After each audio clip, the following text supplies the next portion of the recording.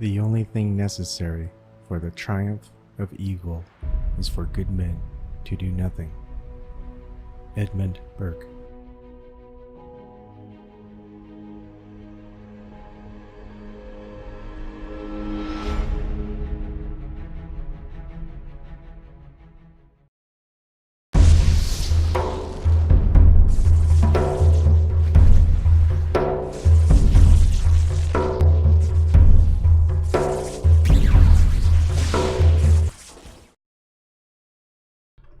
Good evening. Seems like I've been on all day today.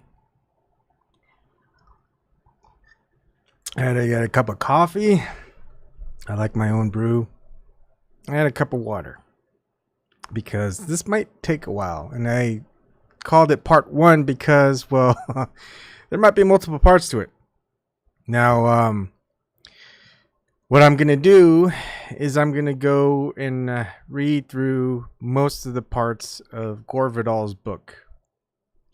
Why am I going to read Gore Vidal's book? And what book am I reading? Well, it's going to be Gore Vidal's History of the National Security State. Now, why would I read Gore Vidal's History of the National Security State for? It just seems kind of like an odd time just to read a book by Gore Vidal of all people. Well, if you haven't been paying too close attention, all you have to do is go ahead and Google Gore Vidal and Julian Assange, and I'll just do it again. So, one of the videos, and you can see it in the title part, and I actually showed a part of it. Let's see, Julian Assange arrest, is that it? Yep, here it is. Oh, I'm not showing my thing. All right, so right here, Julian Assange, and you can see it here too. If you want, you can go to Ruptly and they'll have the video of Julian Assange being taken to a truck or a van. Yeah, I think it's a truck where he's arrested, and he's holding Gore Vidal's book. Now, it's, hey, how's it going, Chocolate Scion? What I like about this day and age of the internet, people could go on and talk about anything, and they could talk to anyone. I mean, on different platforms, people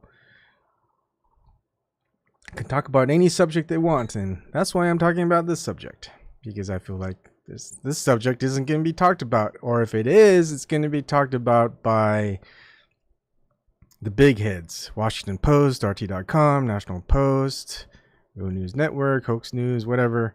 But what's in the book that Julian Assange was holding it for? And I'm not afraid to tackle any topic. I'm glad that there's a Julian Assange discussion with Kelly Lane. He's talking to a couple people. It's good. I want to go revisit that. I was watching some of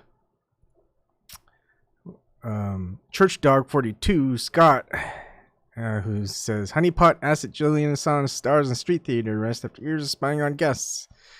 And I'd like to know why he thinks Julian Assange is a honeypot. I think there might be some circumstantial evidence where it might point to that, maybe. But I mean, as far as what it's doing, did the idea for Julian Assange being a plant or a honeypot by the CIA, is it working or is it not? What was their plan? You know, etc. So, you know, things like I would love to talk with people, and that's what I do. And of course, Aunt BB, which is more about Caitlin Johnstone, gives left cover for CIA asset Julian Assange from WikiLeaks honeypot. Okay, well, she says the same thing. I need to revisit these, so I need to spend an hour 45 minutes. I want to know. I mean, isn't that important if Julian Assange really is a CIA asset or a honeypot? So it's worth looking into. I look into a lot of things, and that's why I'm here and I'm still looking into things. People may not like it, but hey, you don't have to listen. You don't have to look into it either. I like to look into it. So let's go and start reading. And please, if you want to, you can join in. The Zoom link is below in the description box. You can go ahead and join in. Make some comments here and there. Most of the time I'll be reading, and if not, you don't want to do it now while I'm reading through. If you want, we could talk about Julian Assange and maybe even Gore Vidal's book after, when I'm tired of reading. Just so you know, it's 140 pages. Let's see. Yeah, I think it's about 140 pages. That's what I remember. Yeah, page 1 of 140. So, what I'm going to do is I'm going to go ahead and move some things about so you guys don't have to see me while I'm reading it. You guys can just focus on the text. Hey, it's free. I mean, it's not free. I had to pay $2 for it, but hey, you don't have to pay $2 for it. So let me get this ready. Okay, looks fine. I'm gonna move things about. All right, now you don't have to see me. And where is the main monitor here? Okay, the main monitor here. Oh my goodness, really? There we go. That should be good enough. So maybe you don't like the way I read. I mean, I feel like I'm dyslexic, and sometimes I get things wrong. But I am going to do some commentary, and when I do commentary, I will switch it back to me. That way, you know it's commentary.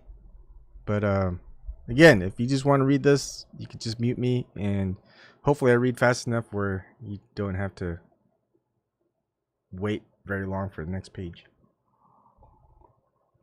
Okay, so here we go. Gore Vidal, A History of the National Security State and Vidal on America. A collection of original interviews with acclaimed author Gore Vidal conducted by Paul J., senior editor of the Real News Network. Includes a collection of original photographs. Copyrighted 2014, the Real News Network. There's acknowledgments and forward by Paul J. visiting Gore Vidal and a whole bunch of stuff. Might as well go ahead and read this. So, acknowledgments, thanks to all the Real News Network volunteers who helped make this project possible. Michael Trudeau, Alan Marween, Sue Tinkle, and Edgar Nelson Teo Newman. Forward, I met Gore Vidal in the spring of 2004 at his house in Hollywood. At the time, I was organizing an international advisory committee in the early days of creating independent world television, which we later named the Real News Network. Gore had agreed to give me 20 minutes, 2 bottles of scotch, and 5 hours later, he had told me the story of his relationship with his soulmate, Howard Austin. I asked him when we could talk about my plans for a news network. He waved his hand in his exaggerated, regal fashion and said, "Who knows?" He said he was off to Italy in a couple of days, and if I wanted to talk further, I'd have to see him there. From the very start of the Real News, I wanted Gore Vidal to be involved. So in July, I went to southern Italy. Gore was sitting on the terrace of La Rondine, his clifftop villa overlooking the Gulf of Salerno, down the coast from Naples. It's a stunning view. The red roofs of the town of Amalfi sit hundreds of feet below with an expanse of deep sapphire sea as far as one can see. Vidal spent most of the last 30 years there in his beloved town of Ravello. He talked about the confusion he felt since the death of his companion, Howard Austin, a year earlier. For 53 years, I had some idea who I was in a relationship with Howard. Now, I'm not so sure. At one point in our conversation, Gore leaned over to make a phone call, then sank back into his chair. I was about to call Howard. He will soon part with the second love of his wife, the Renaissance-style villa where he lived the life of an expat and hosted people like Greta Garbo, Princess Margaret, Tennessee Williams, Hillary Clinton, Sting, Mick and Bianca Jagger, and Sophia Loren. He's done most of his writing over the past 3 decades in a wood-paneled study filled with books and photos. I run into Howard's ghost in every room. I talk to him, but he doesn't answer. I didn't expect the raw and open way he expresses his opinions. I'm sufficiently Greek in attitude to be stoic and to know that if you are too happy, you will be struck down. That's what happened. I suppose I knew it was coming and was more or less prepared, but you never really are. It's pretty grim living here alone, so it's time to go. About to start his 80th year and hobbling around on a bum knee, Vidal was not just leaving his house. He was returning to the United States, whose history and politics are his real lifelong passion. He went back because he thought his country was in danger. I'm a battleship, he said. I'm an operator. I'm a destroyer. I'm meant for war. He stopped for a long pause. But I don't know if I can do it anymore. For most of his life, Vidal waged a struggle against what he calls the United States of Amnesia. Throughout a prolific career of celebrated novels, film scripts, and essays, he explored America's past, unraveled its national psyche, and railed against its misdeeds. Most of all, it's been a fight against the hypocrisy of those who talk democracy but are more interested in the defense of property. He comes from a ruling family. He counts Al Gore and Jackie Kennedy as kin. His father, Eugene L. Vidal, served as the first director of the Bureau of Air Commerce in the Roosevelt administration and appeared on the cover of Time in 1933. Gore knew presidents and princesses, celebrated writers, and billionaires, though through his works he accumulated a significant amount of wealth and he lived very well. Yet his criticism of American society was no less compromising than that of a Chomsky or a Zinn. He was a genuine class traitor. Vidal could have lived an easier and more celebrated life if he just kept his mouth shut. Instead, his attacks on the American empire grew fiercer through the end of his life. The next national trauma will be a sharpening of class struggle. John Edwards got on the national ticket by noticing something that's perfectly obvious, that there are 2 Americas. There are those that have and those that have not. That used to be considered communist propaganda, but it is the condition in most countries most of the time, and in the United States more than ever. We headed out to the main square of Ravello, and Gore's new knee required him to use a wheelchair for part of the trip. Settling in at his favorite bar, we watched beautiful, sultry women and men circling each other in front of the Cathedral of San Pantaleo. The scene reminded me of Vidalism. A narcissist is someone better looking than you are. Streams of well-wishers, a few with raised fists, and the classic anti-fascist salute paid their respects. Gore was a hero to the European left. We settled into more scotch. It's a great scandal of the CEOs, who are simply bandits. They go into a company that had a rich base, grab everything they can for themselves, stock options, huge salaries, fire as many people as possible. If we ever have an old-fashioned revolution in the United States, it will be made by well-educated blue-collar workers who have lost their jobs. Someone at our table pointed out that there didn't seem to be a sign of this. Much of the working class votes for Bush. Because the bandits own the media, said Gore, and the media tells them that America is the greatest country in the world. Well, it sure as hell isn't, at least not for the people who live in it. But the media are there cheerleading. These are the greatest guys on earth. The infantilizing of the Republic is one of the triumphs of American television. Gore is a man who knew media from the inside. From Hollywood, where he wrote hits like Ben-Hur, to a series of best-selling novels, to countless television appearances, he was one of America's great celebrity intellectuals for half a century. His transition from media darling to extremist outsider mirrored the process of his own radicalization. While he was much sought after around the world, there was very little room for Gore Vidal in print or on television in his own country. When Vidal broke through as a novelist in the late 40s and early 50s, it was at the beginning of Cold War propaganda and McCarthyism. The American people were now being systematically terrified by the country's ownership. I believe the whole nonsense, he writes in his memoir, Palimpsest. Sorry. But he was starting to wake up. My real political education began when I made money only to have it confiscated by a military machine. This confiscation of one's hard-earned money did not drive me into the right wing as it did Ronald Reagan, who was as indignant as I was, but chose to blame it on vague nemesis called big government. I started to turn left. If the government was going to take so much of our money, then let the government give us healthcare, education, and all those other things first world countries provide their taxpayers. By the 60s, Vidal's fame as a writer and political pundit had grown. He supported Kennedy at the 1960 Democratic Convention and was a frequent visitor at the White House after that. His social critique had sharpened. In 1960, the New York Sunday News, under the headline The Legend and the Wrecker, captions a photo of JFK and Gore as a playwright novelist sets out to defame anything and everything in U.S. politics. Jack Kennedy was his stepsister, and he spent time getting to know Jack. We were both unadventurous conservatives, interested in personal glory. The only division between us would have been my growing hatred of the empire and his unquestioning love for it. In due course, he wanted us to win the Cold War with a hot war. I think even then I suspected that the Cold War was a fraud. Still, Vidal bought into the Kennedy myth. What an actor he was. What a gullible audience I was. Vidal's critique of American society grew more profound during the 60s. He joined the anti-war movement's opposition to U.S. invasion of Vietnam. His wit and celebrity gave him a platform with his views could command. In 1968, his 1968 debate with William F. Buckley Jr. on ABC's live televised coverage of the Democratic Convention is legendary. He calls Buckley a crypto-Nazi, and Buckley threatens to sock him in the face. His stardom continued to rise.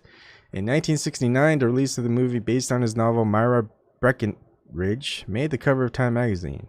The publishing of his novel 1876 was the occasion for Vidal himself to join his father on a Time cover in 1976, one of the few things he shares with the Bush family. When Gore spoke, the media listened. By the 90s, after exploring American history in a series of novels, the picture became clearer for Vidal. He writes that the key turning point was after World War II.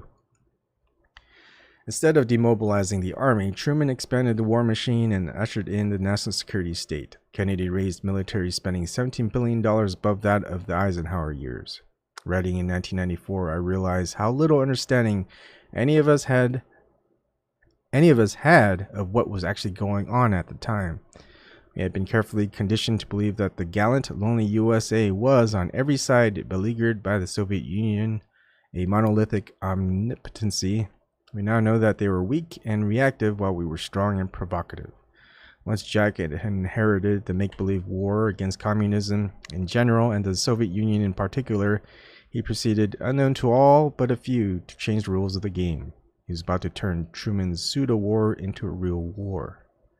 With that realization, the two pillars of the American post-war narrative fell. The Cold War and Kennedy mythology shattered. Vidal broke the limits of what American media, particularly television, finds as acceptable criticism.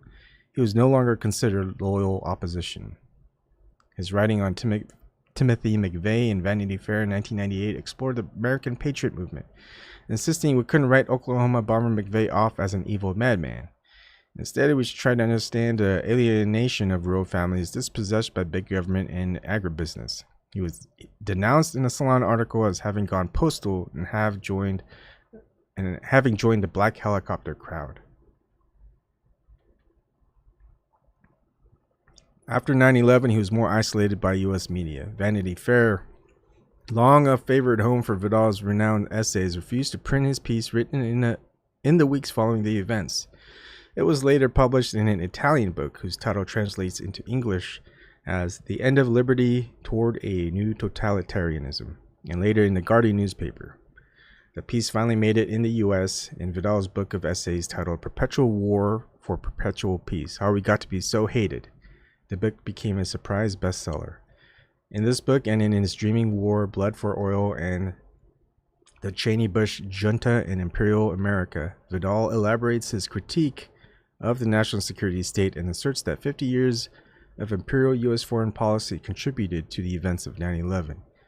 He shifts through the information surrounding the attacks and suggests that the Bush administration might have knowingly allowed the terrorist attacks to take place to gain political advantage, both domestically and internationally. Writing before the war in Iraq, he suggests one motive is to overthrow the Taliban in order to create the conditions for the building of a U.S.-controlled oil pipeline. He also called for an investigation of the Saudi and Pakistani role in the creation of al-Qaeda and the deadly trail attacks that followed. For suggesting that the Bush administration might have deliberately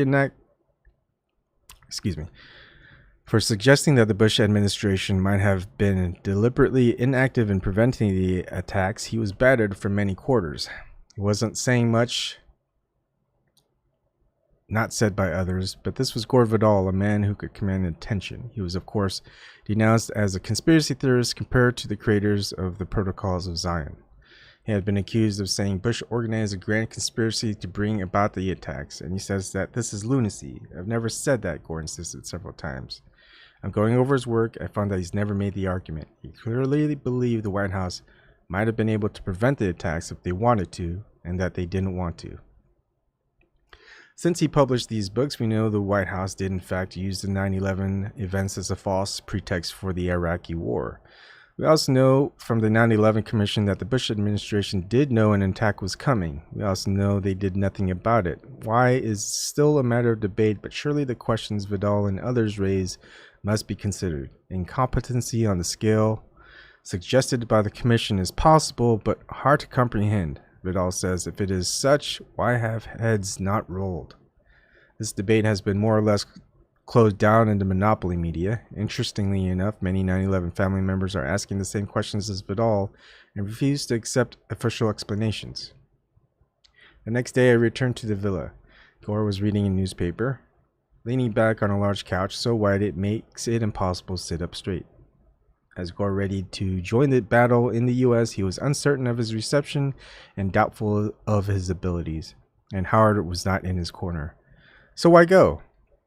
How important is the 2004 election? Bush is a fool and he's putting us all in danger. Is Kerry much better? No, but I don't see him rushing around doing preemptive strikes against countries that displease him. In terms of the threat of dictatorship you talk about, is the danger less with Kerry? You can't tell. You can't tell what tactic he might use to frighten the people in order to get legislation that he wants in Congress. Frightening the people is the greatest weapon of America would-be dictators, so you don't know what box he'll get himself into. I think he's probably too shrewd to get into something as stupid as Bush has done. After the barrage of criticism he came under the last couple of years and the emotional loss of his partner, I wondered if he was ready to stick his neck out again. If Bush is elected again, there will be another war. I feel particularly committed to sticking my neck out this time because it's going to be my neck along with everybody else in the country. I asked him again why he's doing it. Why not enjoy his retirement and write the follow-up to his memoirs? The twinkle in his eye fired up and he sat upright with a resolute defiance. Because I love a fight. It's a great burst of energy. He is the destroyer. I often met with Gore upon his return to the United States. We spent many evenings together consuming more scotch. We finally got to talk about the Real News Network and he became a vocal supporter of our work. These days the media is more interested in Gore's estate and sex life than his political opinions. I don't know anything about that part of his life. A few times he spoke about sexuality being a spectrum, but it wasn't a subject we spent any time on. We talked about history and the politics of empire. We sat down for long, several interview sessions between 2005 and 2007, and this book is a collection of the best of that material. Gore died on July 31st, 2012 at the age of 86. Paul J.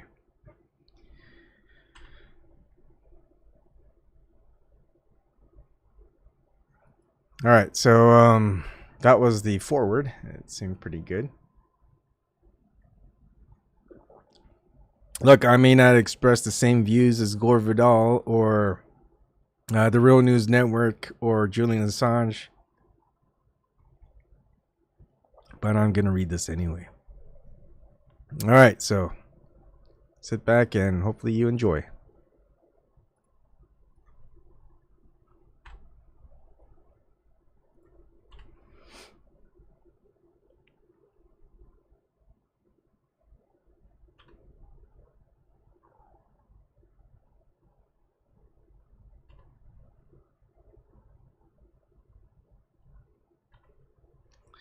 The Cold War.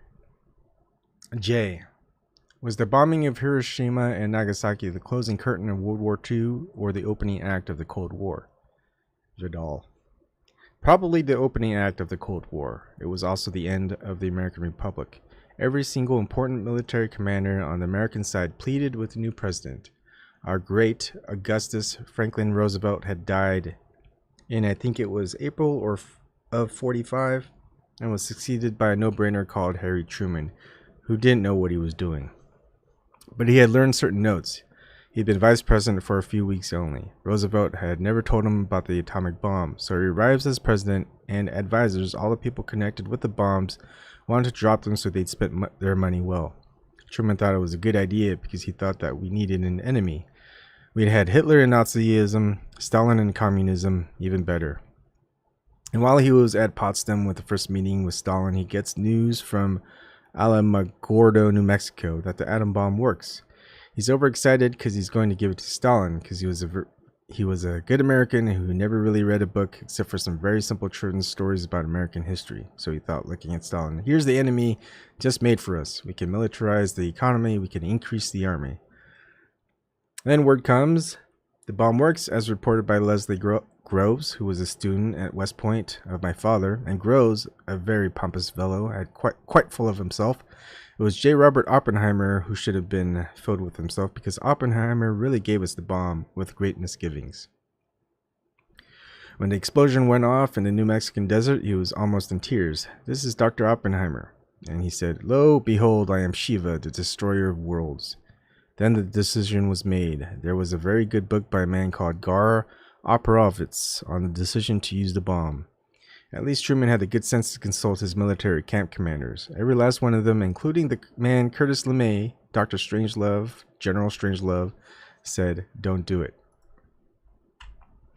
Eisenhower in Europe, the commanding general there, Nimitz, the commanding admiral in the Pacific, they said, don't you do it. We'll be hated by the whole world. Japan is defeated. Everyone knows it. The emperor has been writing Truman letters asking for surrender. Truman, much like the current president, George W. Bush, he didn't know anything about foreign affairs, but he knew he had two weapons. He had two aces in the hole, or however they say it in poker, and he's going to play them. And he played them, at the cost to our reputation. I mean, the meditations of Eisenhower on how horrible this would be for the United States.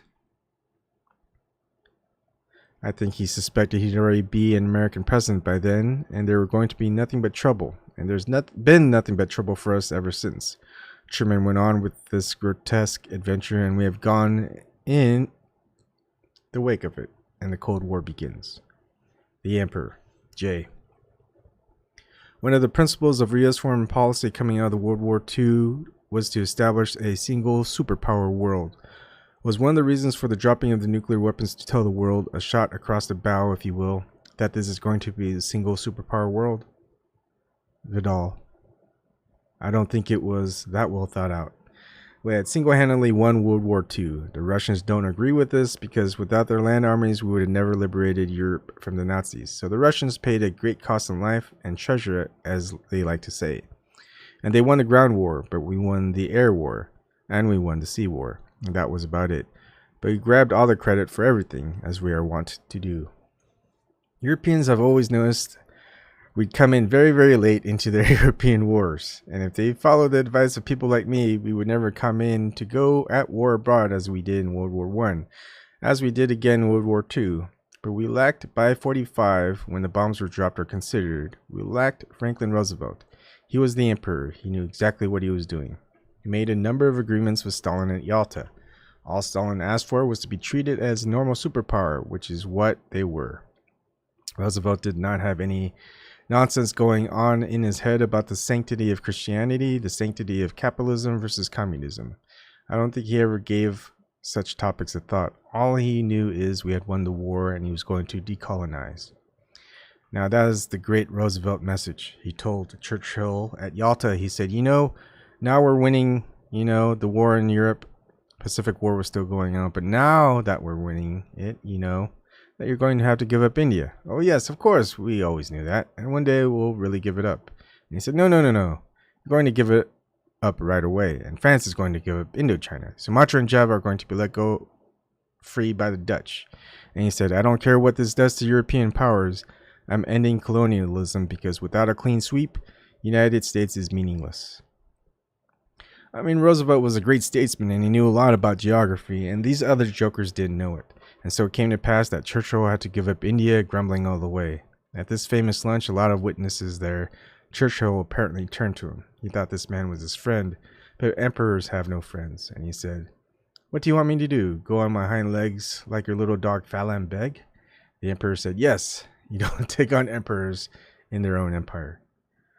Roosevelt had done what he had set out to do. Why did he set out to do what he did? He had lived through World War I, and he'd come to Washington as Assistant Secretary of the Navy under Woodrow Wilson, one of the woolliest-headed presidents we ever had. I mean, he makes Harry Truman look like Einstein. He tries out the League of Nations, which didn't know how to set it up. He antagonized half the Senate and then wondered why they voted against him. Roosevelt had learned his lesson from Woodrow Wilson. So he sets up the United Nations. Wisely, he put Eleanor Roosevelt, who was in many ways a better statesman than he, in charge of just seeing that it got off to a good start, because he suspected he was dying, and indeed he did die. And she nursed it along, and it was a very good thing until American right-wingers got a hold of it, because they had to complain about foreigners. You know, foreigners are bad people. They don't wash, and they never pay back their debts. J. Roosevelt was planning his vision of the American empire? Vidal. Of course he was. One of the first things he did was tell Churchill, goodbye India, you're out of the empire business, there are no empires. He didn't say we're going to be the only one because he was too tactful and too manipulative. Somebody might have said, no you're not, but he set up everything up in the post-war world. J. He makes the deal with Ibn Saud on a boat off Great Bitter Lake. Vidal. Yeah, on his way back from Yalta on a battleship, and Ibn Saud, the king of Saudi Arabia, came aboard and spent the entire day. And here's Roosevelt, a dying man, saying, you know, I'm rather looking forward to coming here after the war. I can help you with many things. He was going to help him with the price of oil, I suppose. And Roosevelt was still very vigorous. It's just his flesh gave out. And so he came to die at Warm Springs, Georgia, on a sad day. J. That deal with Ibn Saud seemed to set the pattern for the next 50, 60 years of Middle East regional policy. Vidal. Well, and the conflict with the Brits, because the Brits were in Iranian oil, and MOCO, whatever company, British Oil Petroleum. And the Brits could think of nothing else, and Roosevelt thought, well, I'll preempt that sooner or later with American alliance with the Arabians. And they quite liked each other, the two old kings, and they sat there and divided up that sphere of influence. And Roosevelt was dead, and Ibn Saud was never a great player, and so that was the end of that. J. But it did set some of the pattern, this use of Wahhabism and the Saudi royal family in the Middle East politics. Vidal. Well, I don't think Roosevelt knew anything about the Wahhabi Muslims. He didn't do a lot of research, but he had great instincts.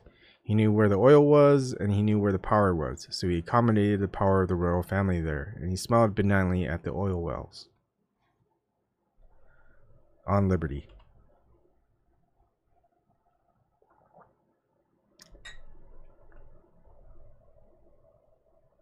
Now I'm just gonna take a quick break and say hello to people in the chat who are actually listening in, which I don't expect most people to listen in on a reading of a book, but I guess it has some merit.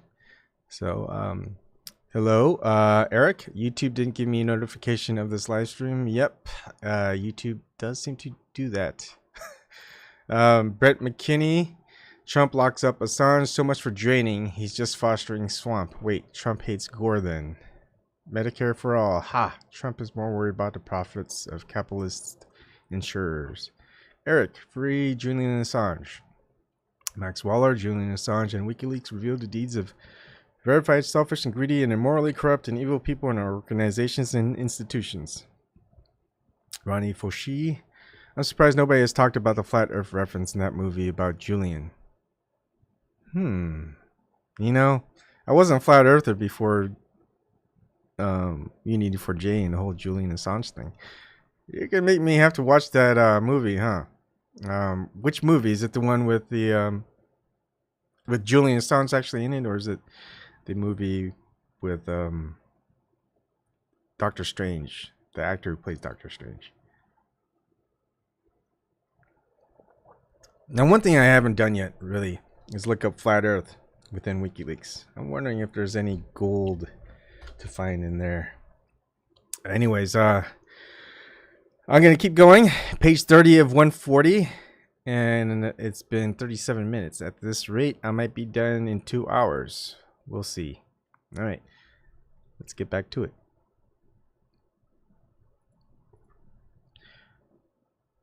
And again, this is on liberty. We've always been an oligarchy of the well-to-do and are becoming even more so now. What freedoms we had now have been eliminated. Magna Carta guaranteed us due process of law, the only good thing England left us. Quote by Gore Vidal. J.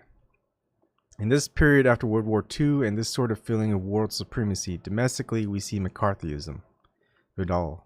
Well, McCarthy kind of misread the tarot cards. You know, he thought of it was a simple matter of conquest. Probably the only thing he basically cared about was Ireland because he was an Irishman. And he liked the British Empire being kicked in the butt by Americans. So anything that would, you know, do them in or do in, you know, Dean Acheson, the Secretary of State, seemed like an Englishman.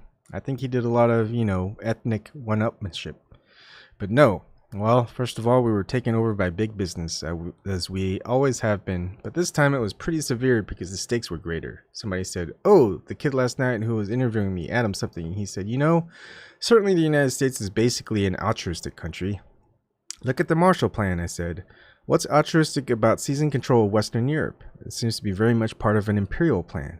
Oh, he couldn't believe it. He just thought we did it out of goodness of heart. Now, he's a very bright guy, writes for the New Yorker and so on, yet he's been so misled, and he reads a lot of history. He's very intelligent. He cannot get through the density of the propaganda with which the American people, through the dreaded media, have been filled, and the horrible public educational system we have for the average person. It's just grotesque. J. There's this fundamental belief, religious belief, that America's foreign policy since World War II has been a fight for freedom. Vidal. Well, it never was, and the belief that we're a democracy. That means you know nothing about the Constitution. The people who made the Constitution hated democracy. Some of them put up with it better than others. Jefferson was pretty good on the subject. The others just loathed it. J. But certainly there's more democracy in the United States than there was in Hitler's Germany. Vidal. Well, I suppose that if you're being tortured to death by Mao Zedong, it's much better to be with Paul Revere in front of a fireplace in Concord, New Hampshire. J. But there are stages of this process of democracy, or lack thereof. Vidal. The Federalist Papers are very clear. Whenever one of the founding fathers and one of the people who is inventing the Constitution, they start to get apoplectic at the mention of Athens, the mention of Pericles, the mention of democracy. They go on and on about mobs, and we don't want this, and we don't want that. We're an oligarchy of the well-to-do. We were at the very beginning when the Constitution was made, and we're even more so now. J. But with that context, there's more or less the right of free assembly.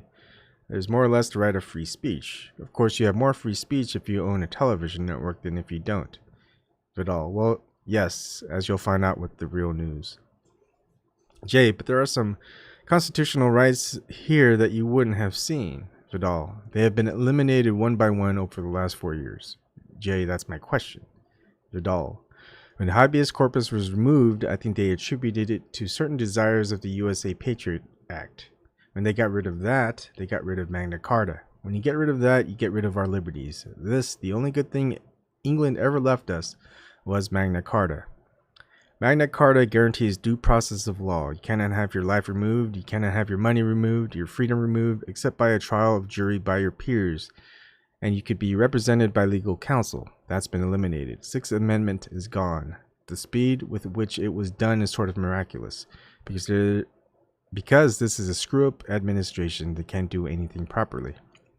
There are those who keep quoting me because I had said, well, they'd had enough warnings about 9/11 to have done something. Well, that's the CIA's warning. They did nothing. So I have to face this every now and then.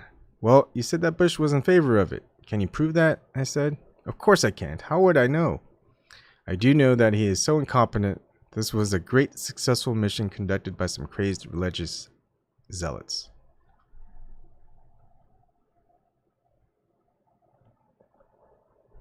U.S. media and society. Quote, the people have no voice because they have no information. Gore Vidal. J. There's a lot of taboo subjects in the media, and even sometime in the society. Vidal. Particularly in the society. J. Yeah, but one of them is trying to draw any historical lessons from the rise of fascism in Germany, in Italy, and say there's anything in common. Vidal. I'm not joking when I refer to our country as the United States of Amnesia, although I was corrected recently by Studs Terkel out of Chicago, and he said, Gore, it's not the United States of Amnesia, it's the United States of Alzheimer's. I stand corrected. J. Fascism in Germany wasn't a coup.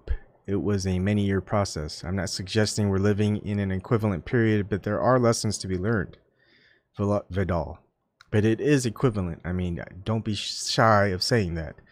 The response to the Reichstag fire is precisely that to 9/11, which was invoked by this administration's people. And if we don't fight them over there, we've got to fight them here. This little fool. How are they going to get here? Greyhound bus? I mean, he is so stupid himself that he assumes everybody else is equally stupid. Sorry. If he had been really elected, I would say everybody else was stupid, but he wasn't. J. But the party that was really elected went along with most of what he did until very recently. Vidal. Oh, he didn't do much of anything. They went along applauding it because they were getting huge contracts for Halliburton. J. No, I'm talking about the leadership of the Democratic Party. It went along with the Patriot Act, went along with the war in Iraq. Vidal. Have you ever found them? You know where they live? J. The leadership of the Democratic Party? Vidal. You know, they're not visible. There's some obviously good people in the party. I like Dennis Kucinich. I like Senator Leahy. There are some very good people in Congress. And let's hope they start doing some oversight, but I'm not very sanguine. Hopefully I said that right. J. In the period of 9/11 and Katrina, where in Katrina some cracks started to appear in the Bush armor, we saw a kind of capitulation by American media and all the opposition political leadership. And he saw a face America that we might see more of. Vidal. After all, you are in opposition to American media, and so am I. And we know how false it is and how corrupt it is, and how eager they are for mischief, making money for the ownership of the country. There's nothing to be done about them. And no wonder, even when the American people might ever again, which I doubt, have an uncorrupted presidential election, 2000 was corrupted, 2004 was corrupted. I don't think we'll ever get to know the people's voice, and the people have no voice because they have no information. That's why you're doing useful work here. That's why I'm chatting with you here.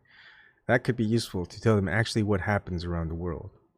That poor guy running for Congress, everybody jumped on him, particularly angry people. He suggested that our foreign policy might have something to do with 9/11, that we are deeply disliked in the Muslim world for other reasons. It's the same presidential, I guess. Do you believe in evolution? Said this idiot. I mean, to reveal the leadership of the United States hasn't made it to the 20th century, that our leadership is as ignorant as that. 5 of them said no, thinking little Lord Jesus was going to vote for them.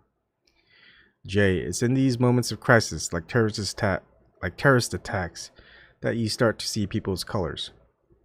Vidal. Yellow. J. In Britain as well. I was really taken aback. After the London's bus bombings, Red Ken Livingstone, was asked, was there any connection between these bombings and UK foreign policy? And he said, there's no connection whatsoever. This is just people that hate our way of life. Vidal. Yeah, that's the new lie that they like to tell. Well, that's Bush all the time. They just hate us. Why? Nobody has to ask them why. He doesn't know why. Well, they envy us, our form of government. Who envies what? Who envies us? That can of worms we've got in Washington? And it's been many years in the United States since I've seen a Norwegian coming to get a green card.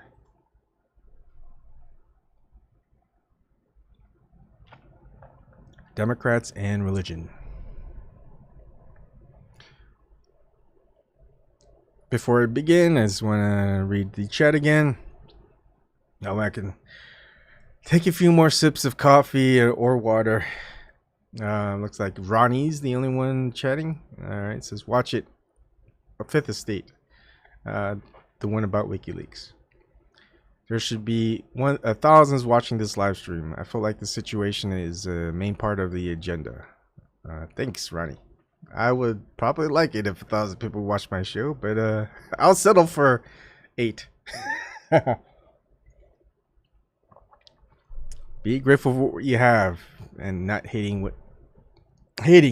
what you don't have. All right, let's get back to it. We are on page 37 of 140 on Democrats and religion. Here we go. The Democratic Party is a machine to get votes for its people, none of whom should probably be elected to the high offices of state. The Republican Party is fundamentally crooked. Quote by Gore Vidal. J. That this idea that this undemocratization of growth of fascism is incremental. What are the other signs of it in American society? Vidal. Well, it's been the monopolizing of great wealth, which tends to happen in basically unjust societies and undemocratic societies. We have plenty of would-be Democrats and would-be liberals, would-be progressives. How do you organize? The Democratic Party is a machine to get votes for its people, none of whom should probably be elected to the high offices of state. That's all. The Republican Party is fundamentally crooked and might well be outlawed one of these days. Le Pen, in France, who is an out-and-out fascist, the French have managed in some clever way to contain him. I mean, he's always running for president, and his votes never seem to show up. I don't know how they do it, but we've got to do that with the Republican base, the religious right. We don't want them running the country. Nobody does. Certainly not the founding fathers. And I think we have to ride herd on them and make sure they do not seize the state. J. Well, they kind of did. And Vidal. Of course they did. They took advantage of 9/11 and so on. J. How do you assess this danger to democracy of the organization of the hard right alliance of evangelicals? Vidal. Well, you have to work out what it is. They are a little splinter. They can't summon many voters at any given time. They are a minority of a minority of a minority. They have everyone buffaloed because the great corporations like them and pay money to their candidates for sheriff and senator. And they're playing big time politics, yes indeed. But the average person doesn't like them. Anytime I want to get applause and I lecture across America in state after state after state, when I fear things are getting a little low, I always say, and another thing, let us tax all the religions. I bring down the goddamn house with that. And any politician would if he had sense enough to do it. The people don't like their tax exemption. J. I went to a church in Nashville, evangelical church. I was there for a 4.5-hour service. In 4.5 hours, the words poor or poverty did not cross anyone's lips. Vidal. No. It might have fallen off the lips. J. My understanding of Christianity is the fundamental criteria you'll be judged by to enter salvation is your attitude to the poor, which doesn't get talked about much. But there was an interesting thing. I met a man who's married to a friend who has quite progressive politics, but he's a believer and goes to church. And he said 25% of the church does not support the right-wing politics and didn't vote for Bush. Vidal, I'm sure of that. J. There's an interesting fracture in terms of the honest people who believe in the values espoused and what's getting expressed at the political level. Vidal. Well, remember, all that area from which the Gore family comes was solid Democrat and progressive under Roosevelt for several decades. So they just didn't become Republicans because they all wanted to be bankers. They became it because they didn't like black people and they thought the Democrats were pushing integration too fast. And that's how the Great Split came about, to the shame of the whole country. The future. We've got to get back the pillars of the Constitution. I was born 80 years ago in a country called the United States of America, and now I live in a homeland, an expression we haven't heard since Hitler. That's a quote by Gore Vidal. J. How significantly different would a Clinton White House, Obama White House, or an Edwards White House? How much can they do? How much do they want to do differently? Vidal. It's too broken. The first thing you have to do is get back habeas corpus. You've got to get back the Magna Carta. You've got to get back our legal system. You've got to get back the pillars of the Constitution, and they're gone. Republicans don't restore themselves. I'm sorry, republics don't restore themselves. J. There's a group of ex-Reagan conservatives that are waging a campaign exactly along those lines, saying the Constitution must be reclaimed. In fact, they're making more of it than leadership of the Democratic Party is. Vidal. Well, do they have the same Constitution in mind, or do they have something else in mind? No one never knows with marginal groups. I think the Reagan people just believed in you make as much money as you can, screw everybody else. Jay. This gang seems to be, they're certainly talking to they're certainly talking the talk of wanting to defend habeas corpus and the Constitution. But more of my point is, we're hearing very little of this from the Democratic Party. Vidal. Well, people know that there's Dennis Kucinich. I'm sorry, I keep getting his last name wrong, but you guys know who he is. There are a lot of people, Senator Leahy, Congressman Conyers, there are a lot of people who understand the Constitution and understand the risks of dictatorship. Because we're right on the edge of it. I tell people, Europeans that say, you know, what do you think of the regime? I said, well, what they've done is interesting, symbolic. I said, I was born 80 years ago in a country called the United States of America, and I now live in a homeland. It's an expression we haven't heard since Hitler. Since they don't know anything about language or politics or thought of anything else, they think this is a wonderful way of explaining the United States defending itself against its numerous inscrutable enemies. They hate us. We don't know why. Well, if we didn't blow up their cities, they might feel more kindly towards us. 2 plus 2 is not possible in the United States of Alzheimer's. Jay, what do you see in the next 10, 15 years? Vidal, bankruptcy for the nation, which will put an end to those insane wars. We can't afford one. I know in Washington, the entire Bush gang is longing to reconstitute the army with another 1,000,000 men, and they can't find 1,000,000 men. The American people, although they can be easily tricked, they're not stupid, and they're not enlisting. Jay, those who have been more or less running the world for the last 50, 60 years or more, how do they deal with the situation where they may not run the world anymore? Vidal, well, martial law would be the first step they would take to get back their powers. It's always a good one, always an easy one. They have all sorts of models, they think, in Abraham Lincoln, but they certainly ruled with dictatorial powers. But the Constitution allowed him to do that, and he was faced with the dissolution of his country, which he cared a lot about. There's nobody in this administration who knows anything about the United States. They don't know the history. They certainly do not wish the people well. If you ever talk to Republicans privately about that, that is elected officials, their opinion of the people, their contempt is so total.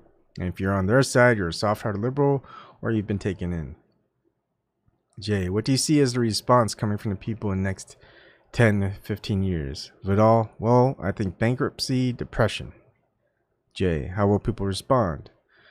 Vidal, well, there could be rioting. Certainly when we saw what happened in the late 20s, early 30s, institutions collapsed, banks collapsed, and Roosevelt's swift actions, followed by the brains of Lord Keynes, changed the whole economic structure of the West, much less the United States. So we're lucky between Keynes and Roosevelt to have had two such extraordinary men who did have our interests at heart, or at least appear to.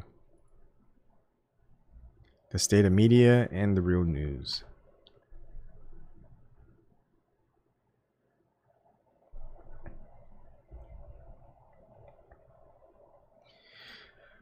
And let me get back. So this is page 45. Just to let you guys know again that these interviews were from, let's see, 2005 and 2007. Okay, Gore Vidal died in 2012. So, and these interviews are occurring between the years 2005 and 2007. The big bailout, too big to fail, in 2008 didn't occur yet. And let's see, I guess he knew about Obama already, interestingly enough. But yeah, so no Obama, no Hillary's second run, no 2016 Democratic, whatever you want to call that, and no Trump. So this is before all that. interestingly enough, he calls out a couple of things that was correct. Predictions that I mean. Okay. The state of media and the real news. Everybody with an IQ above room temperature is onto the con act of our media. They are obeying bigger, richer interests than informing the public, which is the last thing that corporate America has ever been interested in doing. Quote by Gore Vidal. J. The economic structure of television makes what I'm going to ask difficult to accomplish, but do you think television journalists have learned anything from this last 4 years? Vidal. Well, they've always been lazy and they're not used to getting to the heart of problems of matters. They're not used to investigating anything. Socrates tells us that the unexamined life is not worth living, and that is an absolute truth. Those who want to examine life don't go in it for journalism because they're not allowed to. So they've got to be very careful. They have to think about tenure if they're at a university. They've got to think about, the publisher and advertisers. So it's a difficult row to hoe. And we have no intellectual tradition of any kind in the United States. I've been told Arthur Schlesinger, Arthur one Schlesinger does not make a spring. He was horrified. Jay, what do you think is the significance of what we're trying to do? Vidal, well, I'm all for it. I wouldn't be sitting here today if I didn't like the notion, and it's apt to catch on. It's when the news starts to break how 2 presidential elections, 2000 and 2004, were stolen, and the New York Times would not review the book written about it by Congressman Conyers, nor Washington Post, nor Wall Street Journal. The great instruments of news were silent. Well, they're saying, we don't give a goddamn about the United States. Just do in your own juice. Leave us alone. We have corporate figures to add up now, and we have certain things we want to put in place. And we may have a couple of candidates for you dum-dums, but you probably won't like them.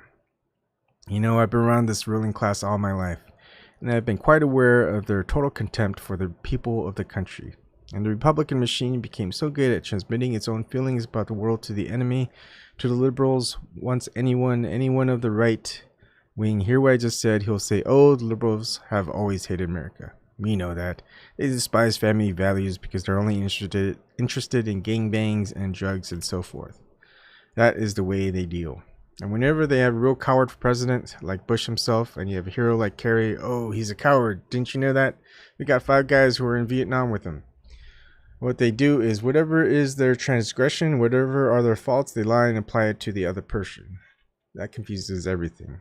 If I were an average voter in the United States, I wouldn't know who was telling the truth, whether Kerry really had run away and didn't get Purple Hearts, or whether Junior, had actually learned how to fly a plane. J. And the television news covers the lies like news. Vidal. Yes, it has a lock on it. J. You've been touring the country after your new book. Vidal. Well, no, I was touring it before the last congressional election to raise money for the Democratic Party. Not that I like the Democratic Party, but we have to have the semblance of a second party to get rid of these others. J. What do you hear from people? Vidal. Well, I've never heard cries of rage so loud. It's when I'm in New Mexico or West Virginia. I've covered the whole country by now. J. Our project's fundamentally motivated out of our own concern for what the future holds, especially in terms of what democratic rights we do have and the way the media has played such a destructive role. What do you think is the potential for what we're doing? What do you make of the project? Vidal. Well, the potential is enormous. There's not anyone with an IQ above, lowest room temperature who isn't interested in something like this. Everybody's onto the con act of our media, yet they are obeying bigger, richer interests than informing the public, which is the last thing that corporate America has ever been interested in doing. So I think, the sky's the limit to the amount of audience you can get.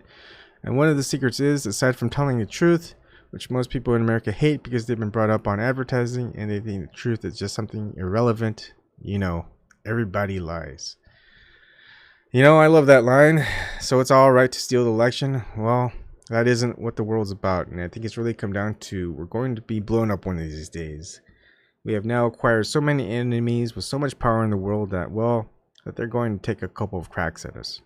I'd rather have the real news here telling us just where it was they struck, where it is intelligence says they may strike again, and maybe why they're doing it. We blew up their mosque, we killed their president, or whatever it was that set them off. what our fictional news does now, and this is all it is, fiction, whether it's CNN or CBS or NBC, it's all fiction. They make people think this junk know that. The people making this junk know that. I'm sorry. The viewers suspected, but where are they going to turn to? Where are they going to find out? They can't all go out and get a, subscription to The Nation, which would help straighten them out, at least in print. So you're only going to be the only alternative, and the word will start to spread. Like at the speed with which, just by telling jokes, Jon Stewart and company got the attention of everybody. And now they say, well, most of the real news that the people know about that they get from the satirizing of it that Stewart does. And very funny he is too. In other words, you build a better mousetrap and the mouse will come to your door.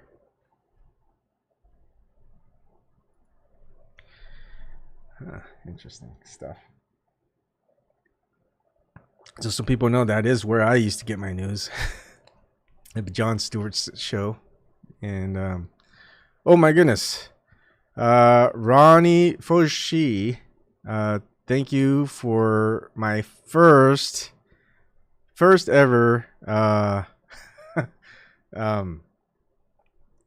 what do you even call it? I've never super chat. I've given super chat before, but I've never gotten a super chat. Ronnie Foshi, you are my first, and I will have to thank you. Thank you very much for that. And I will thank you in further shows too, because that is pretty awesome. All right. Sorry. I need to put something up where I can show the super chat on my screen, and let's do that. Let's add in, because I never expected to get a super chat. Really, I've been on actually for like 2 years, 3 years. I've never gotten money except for Patreon from a few select people like Eric and Christian and a couple others. I can't remember their names. And some of them, they may not want their name shared, so I don't want to say that. Anyways, let me try to get that up there so I can... how's that going to work? I need to find a widget because that will go away. I will figure it out for next time, but thank you. I'll just take a screenshot of that and put it up there.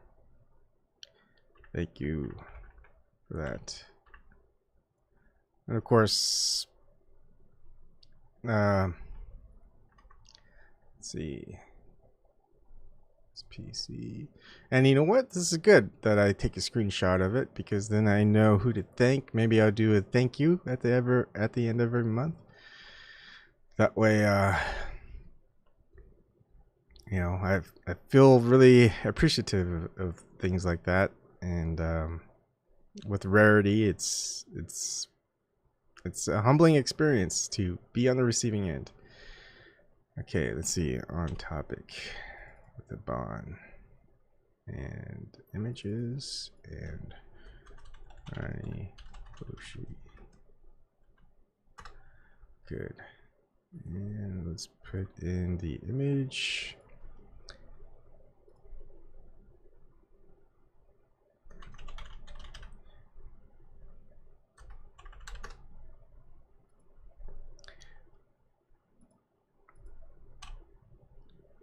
And let's see. Let's make it a little bit bigger.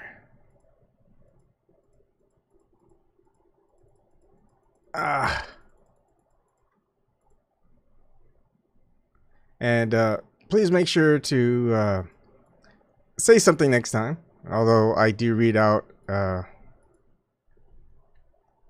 and I do read out what you do say, even if you don't have super chat.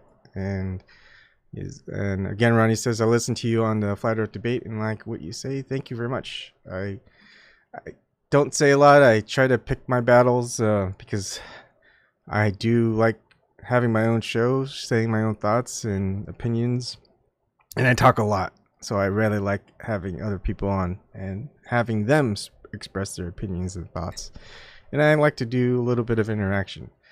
And that could be hard if my channel ever gets bigger, but that's the problem we'll face at that time. But I like to talk with regular people because regular people are we're all in the same boat, and we're gonna have to figure out our differences and work together.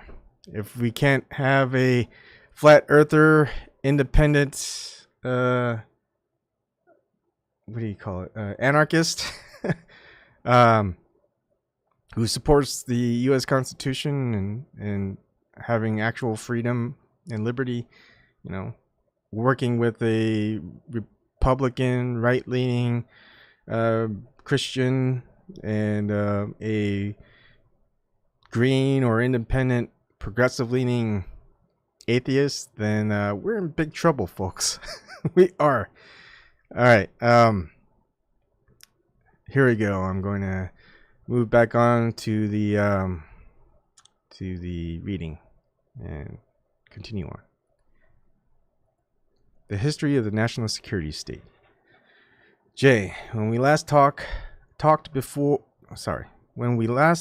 was before the 2004 election, and you were getting ready to come back to participate in the fight. How do you assess America after the re-election, legally at least, or in some form of legally of President Bush? Sorry, that just sounded weird. Vidal. Well, as I was preparing to come back for the election, I did predict that in 2000 the election was well and truly stolen, absolutely in front of the nation, later in front of the Supreme Court, which was the decisive selector of the election. And as we were coming up to 2004, I made a prediction that Bush would lose again, but he would serve a second term because they've had 4 years to steal this election. They learn. I mean, these are assiduous people. If they could get away with the mess that they had in Florida, the lady with the mascara, Miss Harris, and I mean, there was every overt trick that you could play, I said. Think of how much they've learned in the 4 years since 2000. Well, they did. They've seen the Conyers report out of Ohio. They did all the same tricks. They got the Secretary of State of Ohio in charge of elections, as Miss Harris, Secretary of State of Florida, was in charge of. Both Miss Harris and the Secretary of State of Ohio were co-chairs of the Bush-Cheney re-election committees, which strikes me as a little much, but they did it again. But it was much more expert. They had many, many more electronic, without paper trail. It was just smoothly done. Our ever-corrupt media, which is now being at least cracked open by what we're doing, I trust. The ever-corrupt media decided nobody likes a sore loser. Well, we lost the Republic. I don't care about Gore or Kerry, but I do care about the Republic and about our votes being recorded. Our votes were not recorded. There were stacks of them sitting around Florida in back rooms. They talked about the recount. Well, they never got around to the count. So they could say in all honesty, well, the recount was almost done and so forth. Yeah, but the count wasn't done. The same thing happened in Ohio. Congressman Conyers, one of the few really useful people in Congress, Michigan Democrat, minority head of the Judiciary Committee, went out there with a bunch of other congressmen and some loyal staffers, and they went from every district, every county in Ohio to see what happened. They talked. The Secretary of State would not answer any questions. Now, he was in charge of the corruption. There's a vast case to be made against him. Jay, what are some of the examples of how they did this? Vidal, well, there are so many. There was one which made me laugh, but must have made others weep. 9,000 voters reported for duty to vote, and they had to line up a bit. They weren't kept waiting too long. And then they went through and pressed that electronic voting machine. Triad, not Diebold this time, was a principal culprit, and afterwards these are the voting machines? Vidal, yeah, the voting machines. And Triad makes voting machines. And Triad had issued to the various people who are handling the ballots with a cheat sheet. How many votes we're going to need for governor, how many votes for the sheriff, how many to make it look legitimate. So they were aiming at a certain number of votes per office. But this one balloting place just went crazy. I mean, too much pressure had been put on these people, so it ended up with 9,000 people. We know that. That was recorded. They came in to vote. By some extraordinary act of grace, I believe religious people call it, some act of grace, not one of the 9,000 cast a vote for president. They were just too busy with aldermen, their sheriff, with school board. Another case in which, after all, Kerry was the best financed Democratic presidential candidate in many years, if ever. And yet, in another district in Ohio, he got almost no votes at all. Whereas two unknown third-party people split a huge slice of votes, which had been transferred over to them. So never rule out the nervousness of the hands of thieves. Their hands were shaking, and sometimes, the surveyor got all the votes. J. Now, you would think fraud in a presidential election should be one of the great news stories of anyone's career as a journalist. This hasn't even broken the ice of the television news, and barely print. Vidal. Well, barely print. I can testify to that because when Conyers got back from Ohio, a small Chicago firm, publishers, published a book of his findings, and everything is very carefully done and legally done, and he had some good staffers with him. We know almost everything about what was done in that election, and practically nothing was honest. Where is the newspaper of record? The New York Times? God, how we used to swear by this. I mean, it just signs in the night with nobility, the New York Times, and probity too. Not one word of the Conyers report has appeared in the New York Times, and I even read section F, I even go through the real estate section to see if it's been hidden away there, because they like to say, well, we printed it, you just didn't see that Sunday. No, it's Saturday. Saturday is the day that they print the news that they don't want you to read, because they know that's the one paper nobody looks at. That's the one paper nobody looks at. Not one word about the Conyers report. The most distinguished man of the Judiciary Committee, and he spent a lot of time and effort. J. There was a critical moment, I guess. The day of the election, the night of the results, where it was already suspect of Ohio, and Kerry had to decide whether or not he was going to raise the objection or concede. He chose for his own reasons to concede, which is his story, but the media conceded with him. It clearly should have been a major story whether or not Kerry decided to pursue it, but doesn't that tell us something about the way the media seems to cover everything? That is, if it isn't within the limits of the way the debate's being framed by those close to or in power, there's no independent journalism? Vidal. No, there's no independent journalism in the interconnection between the forces of darkness and the media itself. In arms sometimes. The forces of darkness. But the head of Diebold, which is one of the makers of electronic balloting machinery, wrote a notorious letter about a year ago to the Republican voters of Ohio. Boy, we're going to deliver the state for Bush. And he sure did. His machines were doing it anyway. These are conflicts of interest, which smack of notoriousness. A real press would bring it up.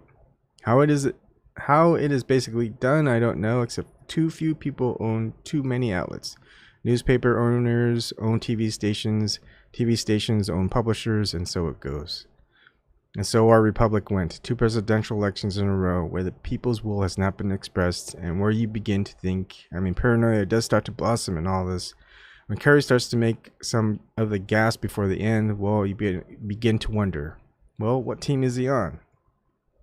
When he came out and said, well, all right, had I known what we know now, that there are no weapons of mass destruction, I still would have been for the war. Well, at that moment, you just come and take him away. He didn't know why he was running. J. It's a little late to prove you're not a flip-flopper. Not quite the right moment. Vidal. Well, he flopped, if not flipped. And that's been the case all along, that these extraordinary likenesses. I thought Gore would put up a better fight, since it is in our generic heritage to battle these things. He seems so overwhelmed at being thought a sore loser. Well, if you've lost the presidency when you've already gained the popular vote by several 100,000 votes, and the electoral college, as everyone knows, as easily manipulated bad joke at our expense, at present from our founding fathers to make sure that we never have democracy, that the people will never rule. And that's why the electoral college was invented. That's why they retain it. It's too convenient. J. It seems that in both elections, the Democratic Party leadership were terrified of letting the constitutional crisis genie out of the bottle, and more scared than the Republicans seemed to be. Vidal. Well, the Republicans feared nothing, since they had all the machinery in place, and the old ladies in Florida were kept out in 200-degree sunlight so that people would be fainting by the time they got to the polling booth. Because of a dusky hue, were certainly not allowed to vote very often because they were suspected of being felons. Nobody quite knew why, but they were felons. So, the vote was denied millions of people all across the country, but particularly the suspect areas like Florida, and this time Ohio. Ohio is the heartland of the United States. It's the old Western Reserve, where the New Englanders went when they went west. Well, first stop was Ohio. Mother of presidents, it was known. It's a serious state. It's a state with everything in it. It's got, so a lot of Rust Belt, but it's got a lot of progressives. It's kind of a model state. But if you got the Secretary of State who determines the weight of the paper with which you make your application to vote to be put on the rolls, he came up with this incredible weight of the paper. If it was not done on a certain kind of paper, and who goes around weighing paper for God's sake? You just go and get a piece of paper. He said, oh, it had to be a bond paper, 2.7, or otherwise it is not a ballot. Jay, how do you explain how the New York Times and other senior national papers, and then television news, don't touch this? Vidal, they don't want you to know, so I would think any newspaper that wanted to feature it. What I've been chatting just now with you, I was also chatting with a radio station, call-in station in Ohio, and the guy was asking me questions. He said, all right, so where was the New York Times? Where's the Washington Post? He said, very often they don't bother with us out here in the provinces. But where's the Cleveland Plain Dealer? Where's the Toledo Blade? Where are our own papers out here? They know perfectly well what's going on, so much better than the New York Times would ever know. Silence. Silence. Well, it is no secret that a very few people own most of the country, the famous 1%. Well, sometimes it's like Monopoly. They go out and buy some newspapers, they buy some TV stations, they select people to serve in Congress. Mostly the lawyers they send there, lobbyists goes there. It's not meant for real people. They've scared away most people who have to go through a terrible indoctrination course before they're led into high office. They don't want bad news. Now, I wrote the preface of Conyers' book, and the book is doing fairly well out there in Bloggerland, but no mention in any of the newspapers. Now, the first newspaper that runs a headline about what happened in Ohio, I think the nation's "There's Something Rotten in Ohio." They made the title of my piece, and I think the Nation, sold 3 or 4 more copies than usual with that powerful statement on the cover. But when our media does not want to make money out of news, corruption is complete. You would think that was something totally against nature. You don't want to sell papers. You don't want to sell washing machines or whatever you're selling on television. You don't want to sell it. You don't want to go against what the owners of the countries want, and they don't want bad news of this sort. And they don't want the people really to know about these things. Jay, and particularly don't want to take any chance of delegitimizing a sitting president. I guess they're terrified of that. Vidal, well, since he wasn't legitimate to begin with, I don't see why they're disturbed about him. I mean, even he knows. You can't just tell by the tricky look in his eyes that he shouldn't be there. At least he's got this oafish manner which has some charm to it, if you like. Country music, and I rather do. But he doesn't have Nixon's look, which is, yes, I did put the poison in your well, and you just go drink it. You'll never catch my fingerprints on that. Ha ha ha. Well, Nixon was a real villain. I mean, he just telegraphed it. This one is just, I'm wartime president, a wartime president, dancing along. I mean, there he is, the wise bunny, and just kind of full of fun, whereas Carrie looked like a mortician, without a corpse, but standing alone in the cemetery at the end, if I may complete this beautiful metaphor for you. Jay.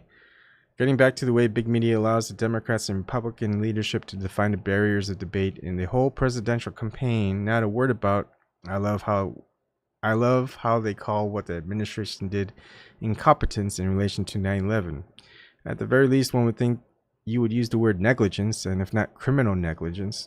Not a word about it in the entire election campaign, because when Kerry, for his own reasons, doesn't say a word, and then big media, which you would think would have, at least alongside Iraq, the story of the election, did you or did you not bear some responsibility for 9/11? Not a word of it all. No, because they knew they wouldn't get the word, and the Republican managers were quite clever in demonizing Kerry. Kerry was a genuine war hero in Vietnam. So Machiavelli, if I may bring up a great Italian, Machiavelli wrote hundreds of years ago, and he's one of the best writers on politics that ever lived. He said, if you want to destroy an opponent, you do it by attacking his virtues. If he's a generous man, say he's terribly mean. If he's a loving man, you say he's full of hate. If he's efficient, you just say, oh, he's so sloppy. You get counter to him. Now we have a draft dodger as president, another draft dodger as vice president. So you get a genuine war hero. What do you say? It's not true. We were there with him. He didn't deserve the third Purple Heart and the Bronze Star. Come on. He handed that to himself. You throw doubt on it.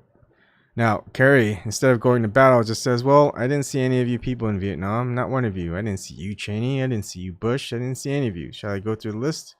And I go through a list of 200 Republican politicians and let them squirm.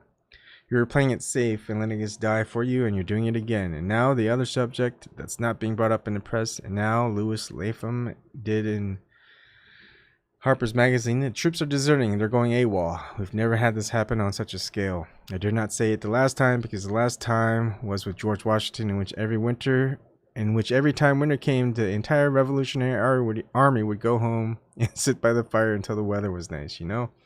And poor Washington was at his wit's end. But except that turned out well.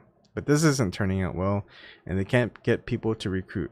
Who wants to go over there and step on landmines or be blown up by automobiles? This isn't war. This is subject people objecting to their conquerors occupying their land and destroying their religion, their buildings, their livelihood, and stealing their oil.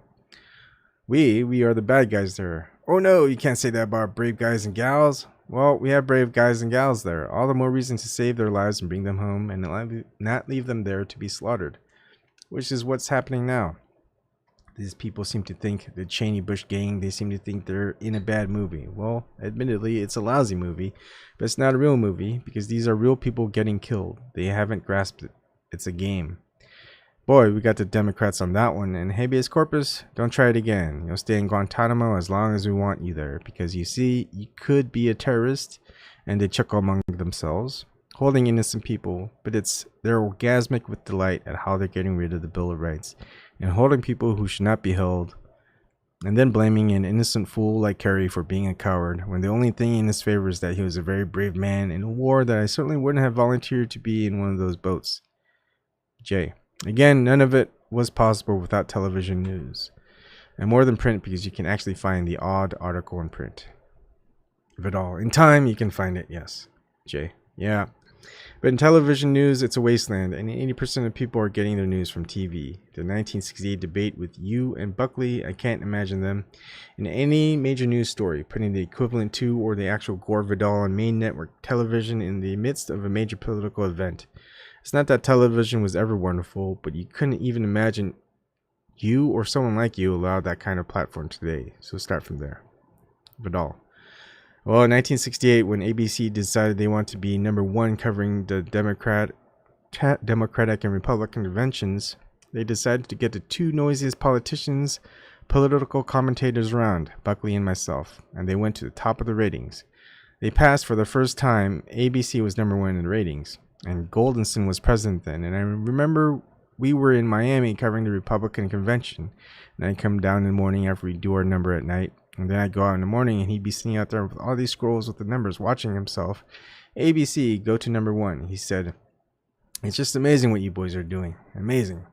Now there's a falling off here at 3 minutes to 10. Can you remember what you were talking about then? Don't do it again, because you dropped and CBS passed us. But look at this, you're back again. You must have done something.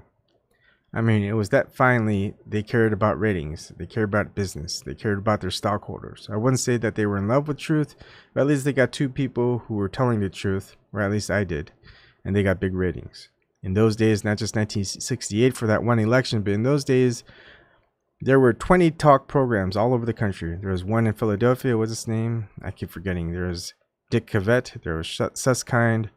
They were on regularly, at least once a week, twice a week, 3 times a week. At one point, Susskind and we had the first call-in TV program. I was the host, Susskind was the producer, and we had one telephone. It was Dorothy Kilgallen and me, and sometimes Susskind, and always a guest, you know, somebody notorious. In the middle of the table was this black telephone, and the telephone would ring, and the one nearest to it, Dorothy Kilgallen, often had to, oh, it's for you, Gore. Looked very disappointed. I'd say, oh, fine. I'd have to get up from my place and walk around the table to pick up the phone and talk to the caller. Well, everybody watched that thing. It was the most popular program. We did it 7 nights a week, 90 minutes. And it was for the 3 cities, as they call it, you know, Jersey City, New York, whatever else was the third one. Well, people were fascinated not only to see the personalities up close, but to see conversation that would go off in all directions. People would reveal themselves. They'd talk about politics and so on. So although Buckley and I can be said to have put ABC to the number one slot during the 2 convention, there was already a tradition of free speech, very free speech. And there were people, even in those days, Mike Wallace was interesting with his Nightline, Which he would, "Are you really a pedophile, sir? Everyone knows. You might as well just admit it here." Puffing smoke in your face, you know, but it was a different world. J.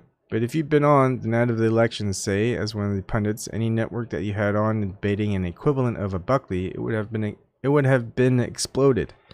They would have cleaned up. At least half the country that voted for the Democrats would have watched that channel and not the others. And they didn't ask you or an equivalent of you, if there is one. I'm not sure, but they didn't go, as you're saying, for what would have been a good, clear business decision for your own political reasons. Vidal. No, their own political reasons are all important, and they don't care about their shareholders. They don't care about making money. They want propaganda. They want big money, and big money is having the Pentagon in your pocket and being able to sell them weapons. General Electric makes nuclear weapons. It owns NBC. Is NBC going to talk about an overrun at General Electric? No, they're not going to talk about it, but I might if they got me on, so just keep him off. At ABC, Peter Jennings, a very young kid just in from Canada, was my gopher for the 68 debates, and we became friends. I've seen him up until this recent illness. Every 4 years since 1968, or since he came to power, he would let go of the head of programming and say, "Let's get Gore on for the elections." No way, and he even appealed to them. After all, that's how you got to be number one, which he'd never been before in anything for those debates. No. And he would say, "Well, why not?"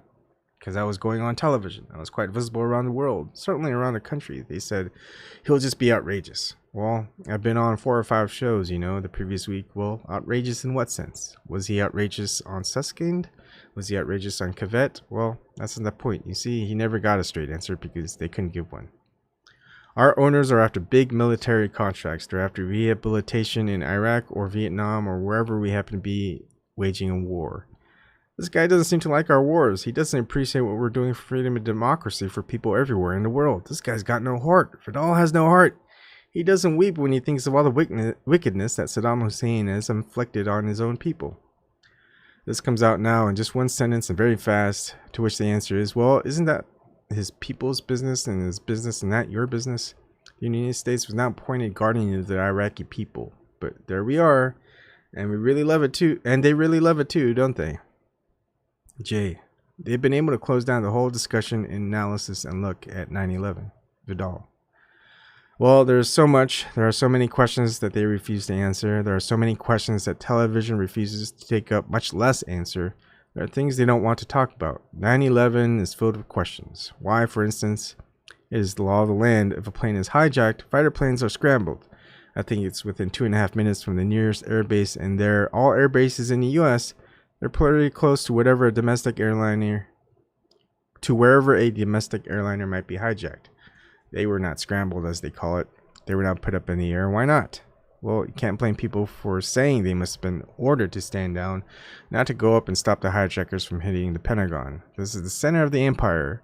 This is the muscle of the American empire. They'd rather sacrifice that and continue playing whatever game it was that they were playing, which meant they didn't want to do anything about the hijackers at that point. Then they declare war on terrorism, which is an abstract noun. That's not much help.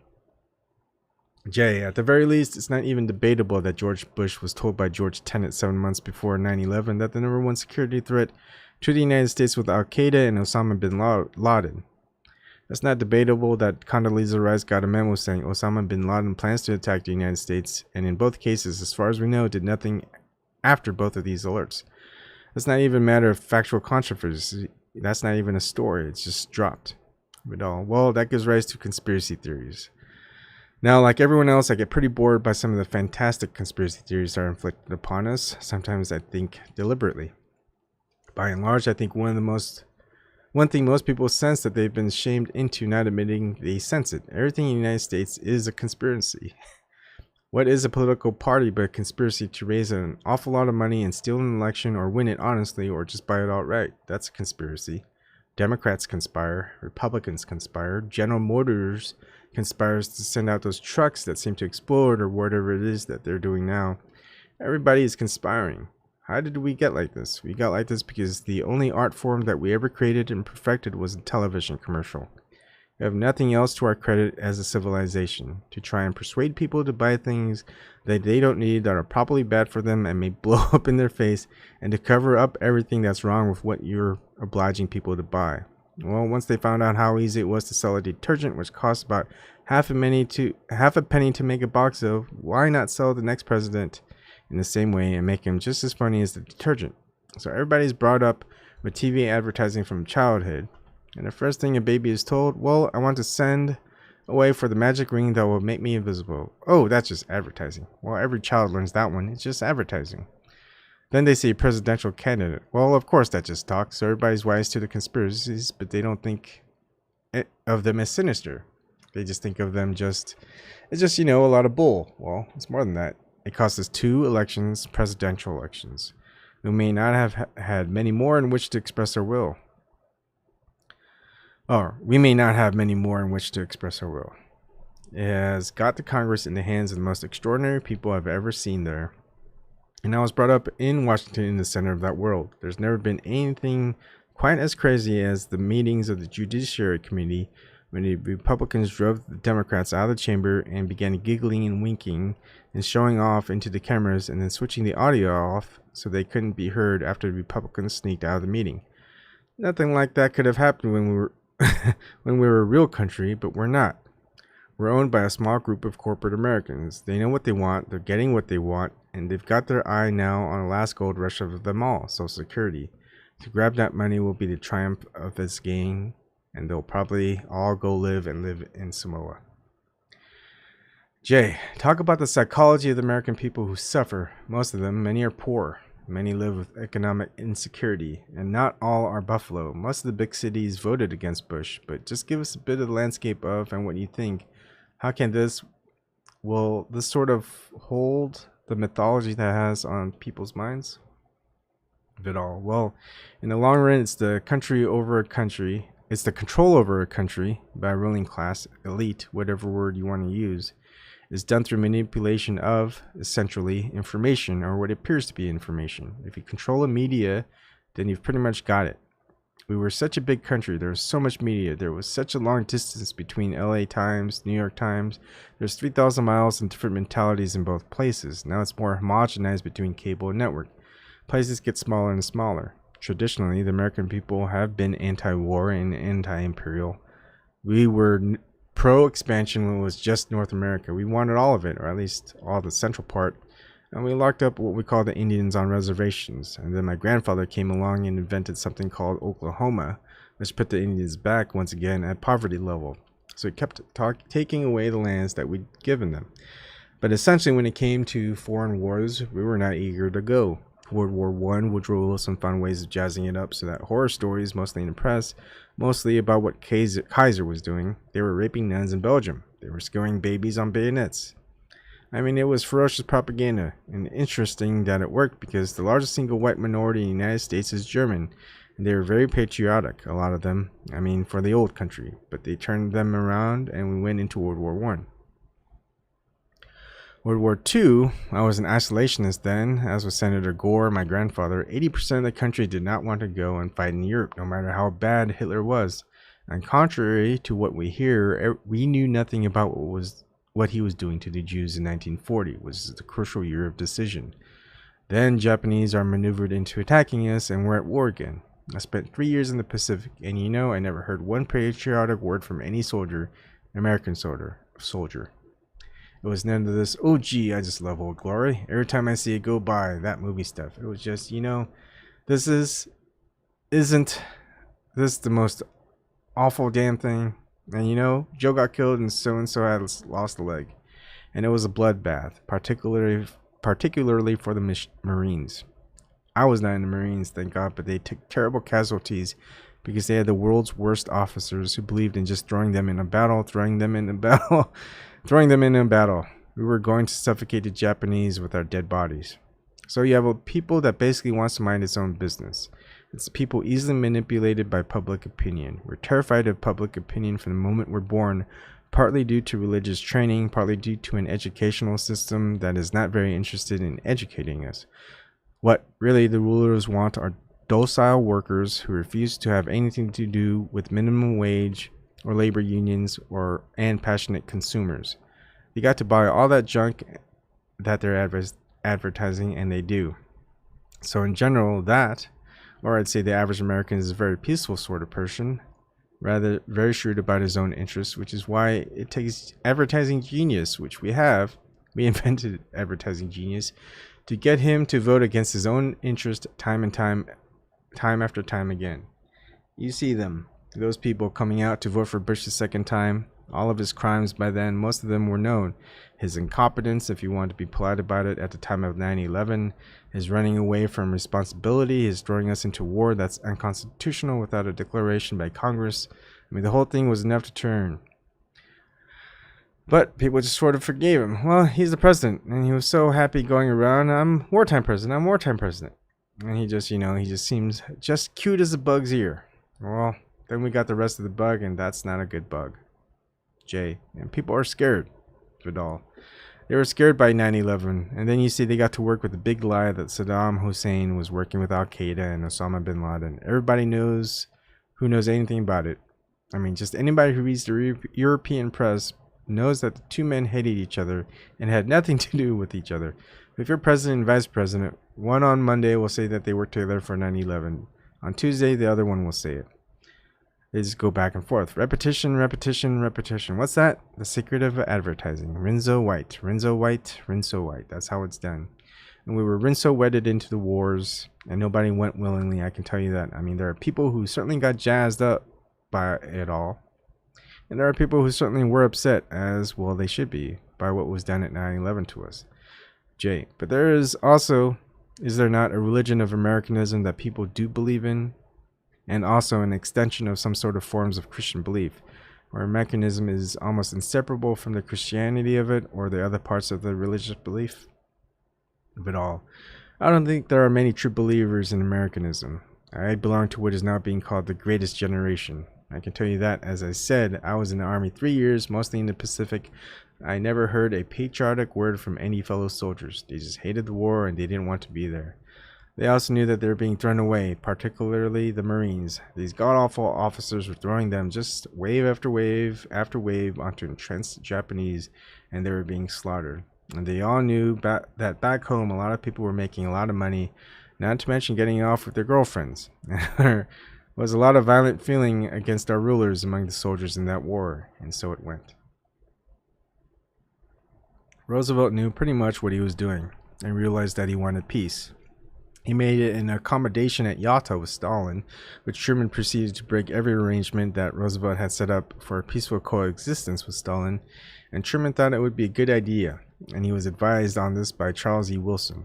But why, after all these wars come, why not just stay armed all the time, thinking about all the money that would be for the military budget each year, and how good that would be for General Electric, for General Motors, and General MacArthur. So generals were heard from, the industrial generals, and we have remained armed ever since.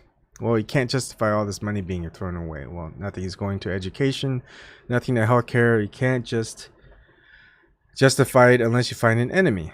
Well, there are plenty of enemies if you look around for them, and we found them. Imagine invading Panama. Somebody explained at the time, that was Bush Sr., that was to get Noriega because he was in charge of all the drugs in the world. Oh my God, we've got to stop him. He's a man of such evil. So the big propaganda machine begins. Well, he was not in charge of much of anything, and we went in, we knocked down it, we killed quite a few Panamanians, and an old Washington hand heard directly from somebody in Bush's administration, "Why on earth did you go out to Panama? That looked very bad in the eyes of the world." Well, we did it because we could. That's their attitude. Jay, in your memoirs, you talk about how early on, you amongst others believe in the myths of the Cold War, and then you start to see through how much of that was mythology. Can you talk about that?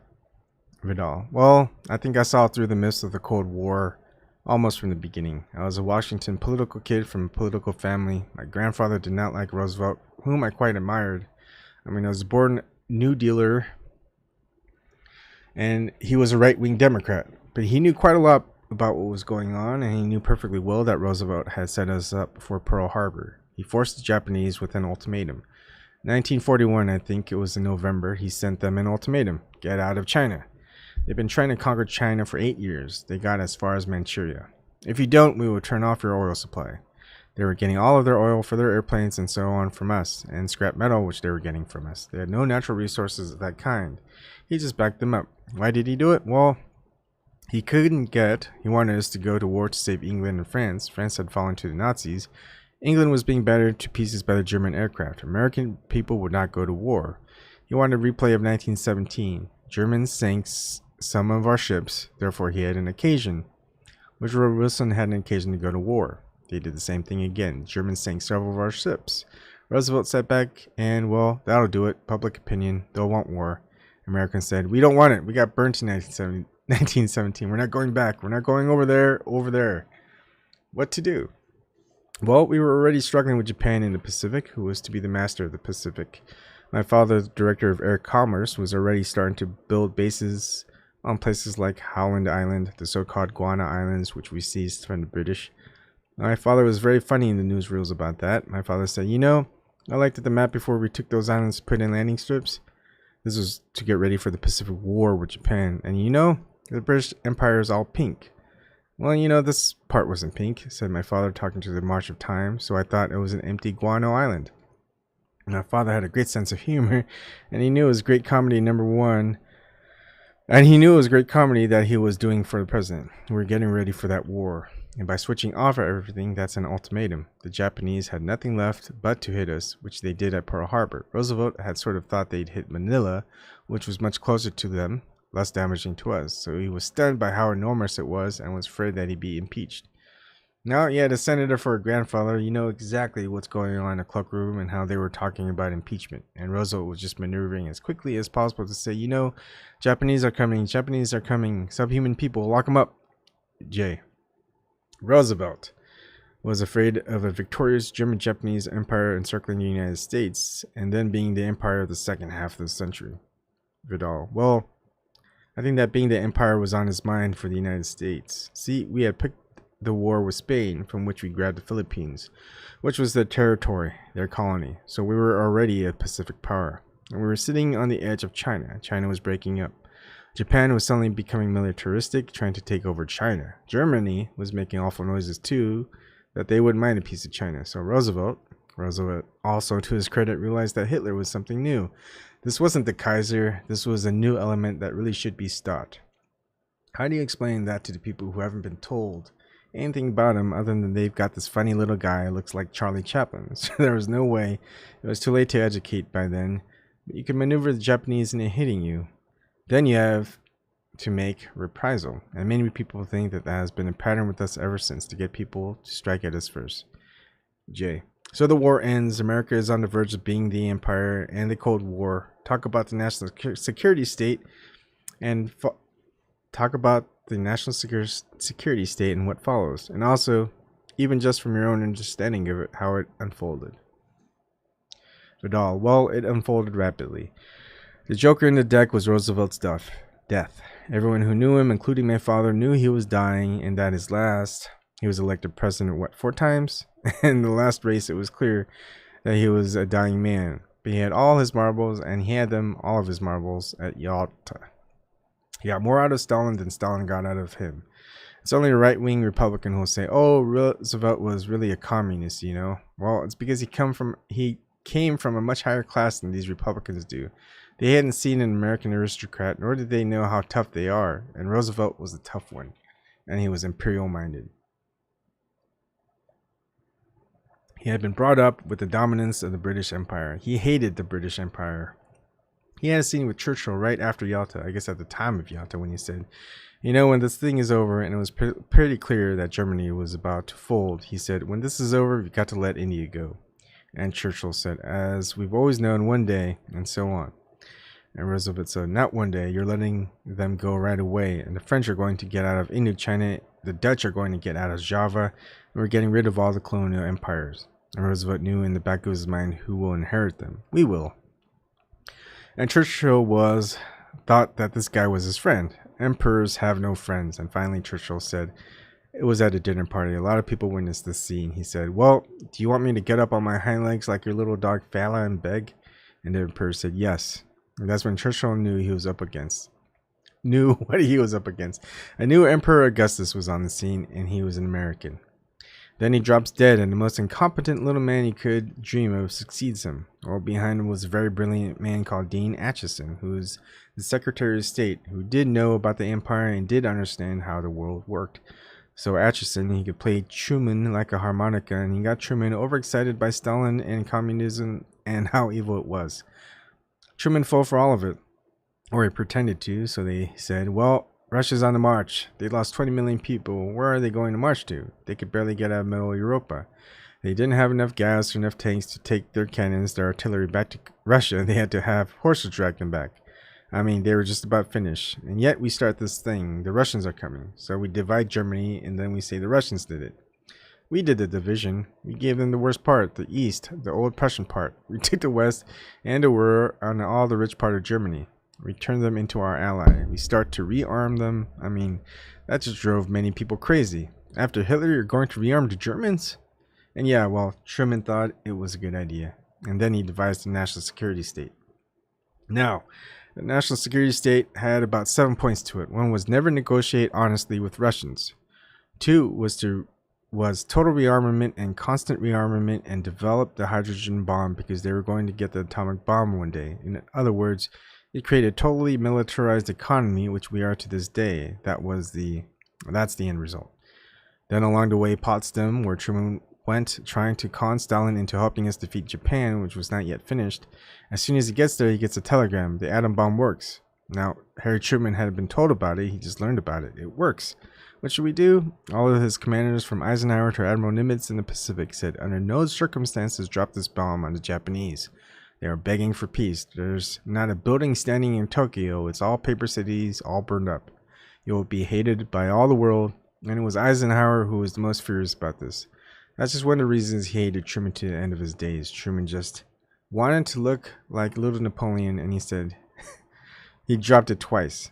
Thus, we earned the hatred of much of the world because at least Asia knew that the Japanese had been defeated by us. Totally defeated.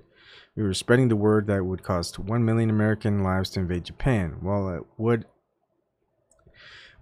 if there had been a Japanese army there, but what was left of it was in China, and they didn't have any boats to get across the water from mainland Asia back to their island. Everything was phony. That is how we got started on our imperial militaristic course was under Truman. And naturally, they write books about this folksy, nice little guy who just loved his daughter and got upset when she got bad reviews for her singing. J. So the development of the national security state, the increased militarization of the economy, and then you have this sort of political ideological charge, I guess to some extent led by the revered Senator McCarthy. Talk a little bit about the political, ideological, commercial advertising type of transformation that accompanied these developments. Vidal, well, to militarize the United States totally in every sense was a great challenge for our advertiser, and Senator Vandenberg, kind of a goose in the Senate, but a canny Republican, so Harry Truman needed him. When Truman announced the national security state and his huge military buildup in peacetime, we were on top of the world. Japan was finished and nuclearized. Germany was occupied, divided in half. So Vandenberg said, well, I agree with you about the menace of communism, but if you're going to get, after this long and expensive war, the money you want for a buildup, you're going to have to scare the hell out of the American people. And Truman took on the job, and he did. And the only person to stand up against him was the true heir of Franklin Roosevelt, and that was former Vice President Wallace. The tragedy was, of course, the succession to Roosevelt. His personal choice, and that of the New Dealers, which is the heart and soul of the Democratic Party, was Henry Wallace. He got smeared by the media who had other plans, and they wanted a little conservative fellow from the Midwest, Harry Truman, and they just thought life would be safer with him. Wallace, they thought, was a wild-eyed reformer. He was a reformer, but he was not wild-eyed. Anyway, he was replaced by Harry Truman. Roosevelt, it was his last term, and he was not paying much attention by then. So now this totally unprepared little guy is now emperor of the world. The global empire is in place. Luckily for him, he didn't make too many mistakes. He had Dean Acheson, who was a super diplomat, very smooth figure, and he knew his history. So they begin. Wallace knows what's happening. Truman used the threat of the Soviet Union allegedly against Yugoslavia, which is part of the communist bloc, and Turkey not, and began to make threatening noises to Stalin and the Russians. Don't you dare, and Greece. Don't you dare. Greece is part of our world. is our part of the world, and so forth and so on. Stalin said, we have no interest in Greece, you know.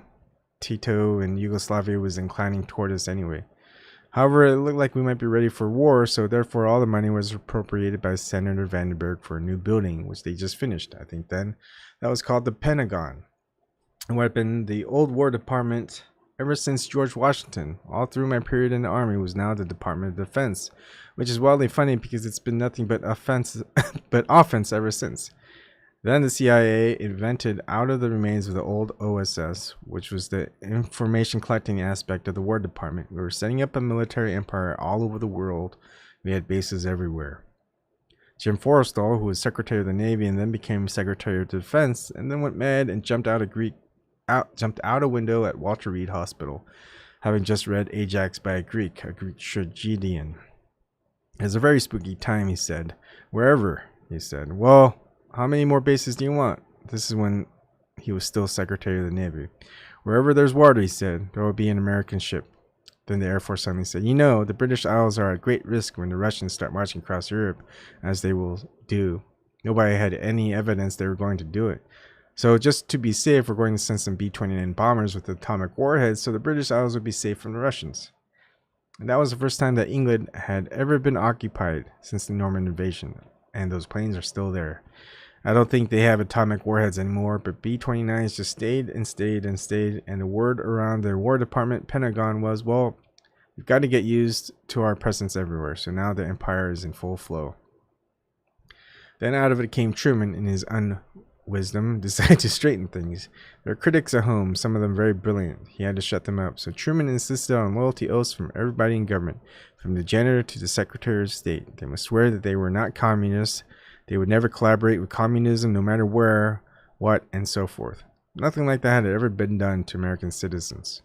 Wallace went on to the attack and said, now, Mr. Truman has declared war on the rest of the world, and we are to protect any regime, no matter how terrible, if it says it's anti-communist. We're ringing the world with bases to no end, and to no practical end, but great expense, and he's creating fear wherever he goes. The entire media went to work. Henry A. Wallace is a communist. He then, in 1948, ran as an independent for president. Would have done terribly well. All the brighter people in the country voted for him, but he was so smeared as a communist that they had so many wild stories about him that he went to a Swami for instruction on Indian lore. I mean, this was a nonsense that went on. So now there's no voice to speak against Harry Truman and Dean Acheson, who spoke well enough for both of them. So now we are at the gate. We have crossed the Rubicon, and we've got through the Great Wall of China. The American Empire is in business, and let anybody try and upset it. The Koreans did. Korea decided they misunderstood something Acheson said. Acheson had seemed to say in his speech because he was telling the world everything belonged to us. He left out North Korea. South Korea said, see, they have everything else. They have South Korea, but they don't have North Korea. So let's unite with them again, since we were one country to begin with. So we had nothing but green troops up there, kids that had been drafted, and they handed us our head. Now Harry Truman didn't dare go to Congress and ask for a declaration of war because he probably wouldn't have gotten it so soon after World War II. So he goes to United Nations, irony, and asks for a police action for the Americans to take against Korea, against the North Koreans, who are now being backed up by Mao Zedong, by the Chinese. Now here we are at a big, potentially a lethal, large Asian war for the sake of the empire. We had no national interest at all. If the two Koreans had come together, no one cared really, but it was all showing off. Me macho, you sissy, and it was that game. So we lost that one. We pretended we won it, and MacArthur at the Incheon landing did a great piece of military maneuvering, which is the last thing that he ever did. He came back to speak to Congress, because it was a great move people thought, to running for president. Because Truman by then had just dropped to nothing. He was blamed for the Korean War, for our failure for this or that, and my father was a friend of MacArthur. My father was an instructor at West Point when he was superintendent. So my father, welcomed him home. And MacArthur made a great speech to Congress and expected immediately to be hailed as the next president. Nothing happened. So my father called him up a couple of days later and had lunch with MacArthur, and he said, well, that was a great speech. Are you going to run for president? He said, well, I was willing to, but nobody came even to thank me for the speech. So I guess I have to go home. So that's how we lost President MacArthur. Meanwhile, the empire is chugging along. Harry Truman eventually goes away, and we get Dwight Eisenhower, who said quite did a number of good things, a number of bad things, but he did say he saw that the military were getting away with everything, and he said, "Thank God we have a President me who understands the military, and they'll steal everything in sight, and these civilians don't know anything about it, and everything they ask for, they're getting, and we'll be bankrupt by the time they finish." So Eisenhower at least held back the Pentagon. Jay, tell us that famous Eisenhower statement about the military-industrial complex. What's the story behind it? Vidal, in the interest of British oil, which Mossadegh in Iran was putting a tax on, they never paid a penny to the Iranian government. Mossadegh felt that they should at least pay their way. There was an alarm call from the British government. We must do something about it. So Theodore Roosevelt's son was put in charge of the overthrow of Prime Minister Mossadegh, which we did, ridding them of a very good government, and our hatred for us began with that interference in their affairs, and we could have happily lived with Mossadegh. He also, in 1953, he also did the same thing in Guatemala to the democratically elected government Arbenz. Two bad things that he did.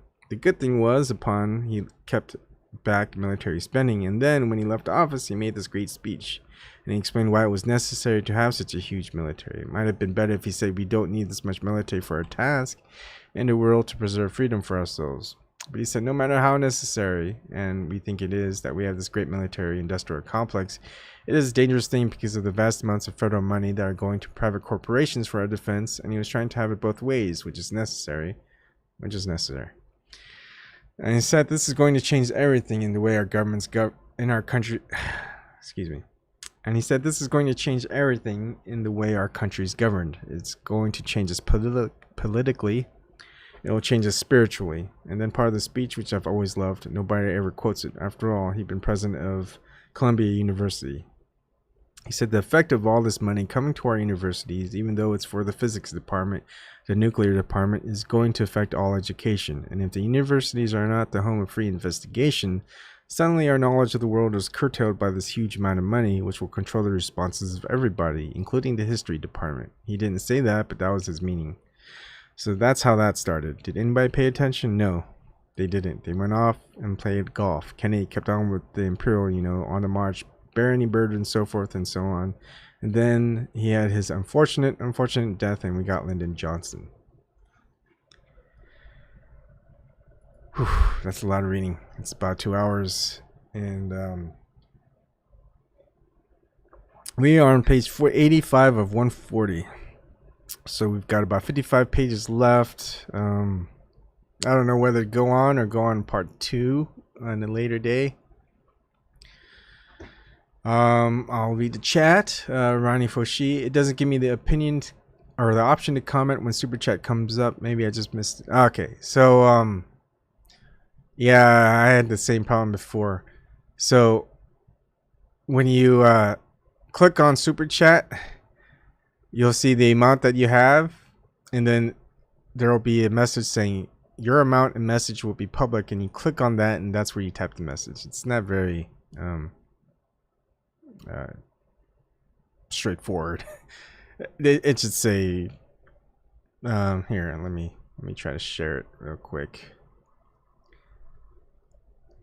Let's see,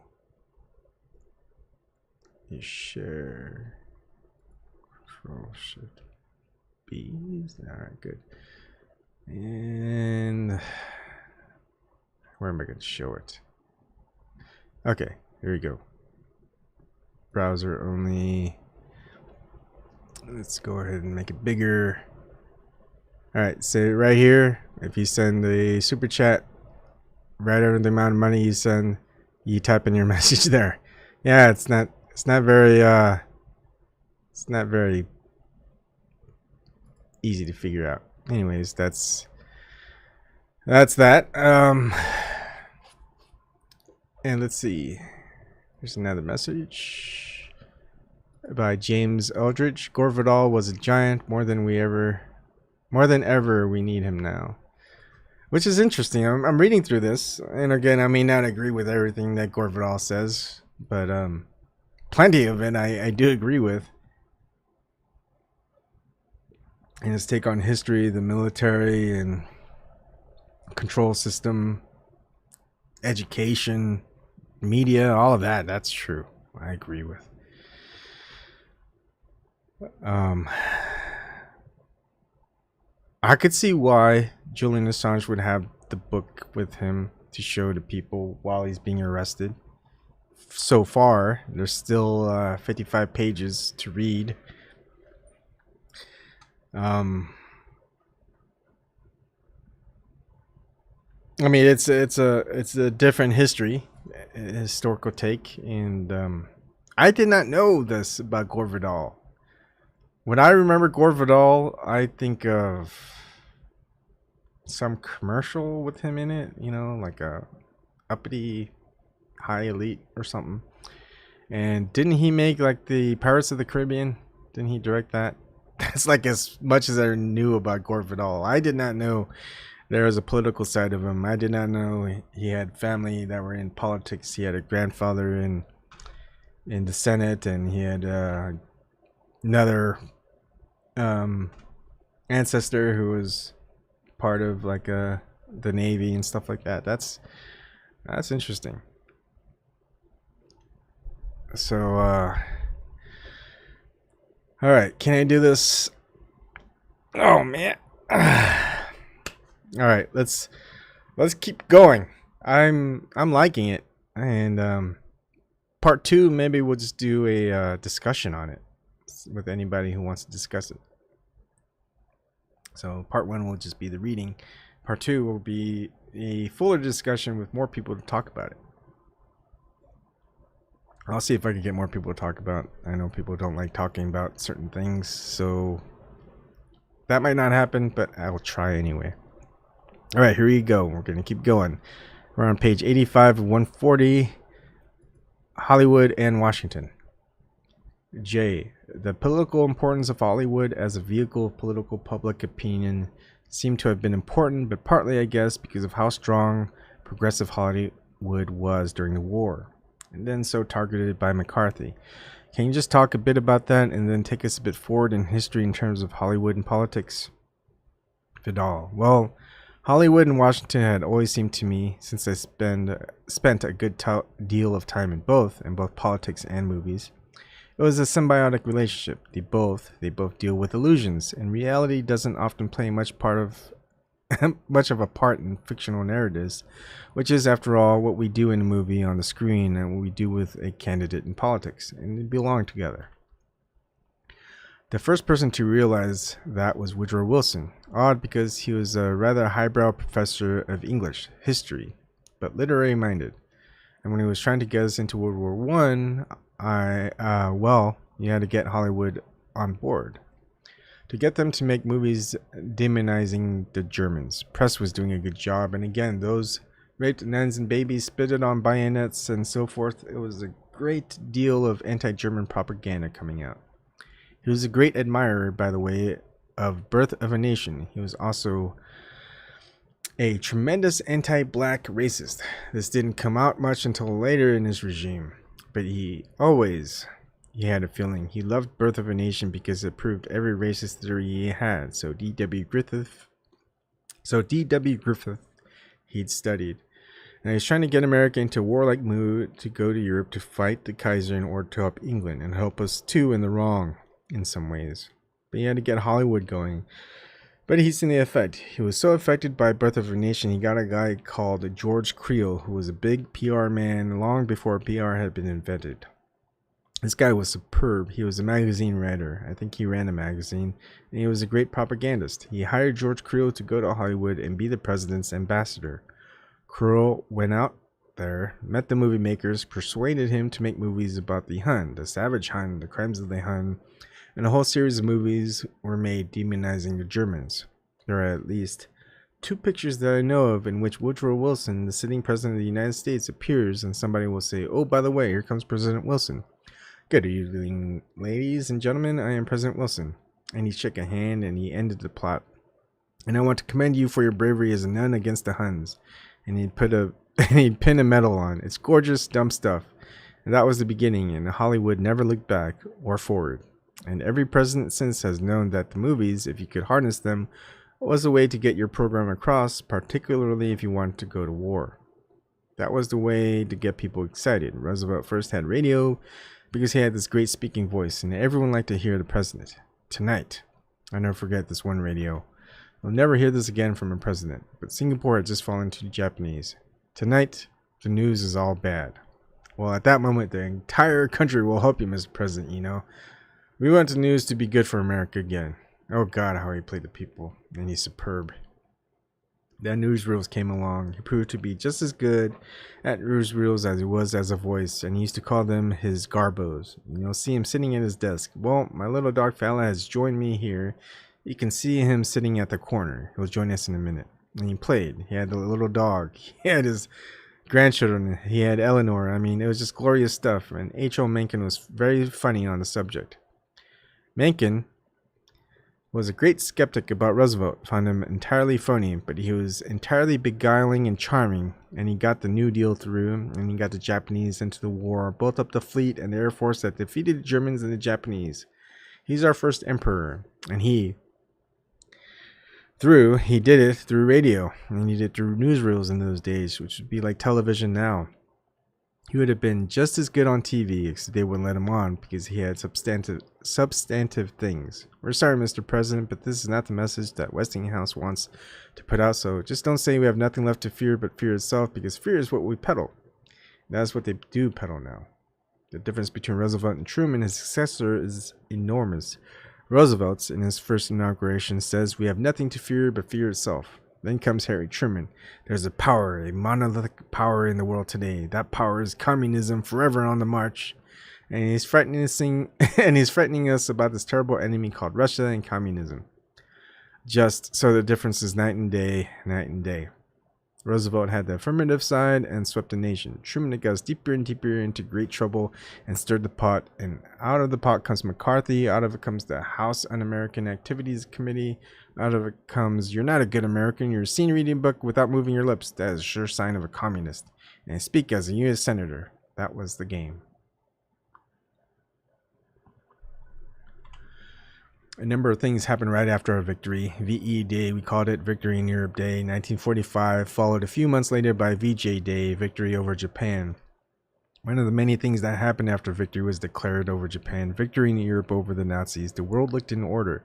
Roosevelt, the master politician, had made an alliance with Stalin. Stalin, contrary to the propaganda, which was necessary later for reasons I shall get into, wanted to be a normal country with other normal countries, and he knew perfectly well that his system might work for an earlier generation of Russians.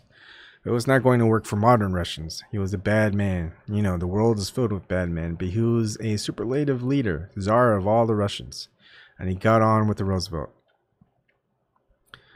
He understood Roosevelt. Roosevelt understood him. They were both emperors and they were both continental powers. Now, that's a great difference from an island power like England. If you live on an island, you think one way. And if you have a whole continent, as we had, North America, I mean, he had an even bigger continent. He had all of Central Asia, Siberia. The two emperors from the continents had more in common than they had with the island people or the people in the little countries like Little Germany and Little France. So they had hit it off. And they had a number of agreements which would have made Russia a much more civilized, modern, less tyrannous place. And Roosevelt dies.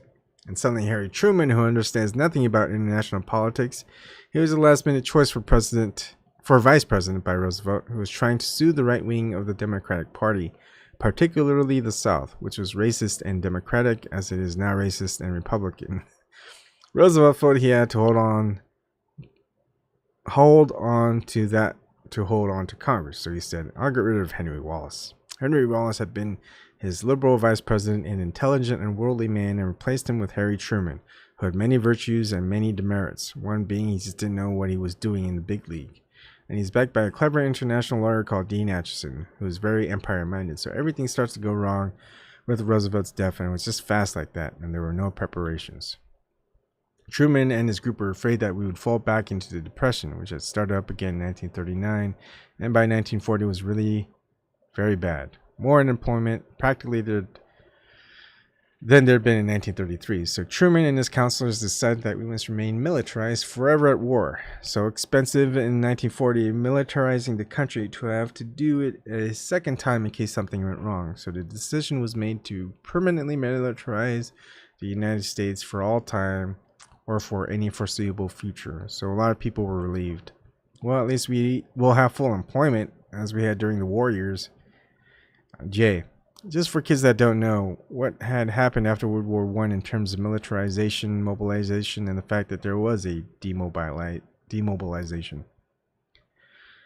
Vidal. Well, after World War I, we were not as militarized as we were after World War II. World War II was the greatest military buildup the world had ever seen, and we did it practically overnight, something of a miracle. After World War I, we were militarized, but it wasn't that much. It wasn't that much of a war, and we were only in it briefly. 1917, in and out, though we took a lot of losses. The American people did not enjoy that. And we got nothing out of it, and the American people didn't enjoy that either. However, there was unemployment, and people didn't know what to do with unemployed. That's where we were here about the hobos. Well, the hobos were the guys who rode the rails of the railroads across the country just looking for work. And then, of course, came the Depression, and I can remember veterans selling apples in the streets. And then I remember when the bonus army, they wanted a bonus for having been in the war. Congress wouldn't give it to them, so they marched on Washington. And I remember, the boners are coming, the boners are coming. Not that they were, it was Halloween, not that they were skeletons that are going to have an army of skeletons marching up Pennsylvania Avenue. Everybody's scared. They marched on to the Capitol. I drove down to the Senate with my grandfather, and somebody recognized him. They knew he was against giving them a bonus, and they heaved a rock through his car. And I saw, well, we could have a revolution here. This is as close as we'd come. So the bonus army marching on to Washington with the veterans out of work, with no Roosevelt to think up jobs, to think up something for people to do. J. The main point was that after World War I, there was a demobilization in a different way than after World War II. Vidal. After World War I, they were just let go. Everybody went home. No preparations had been made. Nobody knew what really to do. All they knew was that the Depression had not ended 3 years earlier. It had only ended in 1940 when Roosevelt put $8 billion. J. Back up to World War I, 1917. Vidal. At the end of World War I in 1917, we were still in a sort of depression. We had not been in great economic health, but there was a big boost in spending, hence the so-called Roaring Twenties. A lot of people making a lot of money, and a lot of people weren't making anything. There was nothing much for people to do, so there was real terror what to do with the soldiers that had been let go. They were very angry. They wanted a bonus for having fought overseas. Congress wouldn't give it to them. They marched on Washington. General MacArthur, who was commanding general of our army, came out and confronted them with guns. People were injured. They had occupied the Anacostia Flats, which is in the far end of the District of Columbia, which had been pretty much an African-American enclave. Suddenly, it was filled up with veterans from all over the United States, and there's General MacArthur and his aide, Dwight D. Eisenhower, Major Eisenhower from West Point. They are under orders from President Hoover to send these guys back home, so the government was frightened. Then comes the boom, the 1920s, the Roaring Twenties. Then comes 1929, the bust, the 32 Depression, the 33 Roosevelts. We have nothing to fear but fear itself. He's now president. At first, he created jobs, so it looked like everything was going to be all right, and then suddenly the Depression came back. 39 was worse than ever. 1940, and this was the fatal move, but it was the necessary move. Roosevelt put $8 billion, such a tiny amount in today's world, $8 billion into rearming because he was suspicious. $8 billion. He put $8 billion into rearming and really arming because we didn't have an air fleet. Thanks to Lindbergh, he sent Lindbergh. Everybody thinks Lindbergh was a traitor who liked Hitler. Well, he was neither a traitor nor did he like Hitler. Roosevelt had sent him to look at the Luftwaffe as an expert and just say how strong are the Germans and what about their fighter planes and their bombers. Could they attack us? Lindbergh came back terrified. He said, look, the Germans are so far ahead of anything we've got. They're ahead of France and Britain combined. So it was Lindbergh who persuaded Roosevelt to build the B-17, the Flying Fortress. He said, this is one thing. If we start building it right now, we can have air supremacy. And if we don't have that, we can't win a war in the event there could be a war. He was an isolationist. So with that piece of fortune and good luck and persistence, thanks to Lindbergh, thanks to Roosevelt, the Depression was gone. We were rearmed, and in due course, were hit by Japan. There was a world war. People have quite forgotten that the Germans declared war on us. We did not declare war on them. They had an arrangement with Japan, but it was only defensive. That if either Japan or Germany was attacked by the United States or Britain or France, the Axis powers, which meant Japan, Italy, and Germany, would come to each other's aid. Hitler, in a moment of perfect madness, used Pearl Harbor as an excuse to declare war on the United States. He cut his throat. And at the Nuremberg trial, there was a wonderful exchange between Ribbentrop, who had been his foreign minister, and Justice Jackson, who was one of the inquisitors for the American side. They had all the Nazi leaders in a dock. Jackson asked, "Why did you declare war on the United States?" He said, "Well, we had a tripartite treaty with Germany and Japan and Italy." And Jackson said, "I understand that, but that was defensive. This is offensive. So why did you declare war?" And Ribbentrop said, "Well, after all, a treaty is sacred." And Jackson just, "Yes, I know that, but since you broke every other treaty you ever made with anyone on Earth, why did you observe the one treaty which would destroy you?" No answer to that one. Ribbentrop was not the brightest light of the Third Reich. So that is the background to the empire.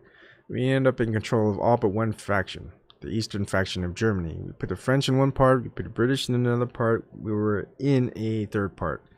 We let Stalin, who was in a rage, only have East Prussia because we didn't want it. It was without really intrinsic value. And we betrayed him. Roosevelt had said Germany will be governed by the four powers together, sharing the same capital, Berlin, and that meant Russia, that meant France, England, and the United States. Truman with Atchison just reversed that. He did that at Potsdam. So we divided up Germany in sections, and we took all the best parts for ourselves, and we created a West German Republic, which we then started to rearm. Well, Stalin by then was hysterical. Not only had he been cut off of the valuable parts of Germany, but we were rearming Germany.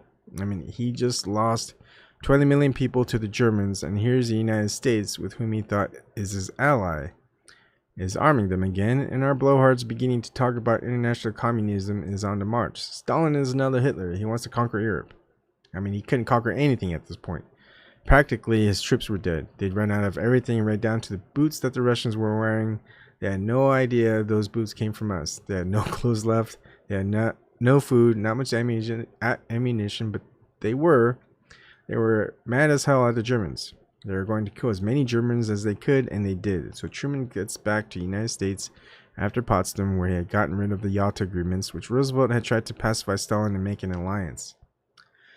He gets back, and the decision is made that we're going to stay armed. We're not going to disarm because the world is filled with dangerous people like Stalin. So he calls in Congress, the congressional leaders, and he says, "Look, we're going to have to take on Stalin, communism, Russian, one of these days. You better be ready for it now. We mustn't disarm." Senator Vandenberg of Michigan, a Republican whom the Democrat Truman needed, said, "Well, if you want to do that, Mr. President, you're going to have to scare the hell out of American people because we, Congress, cannot appropriate so much money, particularly in a post-war period where we need everything that we don't have and we must reallocate for peacetime." Truman said, "Don't worry." First thing he did, he loyalty oaths all throughout the government. Everyone had to swear a loyalty oath. Throughout the university, throughout the high schools, teachers got to go up and swear allegiance to the United States, or else you're a commie. I mean, we had imported fascism. Jay. Is that when studying up in school and pledging allegiance to the flag came from there? Vidal. Well, it was certainly helped by that. I don't know at what instances in the past that was, a regular thing to do in school, because it was never done in any school I went to, but I had gone to private schools. I think the public schools were obliged to do that. But it was a loyalty oath that drove former Vice President Henry Wallace, the heir to the New Deal, who should have been the president after Roosevelt's death. He went to war against Truman, and he said there was a big crisis going on. Truman was using a threat that the Russians were going to interfere in the Yugoslav affairs and Greek affairs. And he said, Wallace said, "This is not a Greek crisis, as the administration likes to tell us. It's not a Yugoslav crisis. This is an American crisis. We have a government that is now pledging itself and us to fight on the side of any government, no matter how terrible, if it says it's anti-communist or anti-Russian. We're on their side, and now we're demanding of every janitor in every schoolhouse in the United States to swear loyalty to the Union. We've never done this before. The fact that half the country has been involved in the war in the military should have been quite enough to demonstrate the loyalty of the people of the United States.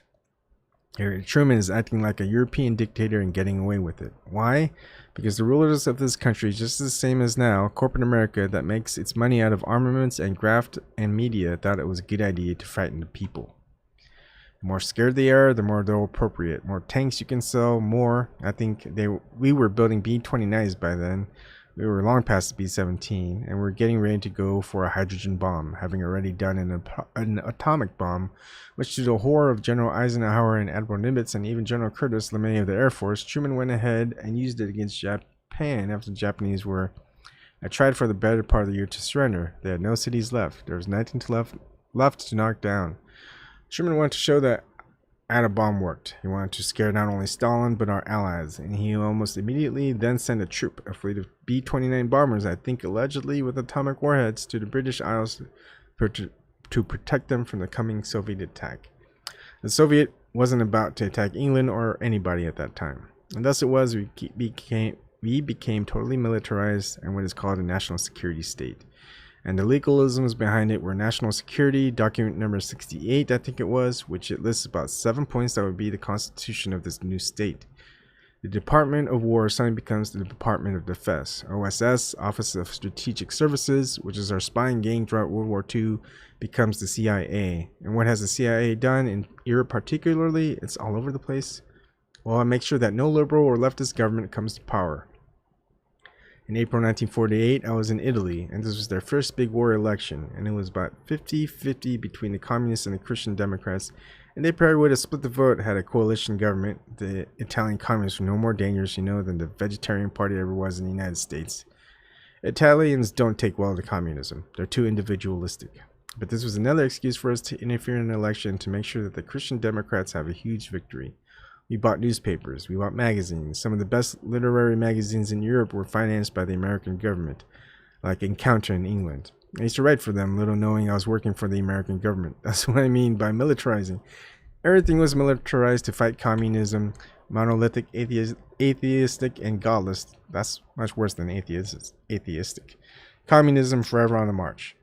So that changed the United States forever. We have never ceased to be a national security state. We have kept on more and more armaments year after year, greater and greater appropriations for the military. Once they discovered anti-gravity, we had to find out something even further that would deteriorate anti-gravity machines on the ground. So we're in the midst of an arms race which goes on even as you and I sit here to chat. We have been forever at war. Since 1945, people criticize. They often refer to that as the Golden Age. They never know what I'm talking about. I try to explain it and I get tired. The Golden Age was 1945 to 1950. It was only 5 years. In those 5 years, in the theater we had A Streetcar Named Desire, we had Death of a Salesman, we had Lenny Bernstein and music and Aaron Copland. We had a raft of us novelists and poets. The United States, we even had the best ballet in the world, to the horror of the Russians. We had come alive after years of depression and world wars. Suddenly the United States was a golden age in culture. J. And in democratic thought. Vidal. There was democratic thought, and there was Republican thought, and there was liberal thought, and there was conservative thought. Politics was never very big because we were culture stirring. Culture is a lot more important than politics. Though if you have bad politics, you cannot have good culture. But we didn't know then the roots of bad politics that were flourishing in our national security state.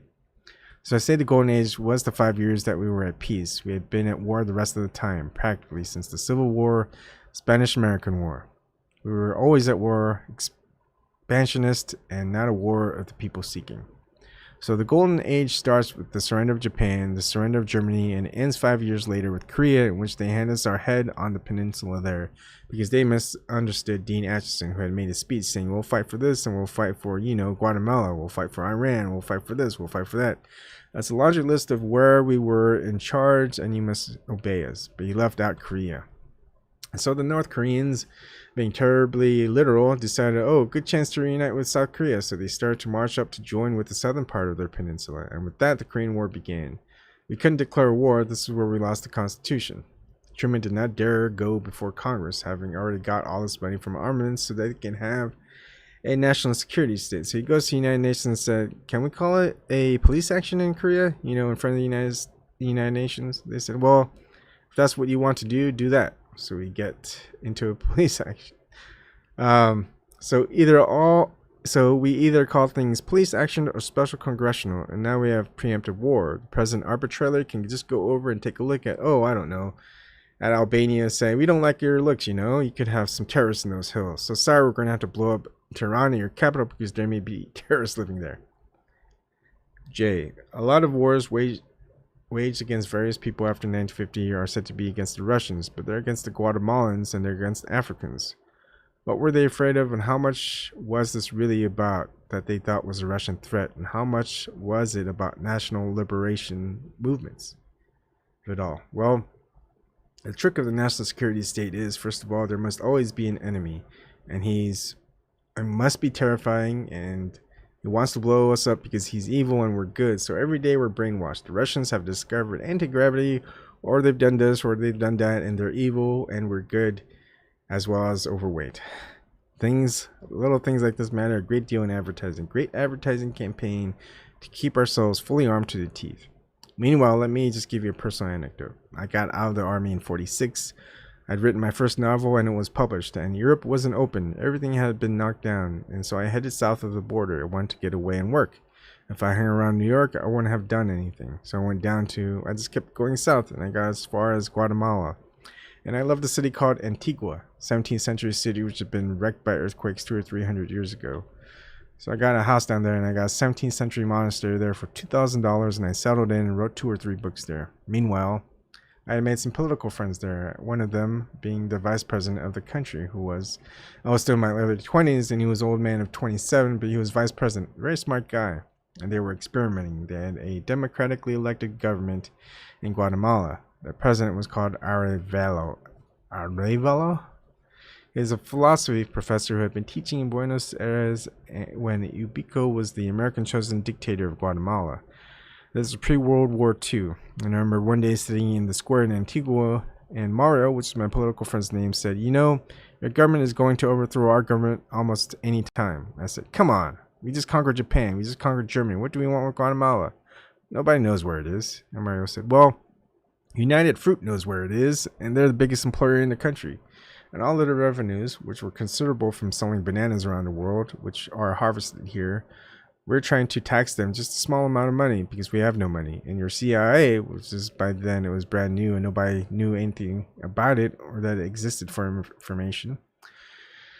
Your CIA is under orders from President Eisenhower to overthrow the government and accuse us of being communist so that the United Fruit will not have to pay tax." Well, oh God, we had rows and rows over this. I said, "Well, the United States doesn't behave like that, you know." I did not know as much history as I do now, and so it came to pass.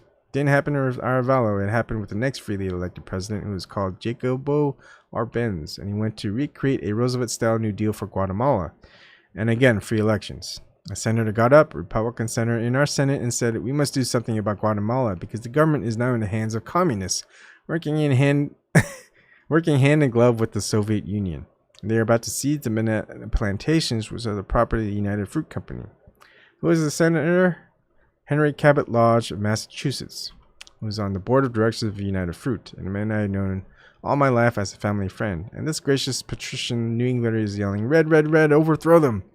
At which Eisenhower sent down troops, and they overthrew the government. And after that, it's been one bloodbath after another. Military governments and peace may never be restored there. Some times are better than others. I'm told things are not as bad this year as they were 5 years ago. That was my first indoctrination in American empire in action, and saw it with my own eyes and heard about it happening. I tried to come back. As I'm a writer, I wrote about these things. Nobody published it. I did do a novel called Dark Green, Bright Red, only to have my publishers reluctantly bring it out. And they just shook their heads sadly, and they said, no novel about Latin America has ever sold a copy. Of course, I had predicted Castro, so soon after that, a lot of books about that part of the world published, but by then I was elsewhere. J. You've written that Truman, Eisenhower, understood the Cold War as a tactic, but Kennedy was a believer. Talk about this. Vidal. Well, the tragedy was, in time, Eisenhower, first he used the CIA twice, once to overthrow the Guatemalan government, second time, more dangerously, to overthrow the government of Iran. Prime Minister Mossadegh, a democratically elected figure, very popular in Iran. Iran is a very sophisticated country. I would say head by head at least, its ruling class is far better educated than ours.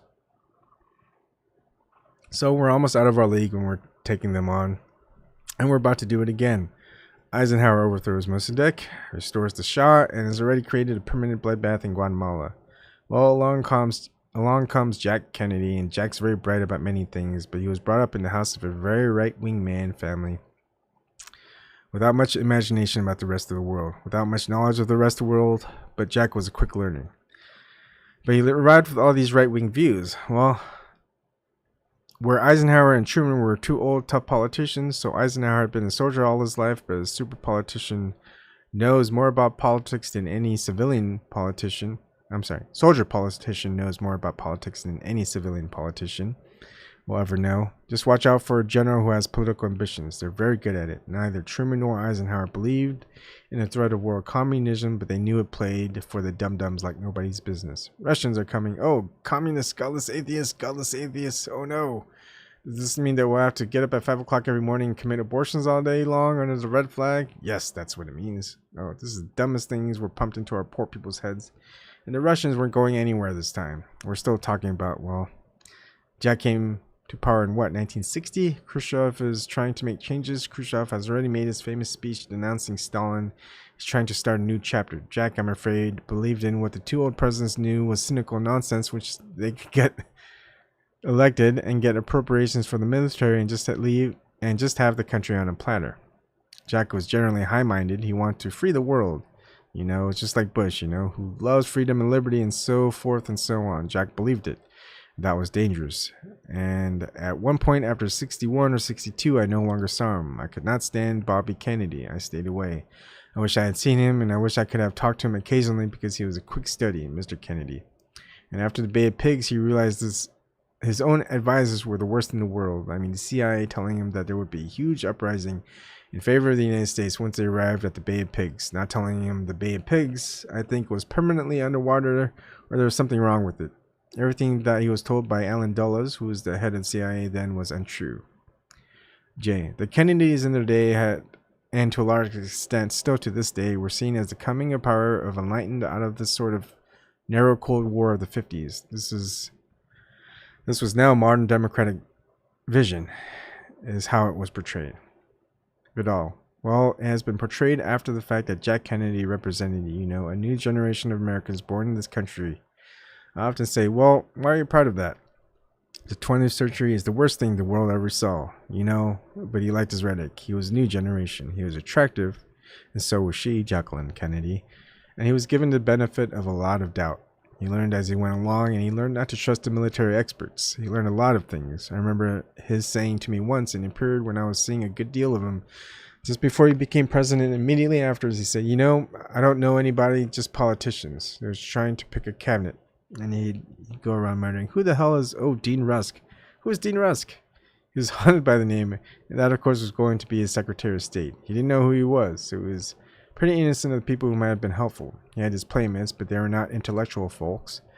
There was the occasional Arthur Schlesinger, but Arthur was only at court due to Bobby. It was Bobby who got him into the White House, not Jack. But Jack was very quick, and I always thought of him more as a British kid than I did as an American. He knew more about British parliamentary history than he knew about American history. I mean, he could tell you all about Palmerston, the Prime Minister. You could get him on Andrew Jackson, and he'd blink. But he did read, he did think. He was extremely right-wing because his family was. He had no opportunity to be otherwise. Suspicious, however, of intellectuals. And heaven knows people who have a divine wisdom like the church. He was no friend to the bishops, nor were they any friends to him in his own church. He was feeling his way, but he saw himself in heroic terms. He said once, well, it was once in my hearing, and certainly I'm told to the great Lincoln authority, David Herbert Donald at Harvard, he said, you know, where would Lincoln have been without the Civil War? Just another railroad lawyer. You know, that's about it. He figured out wartime presidents. Just as a silly little thing we have now as president. Also goes on and on that I'm wartime president. They know that's how you make it in the history books. They don't seem to realize that is how you can destroy your country, if not physically or at least economically, by making terrible errors. So it's a very dangerous thing now to be a wartime president. The old days when just a few muskets and a gunboat or two, war could be sort of glamorous, but it is not. It seemed to me that he was looking for war from the very beginning.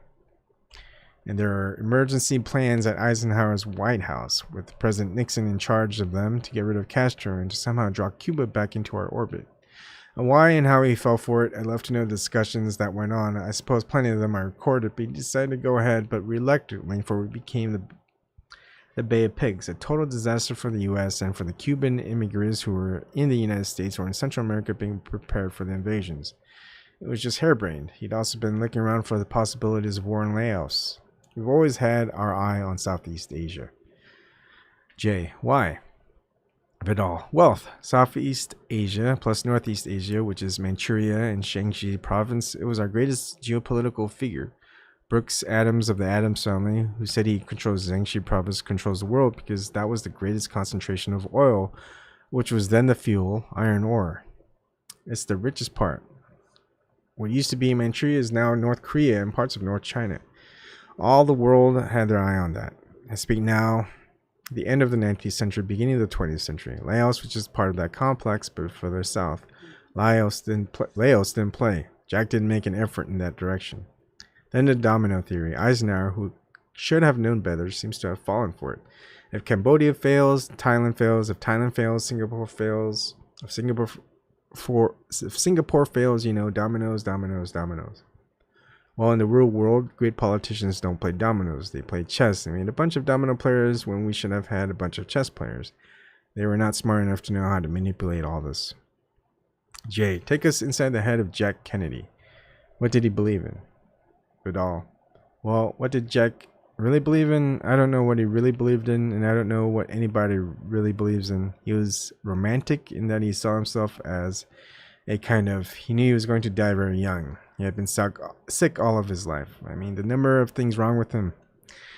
I remember my half-sister, who was Jackie's stepsister, describing this when she was about 12 years old. Wherever he was, in whatever household, there was a sick room. There were ice boxes with needles, and she remembers opening an ice box, and she'd never seen so much medicine in her life, just to keep him alive. He had Addison's disease. He had no adrenal function. So the clinic thought up a special operation in which they would put a kind of false adrenal gland under the flesh of the thigh. They put it there and put some Scotch tape over whatever it is to hold it in place, and that would feed him enough adrenaline for a month or so, and have to change it. This was dangerous. This affects your judgment, lack of adrenaline.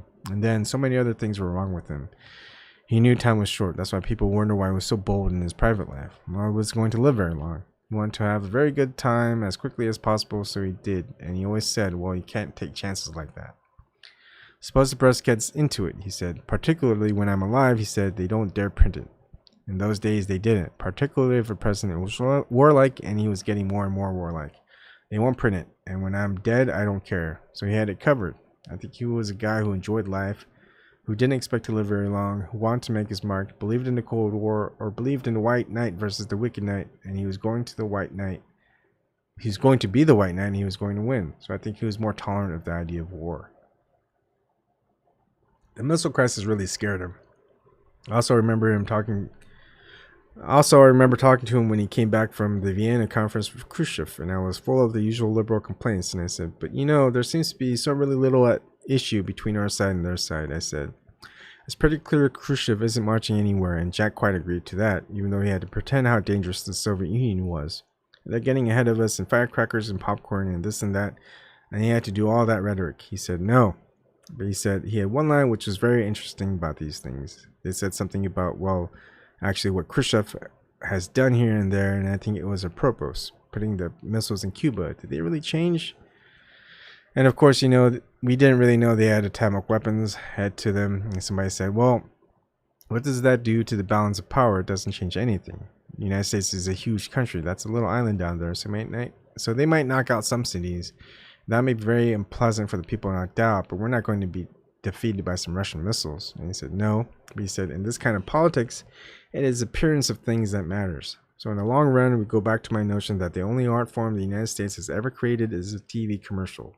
That is our art form. That's how we control people. Which is a normal response to somebody who was a creation of advertisers, as was Eisenhower, as was everybody else, as was Khrushchev. And it's a world of illusions. And it's a world of false claims. And I think Jack made the joke once. Khrushchev made the joke to Jack at Vienna. They were talking about Eisenhower and the spy plane, which had been such an embarrassment to the previous administration. And Khrushchev had made a joke at the time. He said, I want to propose to the President of the United States, we'd both save a lot of money if we hired the same people and paid for them as spies, because they could come to both sides anyway.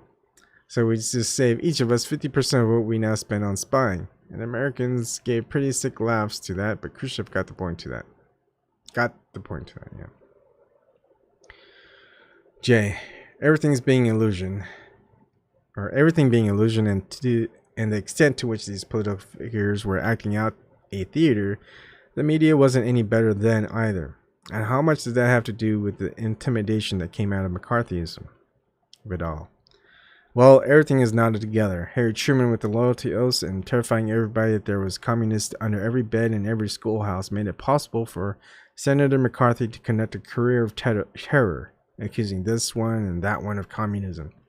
And you'd think his fellow senators would have known how to put him in a box, but they didn't know how, and he was allowed to go on much, much, much too long. And Eisenhower was no strongman during all this. Eisenhower, however, was a very shrewd politician. He just knew, let this guy rave on and he'll hang himself. He raved on and he hung himself. Not to say that Eisenhower wasn't there, opening the trap door so McCarthy fell through and got strangled. J. But he also played a useful role for them. Vidal. Well, he got out the vote of hot-eyed Republicans. J. And cleaned out much of the press and much of Hollywood. Vidal. Well, they didn't clean out. It was meant, of course, to intimidate Hollywood and the media. Well, the media already belongs to the McCarthyite people, much of it, and Hollywood is always craven and easily influenced. Blacklists can do it every time. But I was writing plays for live television back in the 50s. There was a guy, we called him the Butcher of Schenectady, I think it was, guy with a big grocery store. That was all. He decided who was a communist across the country, and he'd be told that Zaza Gabor was a communist, so any program she was on, any advertiser, Zaza Gabor, I'm just making up the name, I don't know, he would refuse to sell the products of anybody who paid for a program she appeared on. That's how the blacklist started. Now, the Butcher of Schenectady would also say you could clear yourself if you came to Schenectady on your knees and give you absolution if you swore never to do it again. So a lot of very famous stars went up to Schenectady to see this guy. That was very much in control for quite a few years. I was a playwright, so I was able to pick my cast in those days. It was not a director's meeting, it was a writer's meeting. And I'd say I wanted Gail Sondergaard for something. She was a wonderful actress, and I told the producer, I said, are we getting Sondergaard? And he said, 14th floor. That was the floor where the censorship was done. Never said anything more than that. She's blacklisted. You can't use her. J. So when Kennedy emerges, there's already a culture in the news media that if you take your critique past a certain line, you might be called a communist. Is there a kind of self-censorship that emerges throughout this whole next decade? Vidal. Oh, I think it still exists. Only it isn't communism anymore. It's terrorism. You're supporting terrorism, and you're not supporting our brave guys and gals. You're not a patriot. I'm surprised if we had a decent media, which we do not have, or anything close, these people wouldn't be allowed to get away with this stuff. They'd just be stopped. Who's interested in what the Butcher of Schenectady has to say on any subject? He doesn't know anything. So he boycotts an actress, raise a legal defense fund, and sue him. That's the normal American way. It still goes on, but it's so weak. I did a little book called Perpetual War for Perpetual Peace, and I tried to explain what the motives of an Osama bin Laden were for hitting us. Couldn't say that he's evil, he does it for kicks. And I said, presumably, we never did anything to upset him and the Muslims in Saudi Arabia. No, how could we? We're the good people. And then you realize, you look into these vacant American newscasters' eyes, that you've got a bunch of real maniacs or terrified maniacs, which is rather worse, so they get away with it. Jay, so how we got into that seg was, why did Kennedy buy this thing about Cuba? Appearance, because he's a man of creative appearance of his health. So let's get back to Kennedy, Cuba, Bay of Pigs, Vidal. Well, I think Kennedy had it in mind when he got to be president. His inaugural address gives it away. We'll bear any burden to see that liberty, whatever it was, triumphs around the world. Well, I muttered to myself, you do it alone, Jack. I'm not going to help you bearing any burden, I said. The only time that the Soviet Union would begin to bother me as a threat to America would be when Russians figure out how to get a proper screw on the lid to the vodka bottle. They were still struggling in 1960. In the 1970s, they got something. It was like tinfoil, like this. And then suddenly you'd have this flat thing in your hand. I said, one day they'll get it. They'll probably blow us up one night. I'm just waiting until that decent cap to that vodka bottle has been invented by these maniacs driven by malice and rage. They were no competition for us, and we knew it. And they knew that we knew it. But they had to make certain noises for their people. We had to make certain noises for our people. The arms race was just as good for their rich as it was for our rich people. And that's why we had the arms race. As for Jack, I think the Bay of Pigs woke them up. I mean, the missile crisis. I think the missile crisis woke him up when he saw how easily the world could end. J. One version of the events is that he was actually ready to fire and had to be talked out of firing weapons.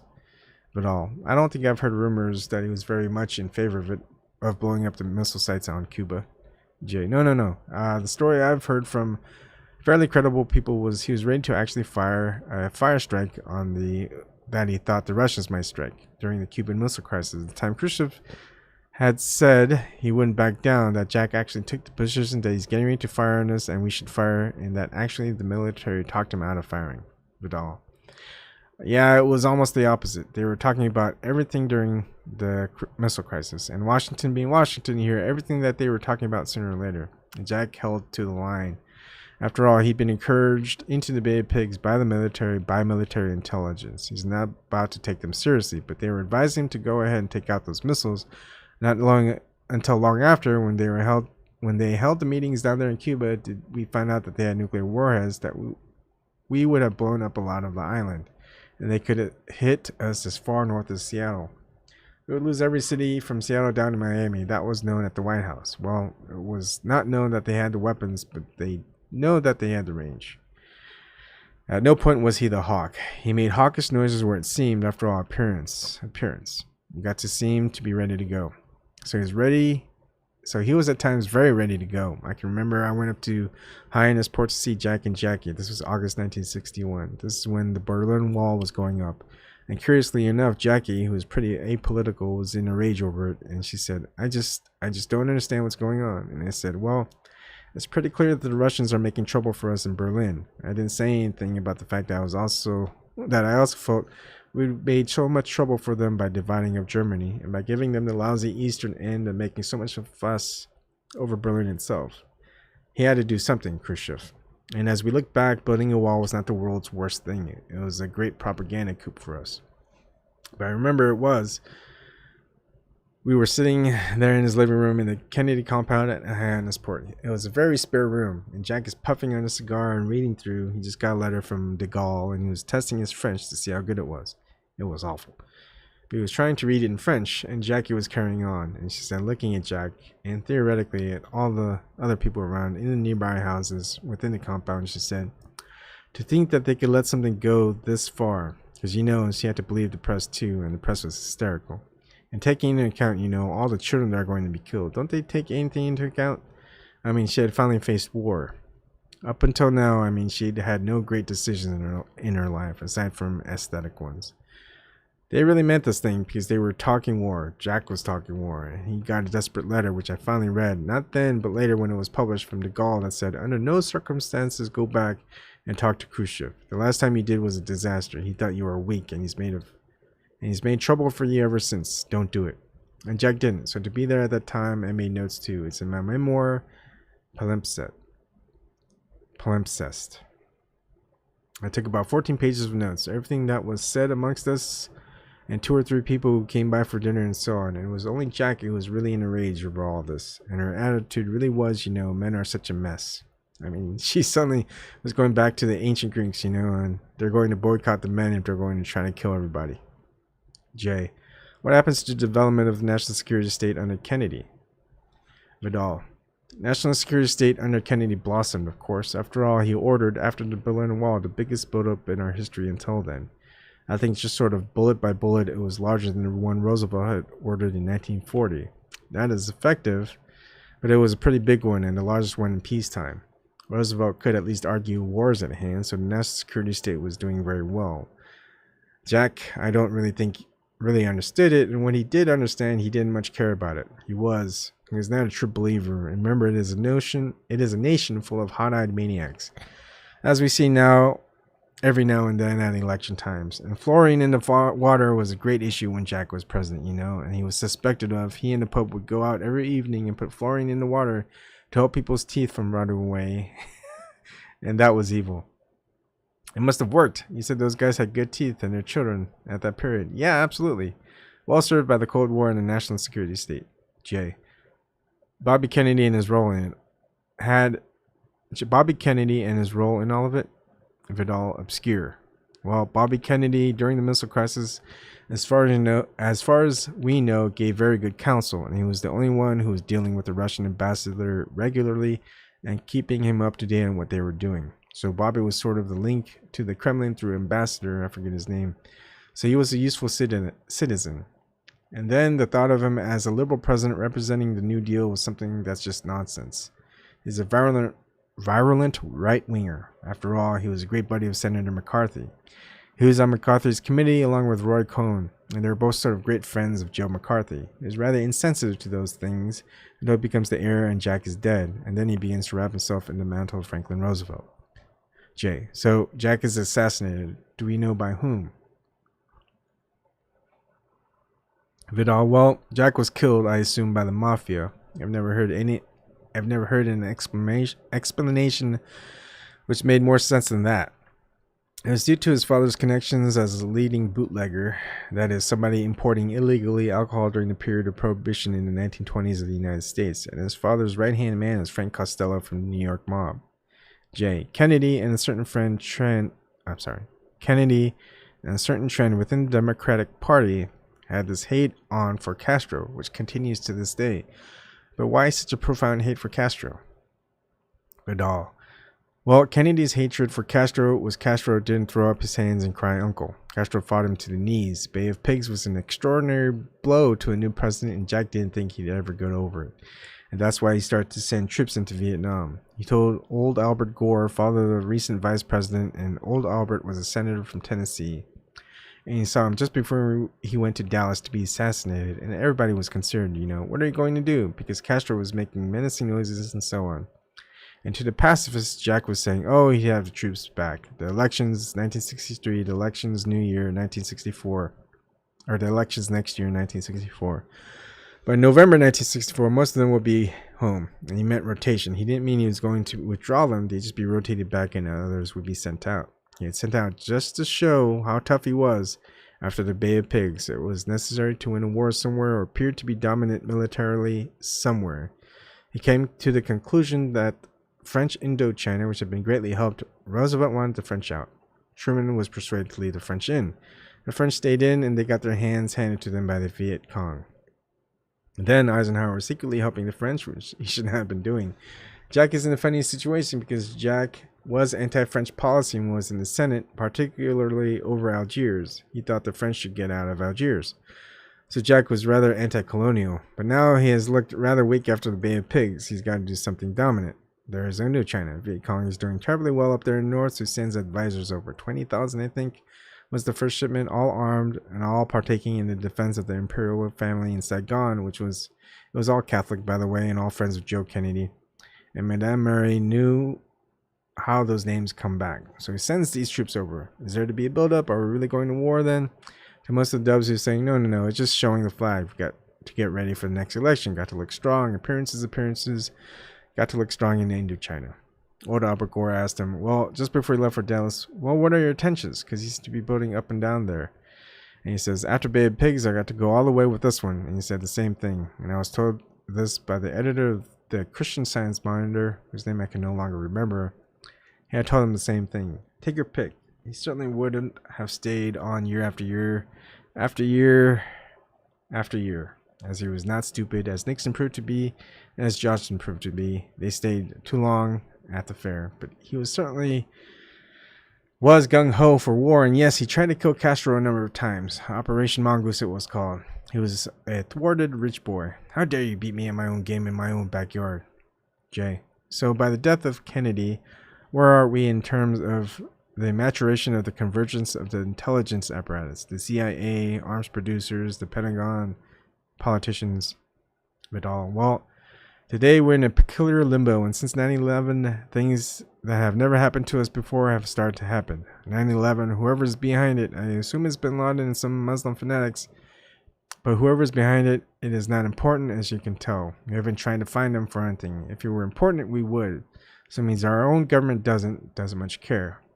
But 9/11 proved to be a pretext for getting rid of the old republic, which has not been in very good shape for a long, long time, starting with the national security state, which made us a totally militarized society. That's Harry Truman. And ever since, we just go further and further along the road toward total war on nearly everybody. Now we're in a strange situation. There's nothing in our history to guide us. We've never been in a situation in which one gang basically has seized power. We've been very lucky. We've had dictators before. Lincoln was a dictator, but he was a dictator of the Republic. The Republic still stood when he was dictator and we needed him. Franklin Roosevelt was the dictator and we needed him. And they were only briefly were they dictators. Now we have a dictatorial system as best personified by the USA Patriot Act, which just removes us of our Bill of Rights. This is the most serious thing that has happened in the history of the United States, and how we get out of it is anyone's guess. J. If Kennedy goes into Vietnam per strength after the weakness of Cuba, Vietnam ends up a more profound show of weakness than even Cuba. How does that color what happens from 9/11 on? Vidal. I don't think that you can use Kennedy and Vietnam. After all, Vietnam was lost, if we ever had it, by the likes of Nixon and Lyndon Johnson. Kennedy's dead by then. Yes, Kennedy went in there, but we don't know. Jay, I don't mean Kennedy. In terms of the need of the empire to have the appearance of strength, there's a need to somehow overcome this defeat in Vietnam, is there not? Vidal, it could be argued that the defeat in Vietnam, in the midst of some hawks, could be undone by standing tall in the oil fields of the Middle East, but other forces are at work. There's no doubt that we stand tall in the eyes of the world because we have the power to kill everyone on Earth. Everyone knows it. And I think the more they watch these loons that have taken charge of our government, the more they fear perhaps something like this could happen, that we might get an administration that was going to try to blow up North Korea. And then while they're at it, oh, let's take out Beijing too. They've been such a nuisance, you know. Yeah, very ignorant people governing our country, and they're full of hate for everybody, including the American people. We are the real enemies of the current rulers. No, what I see is we're all dressed up and nowhere to go, logically speaking. The so-called neoconservatives are given lots of credit for our current bellicosity and all the wars that we seem to be ready to fight. They got us into Iraq, which we had no reason to attack Iraq. We looked tall there. The president's father went into Panama, and when they asked, why did you go in there? There's nothing little country. Why did you go in there and knock it down? And when the old President Bush's advisor said, well, we did it because we could do it. Like Grenada, we could do it. In other words, it's good for us to show our strength every now and then, and that we're not afraid of killing people. In fact, we kind of like it. Well, we're getting a very bad rep. Now we are poised. The world is running out of fossil fuel. Instead of working morning, noon, and night trying to find replacements for it, whether it's hydrogen or whatever, we're getting ready to seize more oil fields. We've got our eye on Iran. We have the fields in Iraq. We have our eye on Caspian oil, the pipelines that run through Afghanistan, through Pakistan to Karachi, which is where we were headed originally before the Taliban imploded on us. That's what we are going to do. With the pipeline, we're going to ship oil down from Central Asia, all those countries that end in Stan. We're going to send it down to Karachi and put them on board ships for China. China noticed, and the people building that pipeline that we went to war in Afghanistan to get a hold of it again. The owners of it are Unocal, a California oil firm, which as of this morning's paper, China has just bought. Yes, the world is getting smaller, and we're getting a little bit more tight due to the shrinkage of the world and the rise of China. So we are facing bad times. Now we have fallen into the hands of a group that calls itself neoconservative. We can argue that some of them are acting as super Zionists because they think what they're doing is going to be good for Israel. It isn't, but that's one excuse to be used. As I say, it's just going to be good for America to be in control of all the oil fields that we can get our hands on, because then we can blackmail everybody and we are the only people that have the oil. I understand theft. I think every American understands theft, and a case can be made for it. How was any empire ever developed without theft? So my eyes do not fill with tears when I think of that. When I think of religious wars, take on 1 billion Muslims, exacerbating the Muslim-Jewish wars in Palestine, there's a lot of places where there's a lot of trouble and a lot of suicide bombers. So we're sort of like somebody going along, I don't know, in a minefield, you know, dropping matches, waiting to hear the bang. Well, the bang might take us all out. So as we have chatted our way through much of American history in the course of this conversation, I think everybody should take a sober look at the world around us. Remember that practically everything that you're told about other countries is untrue. What we're told about ourselves and our great strength and how much loved we are, forget it. Our strength is there, but it's the kind of strength that blows off your hand while you hold up the grenade. It's a suicidal strength as well as a murderous one. So here we are, and let us hope it is not the end of the road, even though there's every sign that is not the yellow brick road up ahead. Jay, I'm going to ask for one short piece I can use in different contexts. Why do you think we need this network? Why do we need the Real News Network? Vidal. Well, I think we have needed for decades an honest network news system. I think it's pretty clear as we look about us, turn on the TV, with the richness that is offered us by cable, by network, by this, by that, that here we are with all these forms of information and really very ignorant of what's going on in the world. We're not told, or we're given such a distorted view that even if we were asked to make up our minds, and they don't do that at election time, they just tell us what to think. We needed an alternative to advertising. That's all we get. We're nothing but a consumer society with TV manufactured to get us to be loyal consumers and docile workers. Well, we've got to do better than that because our lives depend on information. Knowledge is power. Without knowledge, we'll all die. So it's time, somehow, through the magic of their airwaves, we become informed. Because if we aren't, we won't be here to be informed. Okay, that's a lot of reading. We're at page 128 of 140. What's left is Gore Vidal at the Road News fundraiser in Los Angeles in 2005. As you can tell, my voice is getting pretty hoarse. But 12 more pages, that ain't much. It's been 3 hours. I have to go for another 30 minutes and maybe talk about it afterwards. Maybe we'll just have an open topic and have a deeper conversation about what we just read in another live stream. Zaldivar, hello. Yeah, 1984 playbook. Yes, I did see a lot of that. The salt leakers. How do you safeguard leakers, you ask? Depends. Joseph Glasner, I searched Julian Assange live. If that brought you here, glad that happened. The salt leakers invade the Cayman Islands. No. Well, I don't know. Hi, Eric. Thank you. Thank you. All right. 12 more pages. Let's do this. Gore Vidal at the Real News fundraiser, Los Angeles, 2005. Vidal. You know, in 1776, I've been tagged as a historian, so I may as well strike a boring note or two. 1776. When the British occupied Boston, New York City, we were having a revolution. General Washington was our commanding general. The troops kept disappearing at regular intervals. What was our first move? To free ourselves and get, I'm a wartime president. What the wartime president says is, independence is what everybody wants. Liberty, freedom. So what was our first move? We invaded Canada. The British were sitting in Boston, sitting in New York. We've lost everything in sight. We wanted Canada right off. The War of 1812 did not go very well for us. They set fire to the White House, the British, the capital. In charge was Admiral Cockburn, whose descendant writes for the Nation.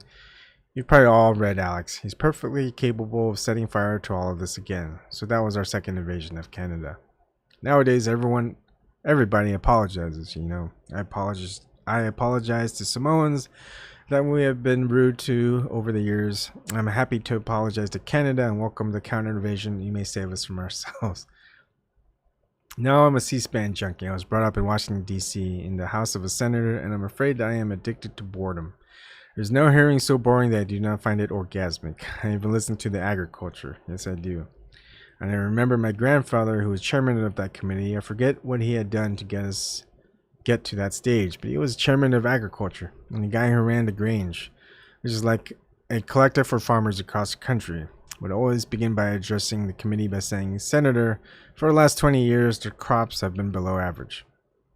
My grandfather would roar with laughter, and the Grange never knew what he was laughing at. The absence of norms, of course. Now, I have been sort of working with Mr. Conyers. I've never met him, but I'm just a fan. He went out to Ohio with several other members of Congress and some dedicated staffers. And they went from county to county, electoral district to electoral district. And they collected a great deal of material, all of which is purest dynamite. on how that election was stolen and collusion between high officials like the Secretary of State of the state of Ohio, who is in charge of elections, and his hand is in everything. It was a marvelous and brave thing that Conyers and his fellows from the House of Representatives from the minority did. I'm sure you've been reading about it in the press. I wrote a preface and I said, well, put it on the cover since my little books sometimes do well out there in the dark. This is not vanity just to put it on, just so you'll get some space in the bookstore. Oh, they said, this is the report. I said, yes, but there are great interests that don't want anyone to know what happened in Ohio. It proved to be the case. Where is the newspaper of record, that great newspaper which is always on the wrong side when it has determined which side it ought to be on? There's no review of this book. It's the only explanation of what happened in Ohio. I was on Bill Maher the other night on the party line. Democratic party line was, oh, Gore, why go into that? The election's over, so they got it again. I said, but they didn't get it again. They stole it again. Now, if they stole 2 in a row and they got 4 years to 2008, my God, they're going to see stealth on such a scale as never seen before. And we're not too bothered about it because nobody likes sour grapes. You know that. You're supposed to bow. Well, I learned a great lesson. I've done something like 20 and 30 call-ins around the country. Luckily, they're early in the morning, which is not my hour by any means, but I stay in bed. And suddenly at 7 o'clock, Mr. Vidal, this is Dallas calling. You're on the air. And I say, yes, wonderful, wonderful to be back here in Dallas. How's the weather there? I'm trying to wake up during all this. I've done at least 30 cities and we talk about nothing. I haven't had one bad caller. Everyone wants to know what happened in Ohio and how they can get the book. Well, the book is in bookstores. It's a cheap paperback that was put out by a firm in Chicago, and yet they cannot get a single print interview in the United States of America on a subject of more interest to us than anything else the New York Times can find to publish. Who stole the election? Sometimes reminding us who stole it before. That is the kind of value of what our Canadian friends have come up with. This is the kind of last chance. People say, oh, it can't work. Well, nothing can work till it does, and of course it can. We are starved for news, big news. I got a call from Europe a week or 2 ago. Biggest news all over Europe. Headlines. The genius who knocked down all those cities in Iraq and Afghanistan, Rumsfeld, was up in front of an audience in Norway. Now, Norwegians are very polite people. They booed him down and he couldn't finish his speech. It was all over the European press, not word in the American press. There are some wonderful pictures of Rumsfeld fleeing before crazed Norsemen. So not even for a good picture will they break the silence. And that brings to mind a favorite quotation of mine, which I always get wrong. 16th century Montaigne wrote, of all the crimes, human crimes, telling lies is the worst and should be a capital offense. Once the tongue gets into the habit of lying, it cannot stop. We now live in a period in which everything we hear is a lie, and we can't necessarily blame the low level of people in our politics, though that's part of it. I think much more serious is the only art form that the United States has created in our 200-odd years. Our only art form has been television commercial. You haven't done well at the other arts. Saw Bellows Ghost now looking down on me with a grinding of teeth. But anyway, we haven't done anything very well at the others. But getting people on television to buy things that they do not want, or getting people on television to buy things they do not need or are bad for them, that has been a superb art. Then, when we transferred to selling detergents to selling presidents, lying came into its own. Then, when they discovered a simple law which every child of my generation learned, Rinso White, Rinso White, Rinso White, repetition. Saddam Hussein, 9/11, Osama bin Laden, Osama bin Laden, 9/11, over and over and over again. 70% of our people now think Osama bin Laden and Saddam Hussein were working together to blow us up when both men hated each other and had nothing to do with each other. You rather despair because he who tries to tell the truth is called the biggest liar of all. Machiavelli, that kindly old cynic, came up with some wonderful advice in The Prince, which has now been taken seriously by Carl Roverino, I believe. It's probably his correct name. Mr. Rove and company have taken up the fact that the bigger the lie, the more apt it is to be believed. So they're always stretching it, kinda. You don't think that'll work? My God, it did. Then they go out and take polls and things are working. Machiavelli. I was reminded of it. The only thing that Kerry had going for him was that he was an authentic war hero in the adventures in Vietnam. And one of the principal things that W has going against him is that he is the Yellow Rose of Texas. So how do you balance that out? You pay a bunch of guys to come out and say Kerry was a coward. He didn't earn those Purple Hearts. He didn't earn that Silver Star. It's all fake. He lied. He lied. He lied. Well, I'll repeat that 1,000 times. We have enough dum-dums in the country, to more than fill a bounding place, and they did. And I thought, my God, these old simple rules from the 14th, 15th, 16th century are hot as ever in the hands of totally unscrupulous gas and oil people. And that's what we got in this. That's where we got in charge of us, and we do not turn to them for truth. J. There's a quote from Dan Rather where he said, I give the White House the benefit of the doubt, whether it's Republican or Democrat. I think we need a television news network that does not give the White House the benefit of the doubt, Republican or Democrat. So independent journalism to us means independent economics. And the core of that, why we think it's possible, is the internet. We think the web has democratizing potential, and we think this network will be a way to realize much of that potential. It is a convergence of a marriage of citizen journalism with professional journalism. It's a marriage of the web of conventional television, where we're going to use the web to drive viewership to TV. And it's the power of the web to raise money directly from people. So if our hypothesis is correct that there are millions of people like the people in this room that feel a sense of urgency about this, then it will work. And we launched our website a couple of days ago and wanted a soft launch. We didn't make any noise about it. But one, the Daily Coast got hold of a Canadian article about us, and there's now 932 blog reports in the last 3 days. We're up about, I think we've hit 20,000 visits in the last 3 days and 200 individual donors, when we really haven't started asking for money on the web yet. So either we've hit the only 200 people in the United States that want to give us money, or we're on to something. Please ask questions of either of us. Audience member. A question for Mr. Vidal. You mentioned the oil oligarchy, and I'm curious if you've ever asked yourself, what do these people really want? Are they trying to create a little feudal state for themselves and the rest of us be damned? Vidal. What about I'll repeat your question. The oil oligarchy. Oligarchy which governs us at the moment. It's always had great power in the land. What do they really want? Well, oil to one side, they want power. And there was a famous meeting, which we're still trying to find out. Congress is still trying to find out who was at it. This was called by Vice President Cheney when he first barged into office. And he called in a number of experts, geologists, and CEOs. Everything leaks in Washington, so we know fairly well the sort of people who were there, certainly what they were talking about, quite sensibly. Cheney is not an idiot, he just has a character problem. But the first question you would ask is, when is the world going to run out of oil at the rate it's being used today? Smart of him to ask it, I can't imagine Kerry remembering to ask it. He'd be too busy perhaps explaining something else. So the report was that I got that went around Washington, it was something like, it was pretty dire.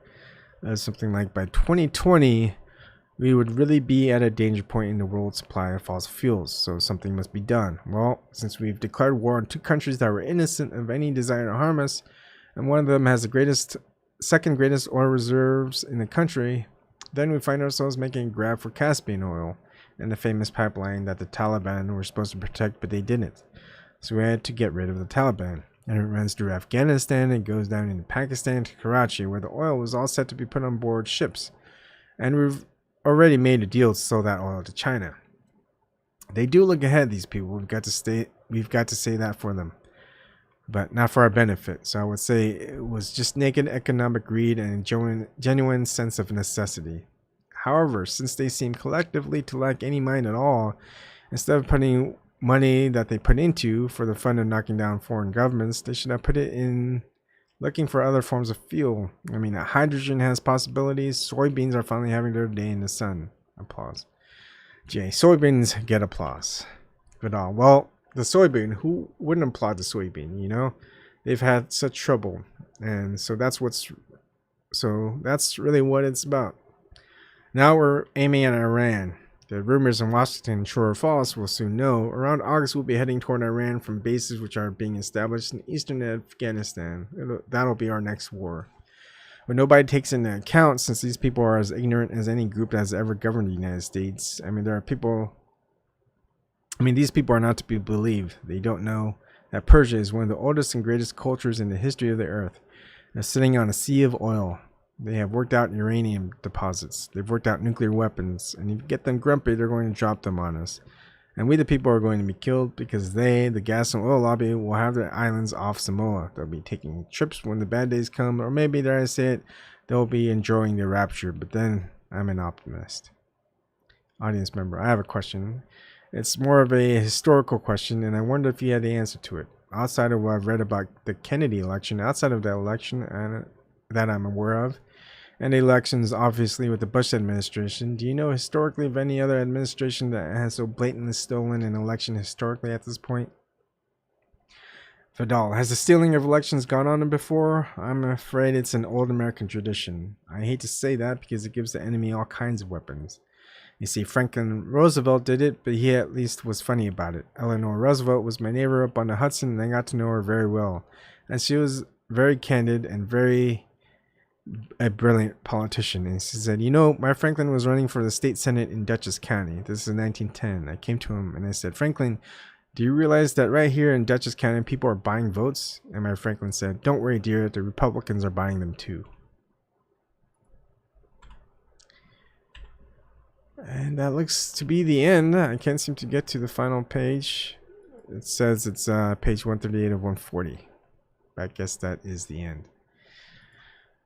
Well, that was a very long read, but I'm glad I went through it. And hopefully, if you want to go through it, you can now, or you could just listen to it if you're doing laundry or dishes or something like that. You can just listen in. Or if not, you could just mute and you could go and watch page by page. The idea that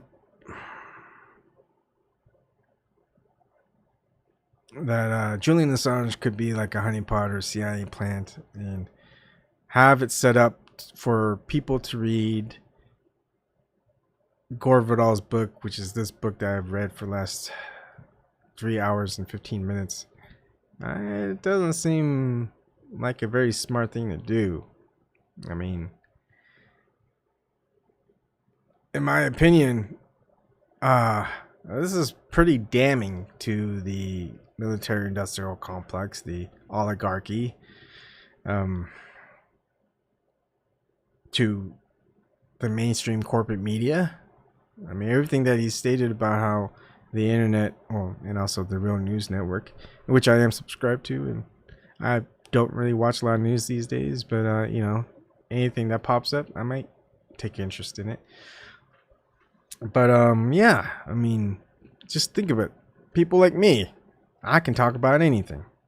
Yeah, YouTube can shut me down. They have shut down my live streams every once in a while, but I keep coming back, and I have a second account, and I have live streams over in DLive, over in Vim.tv, which gets posted as Steam, and all the Steam, it doesn't hold the work that Vim does, and Vim doesn't have any of the old videos, but I still have my local copies as well, and Periscope also is streamed.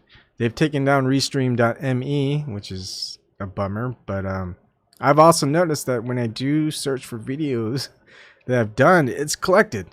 People, for some reason, or maybe just organizations or something like that, these odd sites are caching my videos, and which is weird because, I mean, I've got 7 people watching now, and typically my views only get like in the low 40s or 50s. And we've got a guest. How's it going, Christian? You're here, Christian. Hello. Hey, what's going on, brother? Good. How are you doing? Doing good, man. I'm tired, very tired. Oh yeah. Reading a book out loud for 3 hours and 15 minutes. It's kind of draining. But did you finally get something to eat? I did, yeah. That's good. What was it? Oh gosh, why am I forgetting his name? Gosh, I can't remember. Anyways, Shirley Vic, Assange sent a message getting arrested, showing that book, a couple of publications, wondering why he showed it. Yeah, it's so. What do you think about this? Sorry, I'm trying to remember. He's in Pennsylvania. He's in Pennsylvania. anti-Zionists. He shows up all the time. He smokes a pipe or a cigar. Dominic Buscemi. I don't know why I forget. Sorry, Dominic, if you're watching. But yeah, Steve Buscemi. Yeah. He was saying, hey, tell Christian. I couldn't tell you because I was in the car driving. He said, tell Christian, give me the name of a pizza place nearby and he'll pay for it online. So you could go in and just eat. That's pretty nice. Yeah. I think I guess he knows I'm vegan though. Hey, you could have picked a vegan pizza place. A salad. Yeah, Or you could eat in salad. Yeah, I could eat a salad. Yeah, that's true. That's very true, So man. surely you should get on here. Surely he's saying one of Assange's aides was arrested in Ecuador for trying to leave. Oh, God, that's it. They really they went full bore on Assange. Yeah, they did. I mean, what's next? Is Christine getting arrested? You know, guilty by association. Guilt for being the mother to Julian Assange. Yeah, for siring Julian Assange. Yeah. Oh God. But yeah, I mean, I can see why Julian Assange would carry this book out while he's being arrested. It's very anti-propaganda, very imperialist. It's very anti-oligarchy, very anti-1%. It's very anti-corruption, pretty much. Yeah. And a lot of the stuff that is going on now easily states that it's been going on for a very, very long time, which to our surprise, it's not a surprise. I think to many people who might read it that aren't well versed in the propaganda and things like that. I think they hold on, let me I need to stop the zoom, or not show the zoom, and accept in Shirley and rename Shirley. There you go. There we go. I do that so people can see Shirley's phone number when she calls in. Hey Shirley, how's it going? Hey Shirley. We're having trouble hearing you. Oh, hello. Oh, there we go. How are you doing? I am doing fine. It's nice to hear you again. Yes. Same here. Hey, Christian. Hey, Shirley. How are you, sister? Great to hear your voice again. Yeah, well, the First Amendment died today. What was that? I said the First Amendment died today. Well, not quite. We're still here talking, so that's something.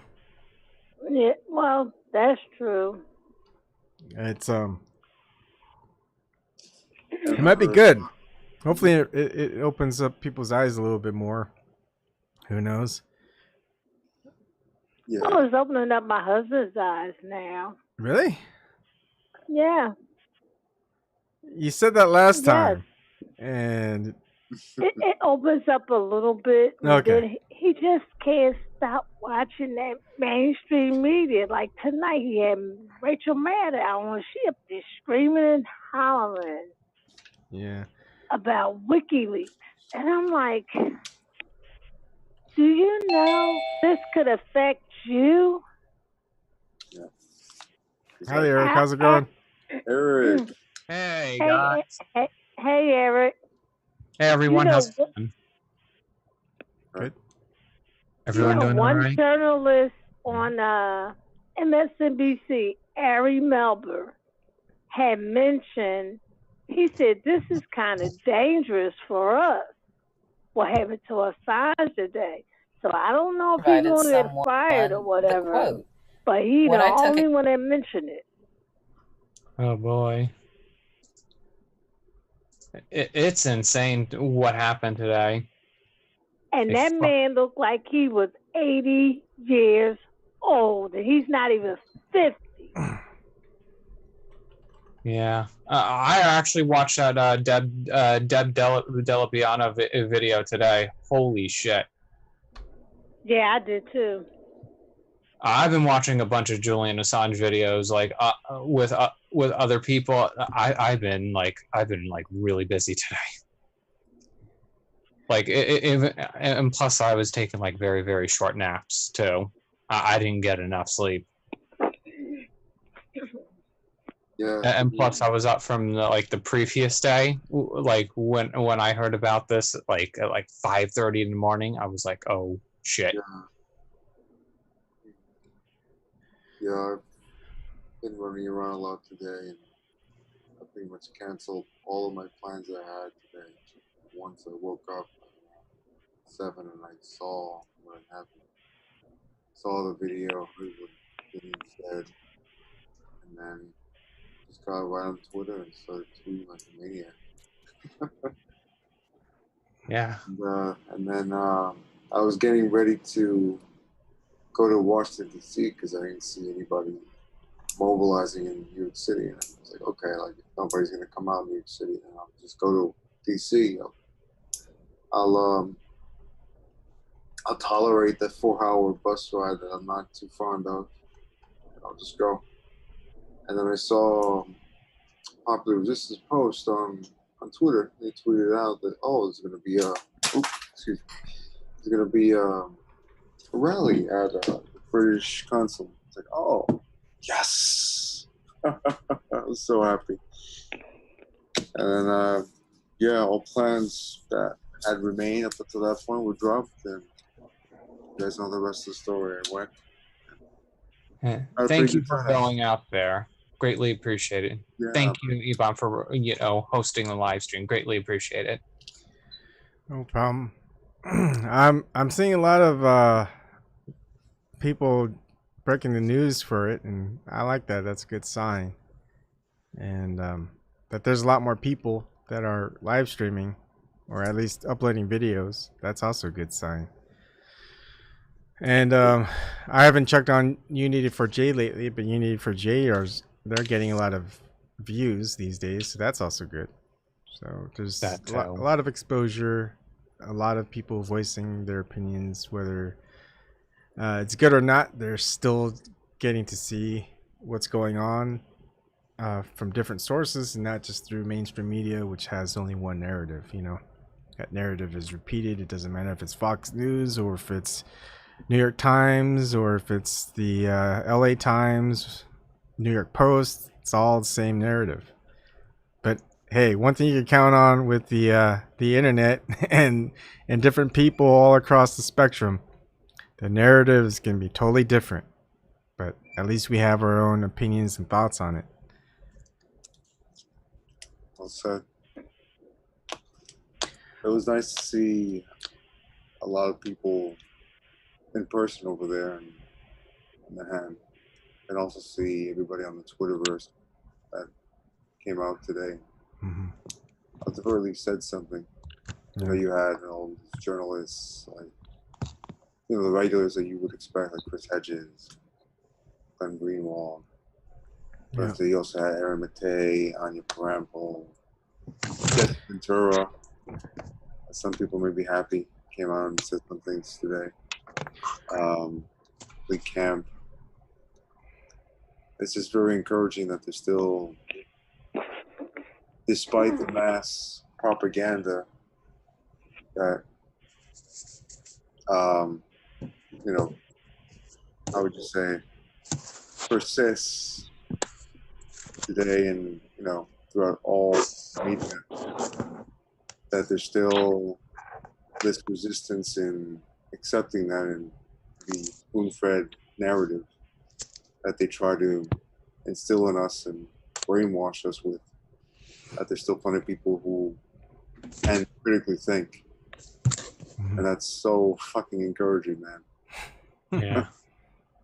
And what's encouraging is I remember you were talking to me on Zoom as you were getting to the rally, the protest, and you're expecting 4 other people to be there. And when you got there, you said there were 20, more than 20. That's encouraging. Because your expectations were pretty low. It's like, oh, I think there's going to be 4 people there. And then you go there, and there's like 20. So that's good. That's good. Did you hear? Go ahead, Shirley. Oh, I missed that. I missed that one-liner. The new Ecuadorian president, Ecuador accepted $30 billion a loan. From who? IMF, I think. IMF. I might have been a little more than that. IMF? Yeah. Sorry. What's the IMF acronym? Is that another intelligence agency? No, that's the International Monetary Foundation. And, so basically, he sold Assange. Yeah. $30 billion? I have to go to Twitter. Hold on. International Monetary Fund. And they didn't name the person of Assange aide that was arrested last night in Ecuador. I'll try looking.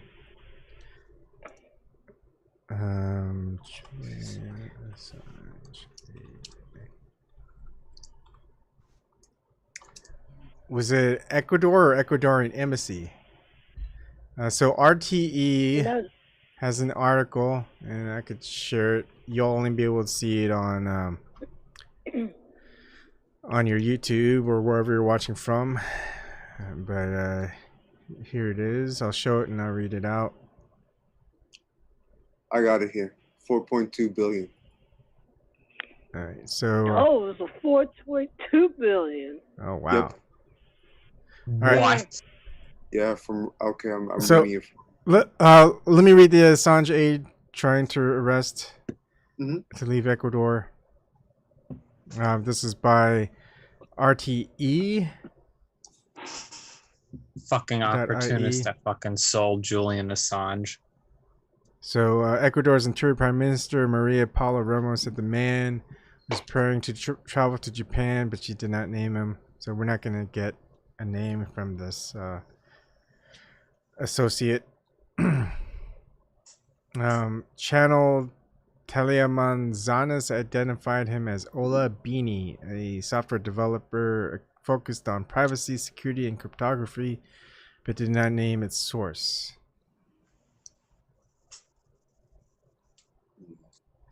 And she said he has been detained simply for investigation purposes. And so people want to read the article. We'll just post it on so you can see it. And that person won't be arrested for posting something from an anonymous person. All right, go ahead again. You want to give the details of the money? $4.2 billion.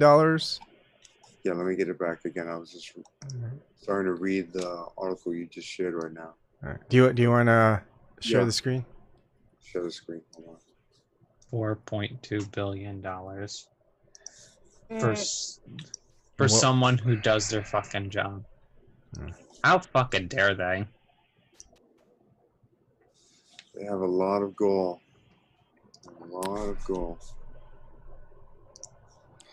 Okay, you guys see it okay? Yeah. Okay, so this is from Reuters. Ecuador inks $4.2 billion with a B financing deal with IMF. Moreno. Quito. Ecuador has reached a $4.2 billion staff-level financing deal with the International Monetary Fund, IMF. President Lena Moreno said on Wednesday at the Andean country as the Andean country grapples with a large fiscal deficit and heavy external debt. The country will also receive $6 billion in loans from multilateral institutions, including the World Bank, the Inter-American Development Bank, and the CAF Andean Development Bank, Moreno said in a message broadcast on national television and radio. Ecuador's sovereign bonds surged last week after the IMF confirmed it was engaged in formal talks with Moreno over a possible financial arrangement. Staff-level agreements between the IMF and member countries are subject to approval by the Washington-based lenders' executive boards. There it is, right there, Washington-based. Can you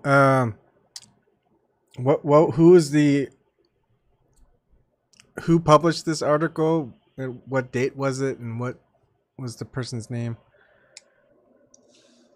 It was, this is a bit old. It's from February 20th, 2019, and Alexandra Valencia was the person who wrote this. Okay, so this has already been brewing for a while now. Yeah.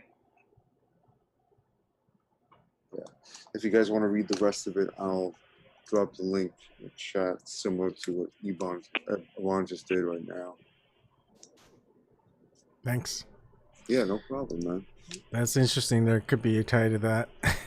I mean, why would they just suddenly give them $4.2 billion and $6 billion in loans? Yeah.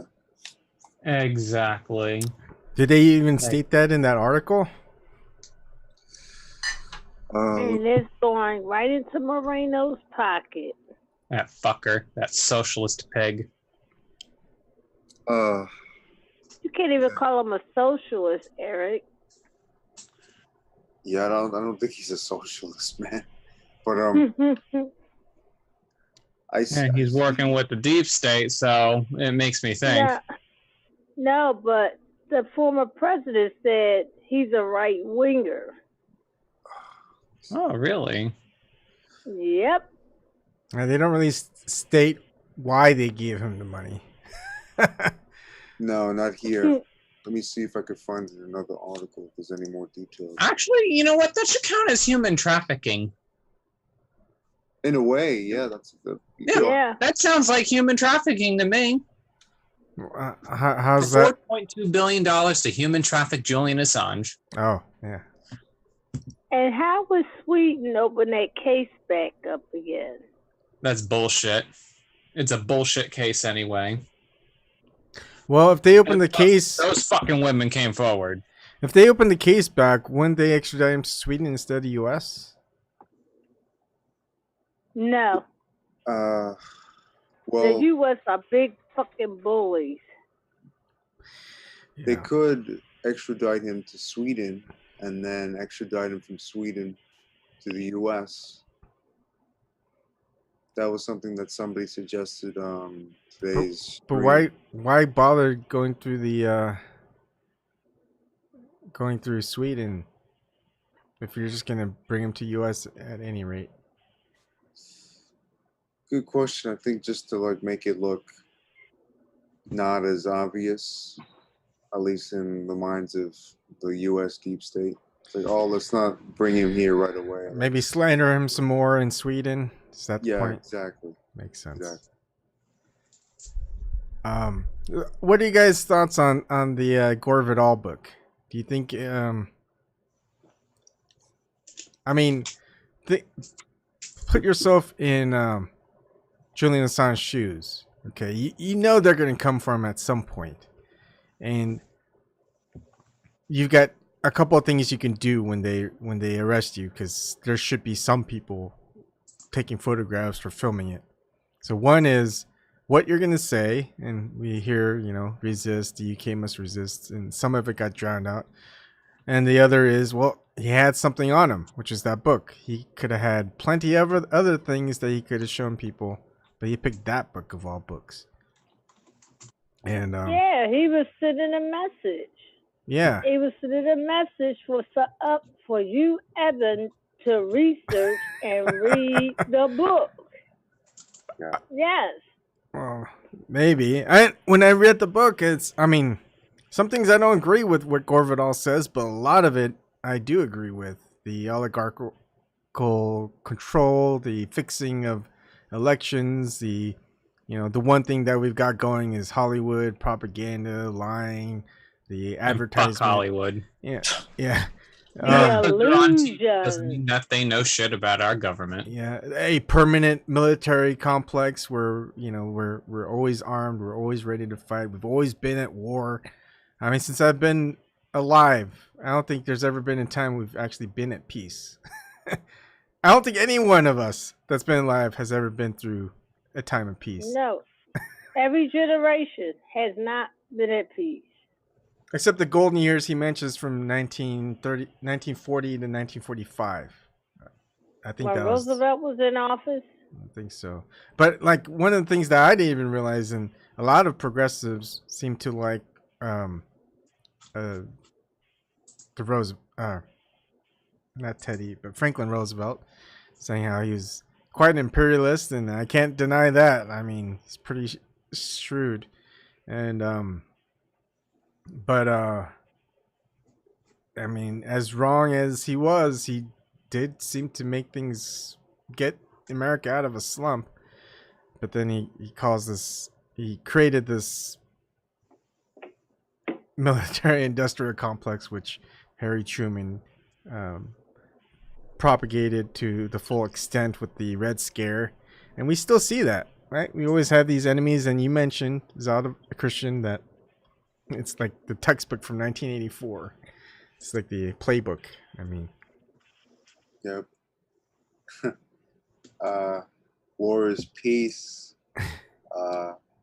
Wars aren't meant to be won; they're meant to continue. yeah. These are like exact quotes from the book from 1984 by George Orwell. And yeah, man, it's crazy. I mean, FDR was good economically. He was probably one of the best presidents we had in terms of economics. He brought us out of a depression, and in the midst of another great war, World War II. But he was, in many ways, like his cousin Teddy Roosevelt, in that he had well, I think Teddy had it more so, but he had a bit of a romanticization of war and imperialistic pursuits. Teddy was definitely, like thinking about it now, Teddy was definitely more extreme in that. I mean, Teddy like loved war. Yeah, he did. But yeah, I think what Shirley said is absolutely true, I think, and what you said is true, Ron.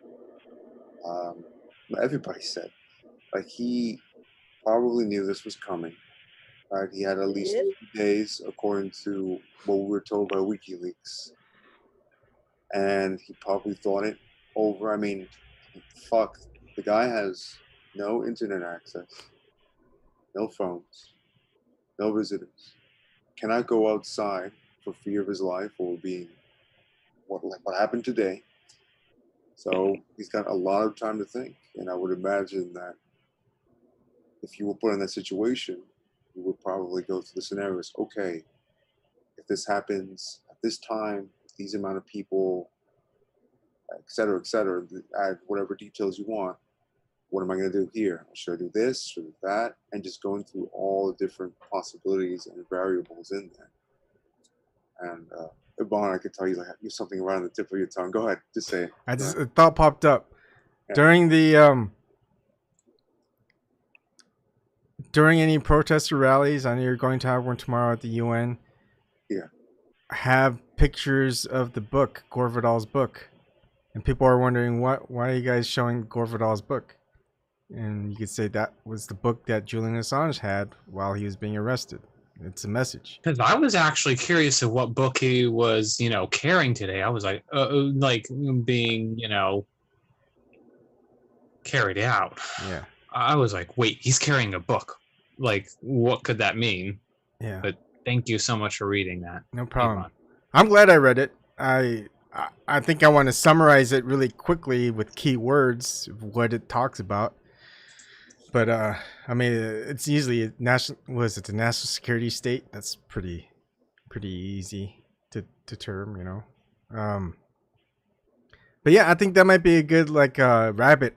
What is it? Not a rabbit hole, but you know when you're looking for clues, like you know how they have Easter eggs. I don't know why. An Easter egg, yes. Like people are wondering, wait, Julian Assange rally? Why do you guys have all good Gore Vidal's book with the rally? I'm actually printing out a picture of it right now of the front cover. Okay, if you want a good picture of it, I got a good screenshot. I could send you that. I don't know if there is a good cover on the internet, but like a high resolution one. Oh yeah, send it to me. Why not? Okay. Let's see. My husband thought Assange was living comfortably in that place. All right. I mean, you could tell the moment he was dragged out, the moment we saw his face, that he had worn on him. I mean, he was frail. He looked frail to me. He looked very pale. But he was still fighting, though. He was still fighting, though, regardless. Yep. That's what I really like. And he did not walk out. He let them drag him. Yeah. Go ahead, Eric. You were going to say something? Yeah. He definitely, Julian Assange definitely has fight in him. It's not over yet. Nope. So, Bon, want me to give you my email so you could just email it to me, or? I still have one of your email addresses. So it's the one that ends with 1. Got it. Okay. I'll check that out. And why are they trying to collude Chelsea with Assange, with hacking? Assange didn't hack. Well, it's one of those trumped up charges that they like to add. I mean, because they'll just say, okay, you know, do this and we'll drop this charge type of thing. That's what I think it is, because I mean they're not gonna get them on that, but they will just say, hey, you know, you got all these charges, you're gonna face up to 256 years in prison, etc. And they go, okay, you know, do this, testify and say this, and you know, we'll drop this charge and this charge, and you know, they'll go all the way down to like 42 years in prison instead of 256. It just to make it look bad, especially through the news media, because they're going to say, oh, look at these long laundry list of charges that they have on Julian Assange. He's got to be guilty of one of them. I think it's also, did you hear that Obama's former White House counsel was indicted today? What? Yeah? Yes. Greg Craig with ties to Ukraine. Whoa. Wow. Yeah, I did not hear about that today with all the madness going on. It'll pop up in Google. Okay, looks good. I'll try to make up a summary of key words that sums up what we just read. That way we can kind of create a meme for it. You know, like a meme poster of it. We can have Julian Assange holding that book, have the blow up of it, and basically what it states, that the powers, the controllers of the masses would not like for people to know, right? Because you know, with me, I like doing my meme videos. like last week, I didn't get to it, but I was talking to a friend last week, and we were talking about South Park, and one thing led to another. It made me come up with the idea. I have the pictures up and ready, but I just haven't, had the time to go and actually just do the meme stuff yet. Oh, except we won't be able to show the meme in the UK, so it's just only allowed outside the UK. I don't know if you posted up on BitChute for everyone to see. Yeah, I know. I'm just saying, didn't they make it illegal for memes in the UK? Yeah, they made it illegal. Fucking Article 13. Yeah, Article 13. You didn't hear that, Shirley? Yeah, I heard it. Okay. All right. I don't know how much longer I want to go on, but what have you guys heard as far as watching other channels that caught your attention?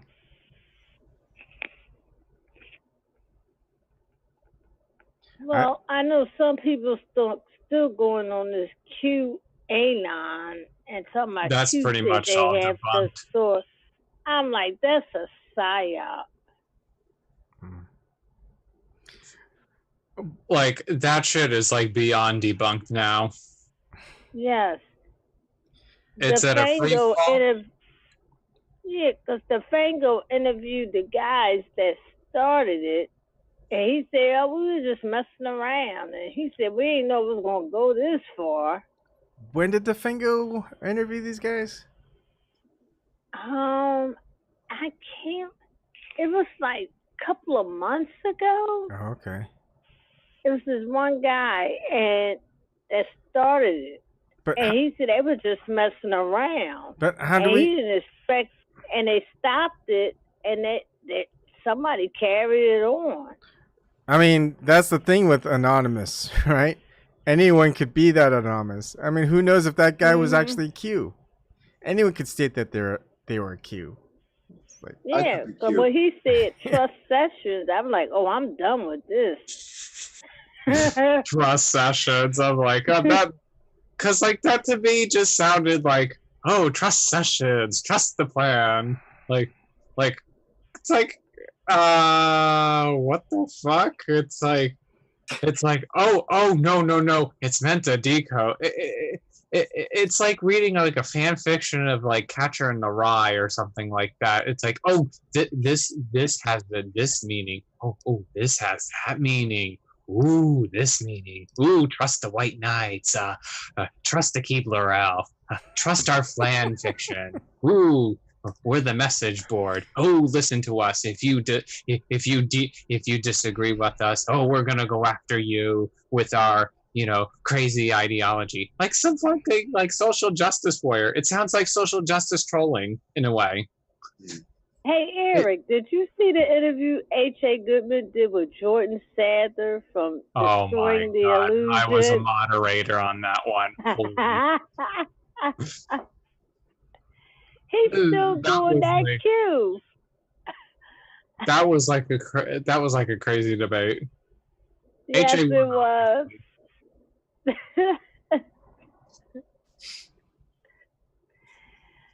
Oh gosh. So and still people are attacking me when people keep attacking me because I help out HA. Yeah, well, we all know that you're a white supremacist, Eric. I mean, especially when you come on and talk harshly to an Asian, an Hispanic, and a black person. I'm no white supremacist. I know you're kidding now. Yeah, I'm kidding. Well, people like us, they call us Trump supporters, which we're not. Exactly. We're not supporters of the corrupt system. I don't know why people think that. It's like both sides are corrupt. Don't you guys get that yet? But they don't have an argument, so they say, "Oh, you are just a Trump supporter." Yeah. Okay. Whatever. I'd be like, I voted for Jill Stein. That's what I say. And Trump supporters wanted to be Julian Assange, so. And Trump supporters is like, well, Obama did it, and we're like, yeah, and they're like, oh, See ya. It's like they don't know what to do with people like us. They go, wait a second. I'm like, if you like Trump and you support your president, why don't you go at him and actually like, hey, fucking free Julian Assange? I'm like, if you want to stay in that fucking White House for another 4 years, you better fucking free him, or else we're booting your ass out. Well, they was going after him on Twitter today. Oh, good. They were going after him. People that really supported him, they stopped doing it after he won't stop these wars overseas. And then when the Assange was arrested, that was the icing on the cake. Yeah, they all going for Tulsi Gabbard. She even stood up for Assange. Yes, I saw that. Yep, I just retweeted something from her about Assange. I want to make a new acronym out of MAGA. You know how it's Make America Great Again? What if it's like Make Assange something again? Like G stands for like free or something. What could we use G for? You could get the attention of all the MAGA people. Put their attention on Assange. Make Assange great again. Well, that's too easy. He's already great. Because he's already great, yeah. Make Assange. Yeah, we'll figure it out. But you guys got the gist, right? Yes, I do. I get the idea. Yeah. I think that'd be great. That way, I mean, we've got videos of Trump saying, I love WikiLeaks and stuff like that. So, oh, yeah. It's about time that people should start posting those videos big time. Yeah. Oh, Rachel Maddow did that last night.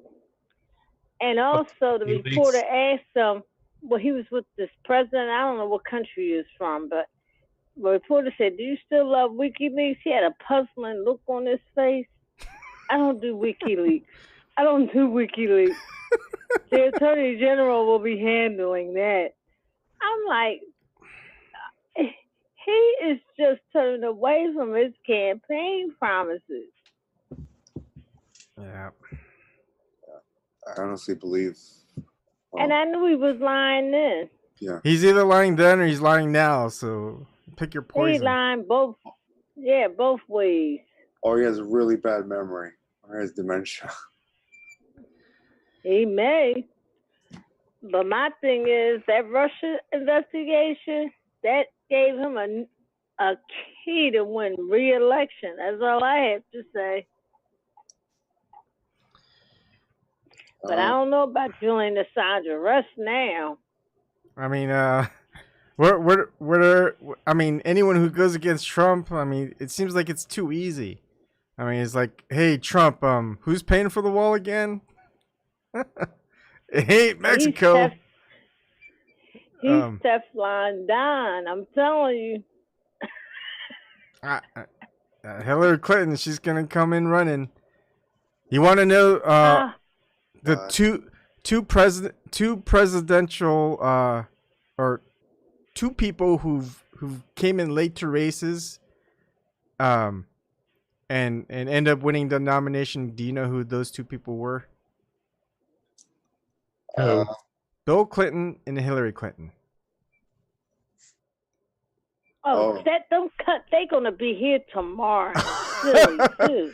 Well, hey, I think Hillary's gonna be dancing, right? Hillary's gonna be like, "We came, we saw." He died. Yeah. That I can't stand her. Yeah.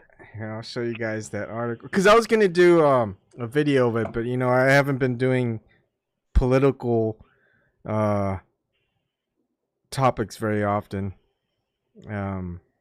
But I like to say whatever I like to say. So even though I don't do politics anymore, I do research into stuff, and every once in a while I'll get back to it. Research it.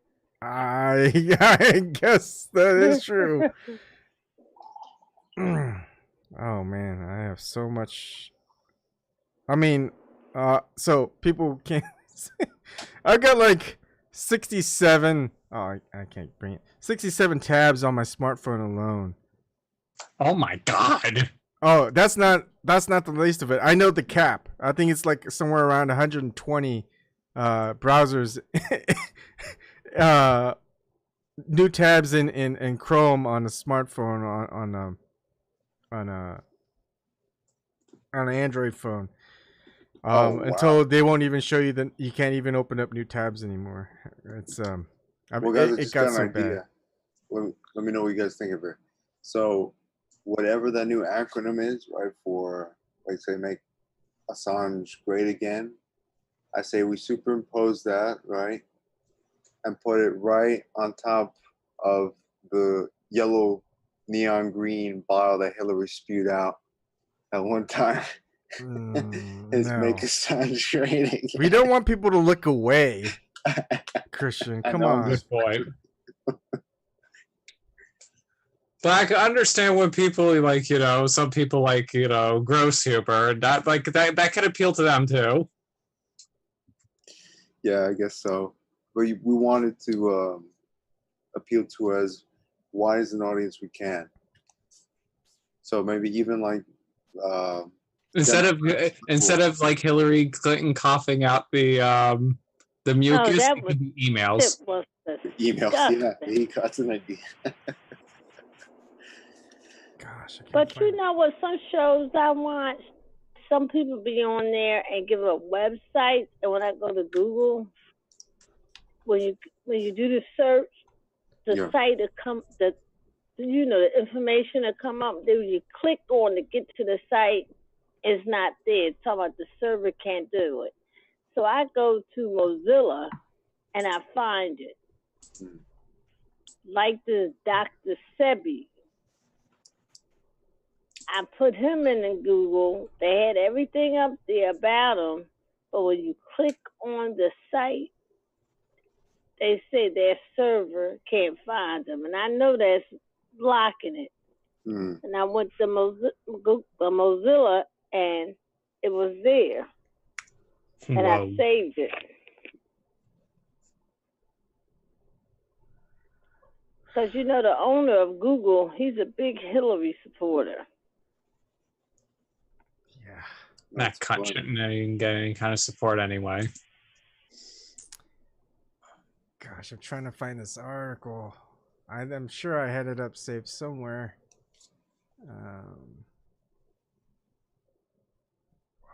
Gosh. Keep talking. Sorry, I'm just talking out loud. Oh, it's okay. That's okay. Some more people that spoke out today. It was really surprising. And I kind of fought against, I had an inner conflict within myself to retweet him when he did do this, but Cenk Uygur, I give credit where credit's due. He did come out and speak out for Assange. So give him his credit where credit's due. That may be the only time I retweet him. That may be the last time. Wait, who was it? Cenk Uygur. Oh, Or Cenks. Jenks. Yeah. He knows he's next too. Well, almost everybody's next if they keep Anybody. shaking down anyone who speaks against the corruption that occurs. Well, maybe they shouldn't have fucking did it in the first place. Yeah. I would say that to them. Well, maybe you shouldn't have fucking did it in the first place, and maybe you shouldn't act like terrorists and go and fuck over the American people. That's what I would say. Well, my thing is, Cenk is a hypocrite because he went on with that Russia investigation. He believed it was true, and now he said, "Oh, I never said that. I never said that." And I'm like, "You fucking lying." Maybe he has dementia. Well, that Trump derangement syndrome, yeah. He always think he right and predict things, and he turn out to be wrong. Hmm. Well, he's He paid to lost propagate BDS. He lost his integrity after he was at MSNBC. Now, he had integrity then because they wanted to change his time slot and keep him on there. And he said, "Why?" They would say, "Well, you saying things that's not what we supposed to be saying, so we're gonna put you on a later slot." And he said, "No, I'm not going to stay." That was integrity. He went back to TYT and got that corporate donor giving him money from Hillary Clinton, and they changed. Oh, yeah. There was this one thing on The View today. They were talking about Julian Assange and Meghan McCankles. I refuse to call her Meghan, her last name, the the deadbeat warmonger. Mm-hmm. She called Julian Assange a cyber terrorist. She is a spoiled fucking brat. I hope that show get rid of her, because she's be going at it with Joe Behar. I call her Meghan McCankles. And I'm like, she think her father is a king or something. When he went to Syria and took pictures with the terrorists and they got weapons afterwards, he's not no saint. And he wasn't a saint when he's in the military flying fighter jets, because he killed 137 of his own, 100-something of his own soldiers. He was only in there because of his father's stature in the military. Damn. But it just and how he pisses... left his first wife for Megan's mother. It pisses, like Meghan McCankles really pissed me off. Fucking sea cow. Yeah, she looked just like McCain. She's shaped like him, got that big fucking head.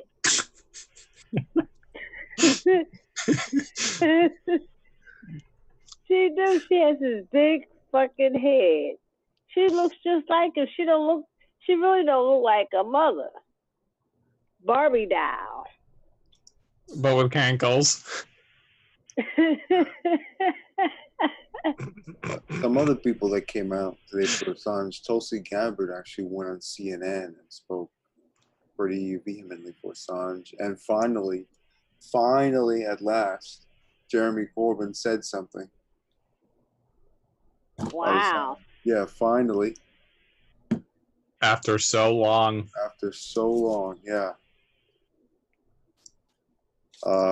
Here's one thing. It was expected, though, because, when him getting arrested, people are up in fucking arms. Yeah. And more people should. Absolutely. Well, earlier than that, somebody, I think it was Sputnik or RT, had said Jeremy Corbyn is against the extradition of Assange. Good. Everyone should be anyway. Mm-hmm. I mean, the people that are cheering that Julian Assange got arrested, they're assholes. Exactly. There's, you know what's going to be the funny thing? When he gets free one day, and when they go and screech about it, I'm going to sit there and laugh. I will sit there and laugh at them because they were wrong. And it will just make me just sit there and laugh. And the biggest smile on my face. I'd be like, that's what they get for lecturing for the establishment and letting them brainwash them. I mean, what am I supposed to say? And my thing is, people are like, oh, he wasn't in prison. Yes, he was. He was in that Ecuadorian embassy for 7 years, never seen daylight for 7 years. He was eating food that had metal in it, and it's just disgusting what they did to the man. It was just disgusting. He was in solitary confinement, basically. Yep, he absolutely He was. just wasn't in a prison cell. And to see him come out of there, I'm like, oh my God, that man looks so old, and he's not even 50 years old. I started crying. I was furious. I was incensed. I wanted to punch my computer. I gave the finger to those who arrested him and carried him out. I'm like, fuck you. I'm like, you know what? You're gonna get your fucking comeuppance one day through political karma. I'm like, you know what? Good. You know what? Here's one thing. They're the ones that end up gonna be losing. They will lose at the very end. I'll make damn sure of it. All right. I found the article. Nice. So I was going to do a topic on this one day, but at least I'll give you guys a heads up. I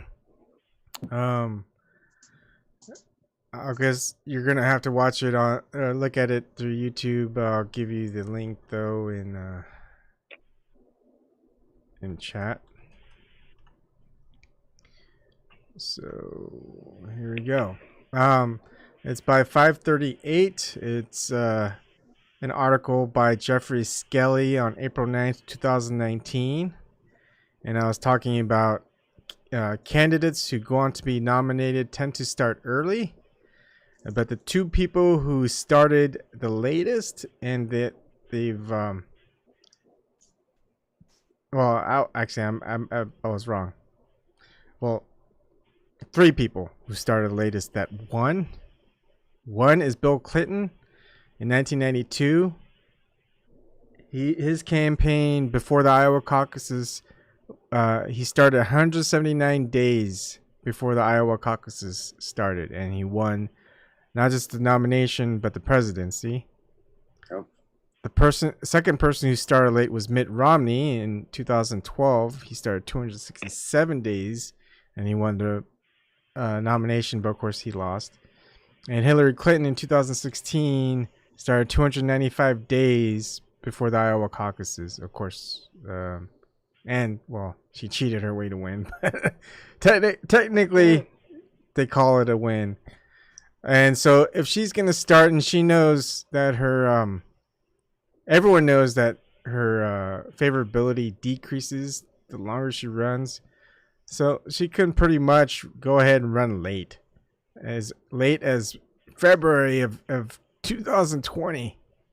Fucking lazy cow. Or I hope not. No, sorry, I got it wrong.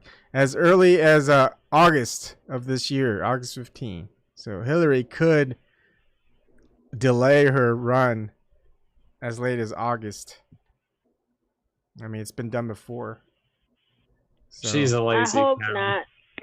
Hey, there's money involved. They didn't even take down their Clinton Foundation, so they can still run money through it, and they're not in jail. She has another slush fund. It's called the DNC. I want that too. Plus, DNC love it if she raises money for them. Hey guys, I want to ask a question. This was asked of me today at the rally. Does anybody here know if one of Julian Assange's children has a Twitter account? I don't think whoever's taking care of Assange's children wants them to be exposed on the internet. Yeah, I don't think I just so. retweeted. I just saw it right now. Somebody mentioned to me today. I just retweeted somebody calling Julian dad. I couldn't have asked for a better father. Like, I'll share. Should But we I don't share it on think that screen? kids should be Well, exposed. but Un- I guess so. Unlike the Wayne Wade did his son I mean, last yeah. weekend. The thing is, if they're on the internet saying that, then I'm pretty sure that they're okay with being exposed. But do we know it's really them? I mean, Right. anyone know. can create a fake account, a troll account, and say they're Assange's kid or something. And then I guess one way to find out is just ask Christine. I mean, the grandmother knows, right? Hopefully. Yep, she knows. Yeah, your grandmother, surely you would know. Yeah, I'm about to have a second granddaughter. Yeah, I remember you telling me. It's getting closer, huh? Yeah. You excited? Yes, I am. My daughter finally got pregnant. Great news. Congrats.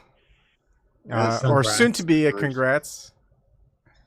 It's not But I congrats yet. hate that new children are coming in this world today.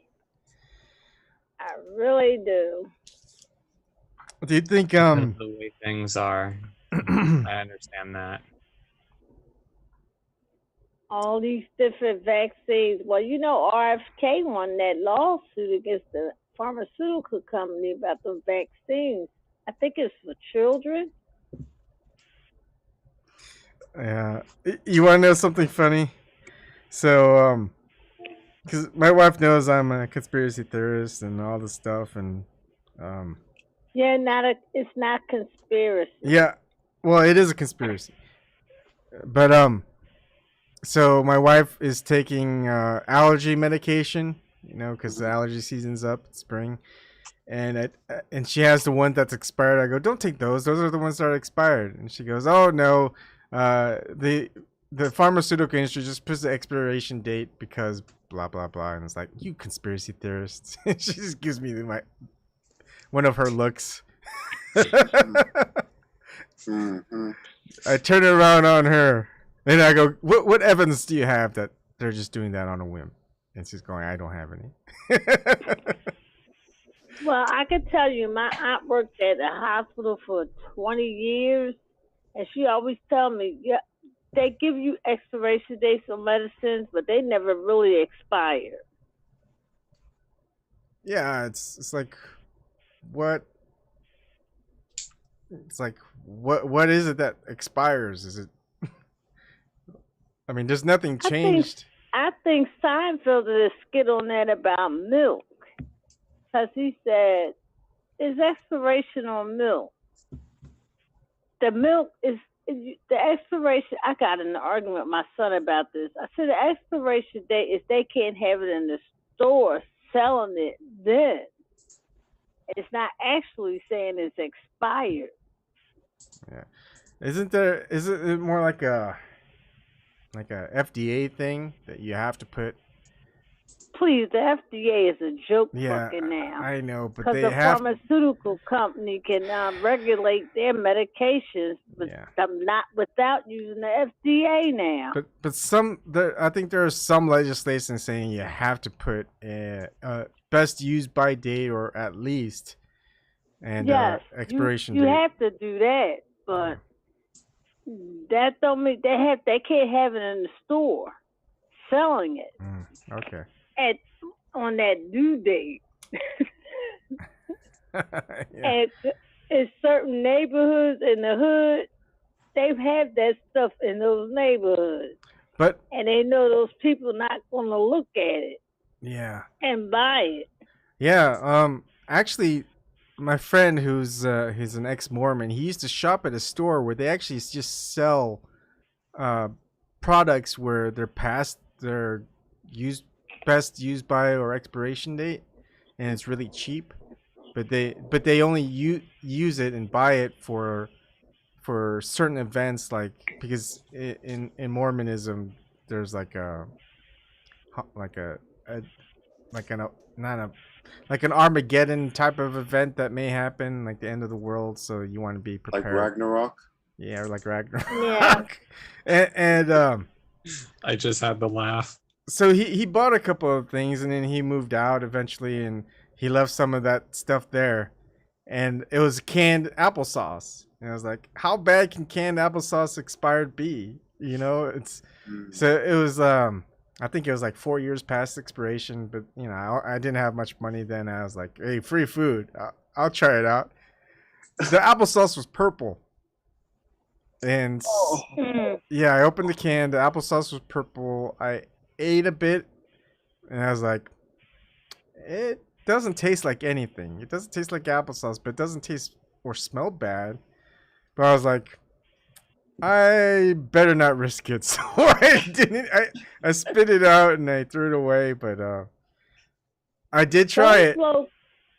Those low-cost stores like Save-A-Lot and some supermarkets, and especially in the hood, they always send them what the the markets, when they get old, they send it to those places, and those stores sell it cheap. Yeah. And I would not buy no edible food from out of there. Yeah, I've been to some corner stores and I've seen that, where it's like I buy something just because, you know, it's on the way and it's cheap, and I look at it and it's like, it's been expired for a year. And I didn't know they could just sell that to people. I guess people don't check, or inspectors don't come around saying, hey, this is expired. Well, in the hood, they're not going to protest at all. Yeah, I get that. And their prices be higher in the market in those areas. Yeah. Anyways, guys, I am tired, and I'm pretty sure people have got more things that they've got planned to do tomorrow, so I won't hold you up. Christian, I'm gonna send you a copy. I edited out my part, at least the intro and all that, so you can upload it on your YouTube channel. And we'll do the same thing tomorrow. That is like a tough time for me because I'm picking up the kids and wife and stuff like that. So we're just gonna have to try to go on for longer. And but you guys, I'll see you guys around again. We'll try. Thank you again, Ebon. Yeah, no Thanks problem. again, Christian. Thanks again, Cheryl. Love you all. You guys have a wonderful night, and thank you again. YouTube. Thank you, guys. Thanks. Love you all. Have a great night. See ya. Bye.